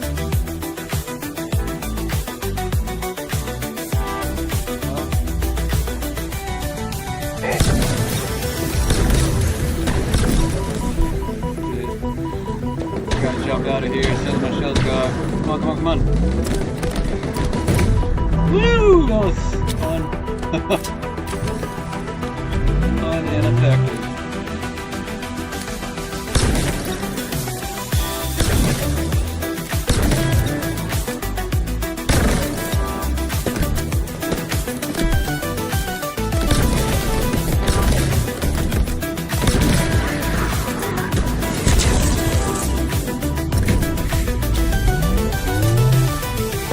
Weird! Oh no!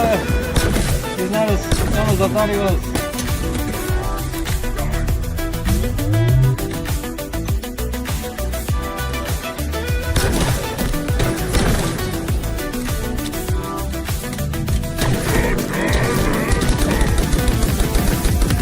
Got him. Oh, yeah. I'm done. Come get me. Pick that gun up.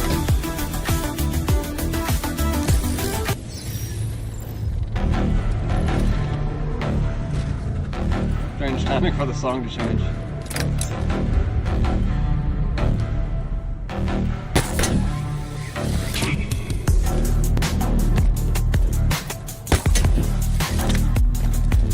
What happened back there? When I interfaced with the cradle, it unlocked something important. Cortana was here 6 months ago. I could feel what she felt when you arrived. It was joy, fear, and pain. Chief, is that another something?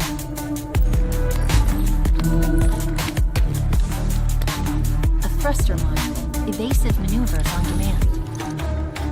Well then, who are you?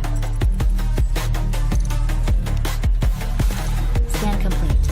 Spartan Theodore Sorrell, special weapons expert. Died 13 days ago, like Makovich. The assassin. Brutes. More than one. Whoever they are, they're proficient, well-trained. We've got a score to settle. Rusty. What is the first in this game? Okay. I think I remember liking it. I don't think so.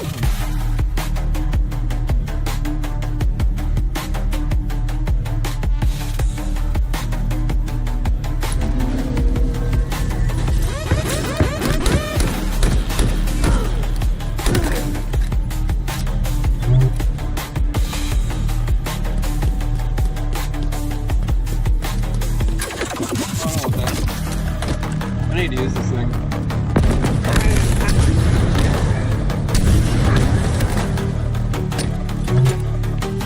Perfect time to use it.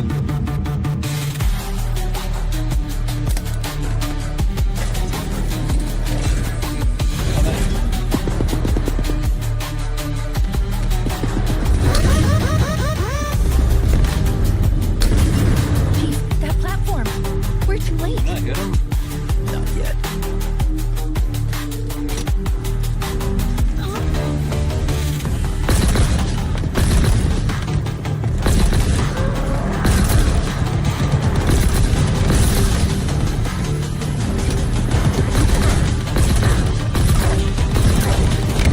No way. Dude. Like 2 clips on that guy. I got through his shields too. That platform. We're too late. I didn't kill Not him. yet. Sons of bitches. No. Way more hit me than I did.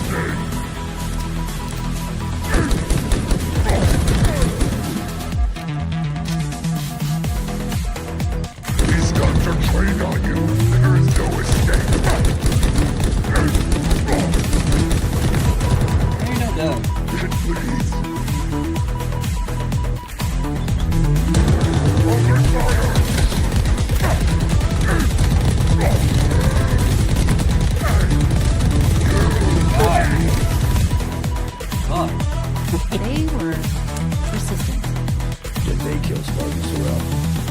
Negative. His killers are still active. Just to make sure he's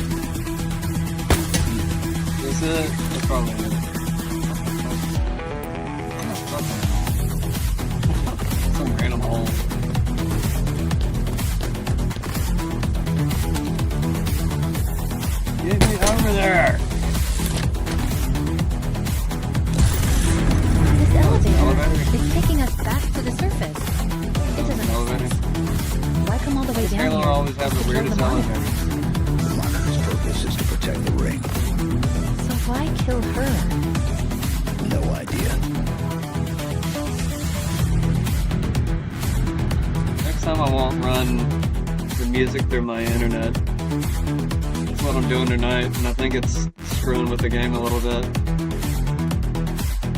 I don't know why, but I'll try to get all these playlists and everything on my computer set up, so I don't have to like run it through the internet. I probably should get off here soon, actually. This seems like a good place to stop. I said I was gonna get off earlier, and I didn't.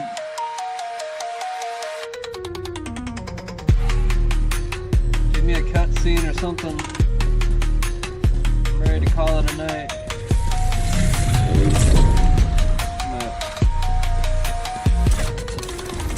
Cutscene.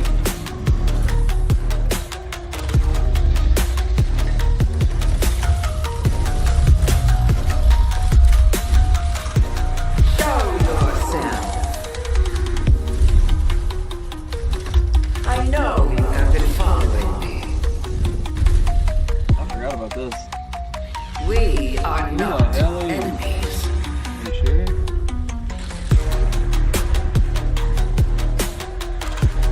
Responded Pyre. She has something I require. Did they add to the story? I feel like they did. I don't remember this.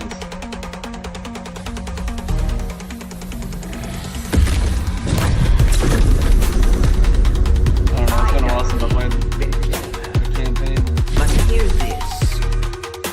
You are not the future. You okay, Chief? I'm trying to get the armor unlocked. Try harder. The Forerunner's lies are at an end. I am the harbinger of the truth. The endless will be found. They will. Yeah, you're real gangster, aren't you? Good. I know. 3, The Reformation begins. 2, 1, go!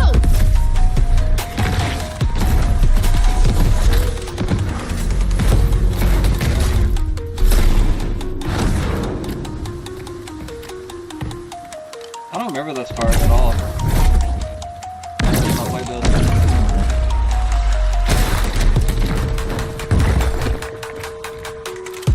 I like they added to the campaign. Uh-oh. Yep, that's my sign to get off. I'm gonna call it a night, y'all.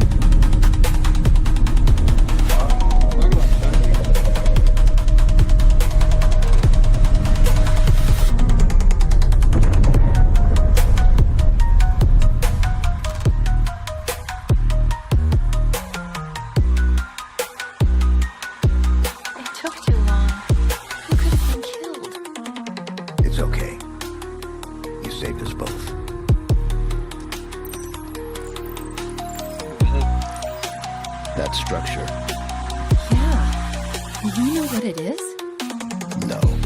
The Harbinger said the Endless will be found.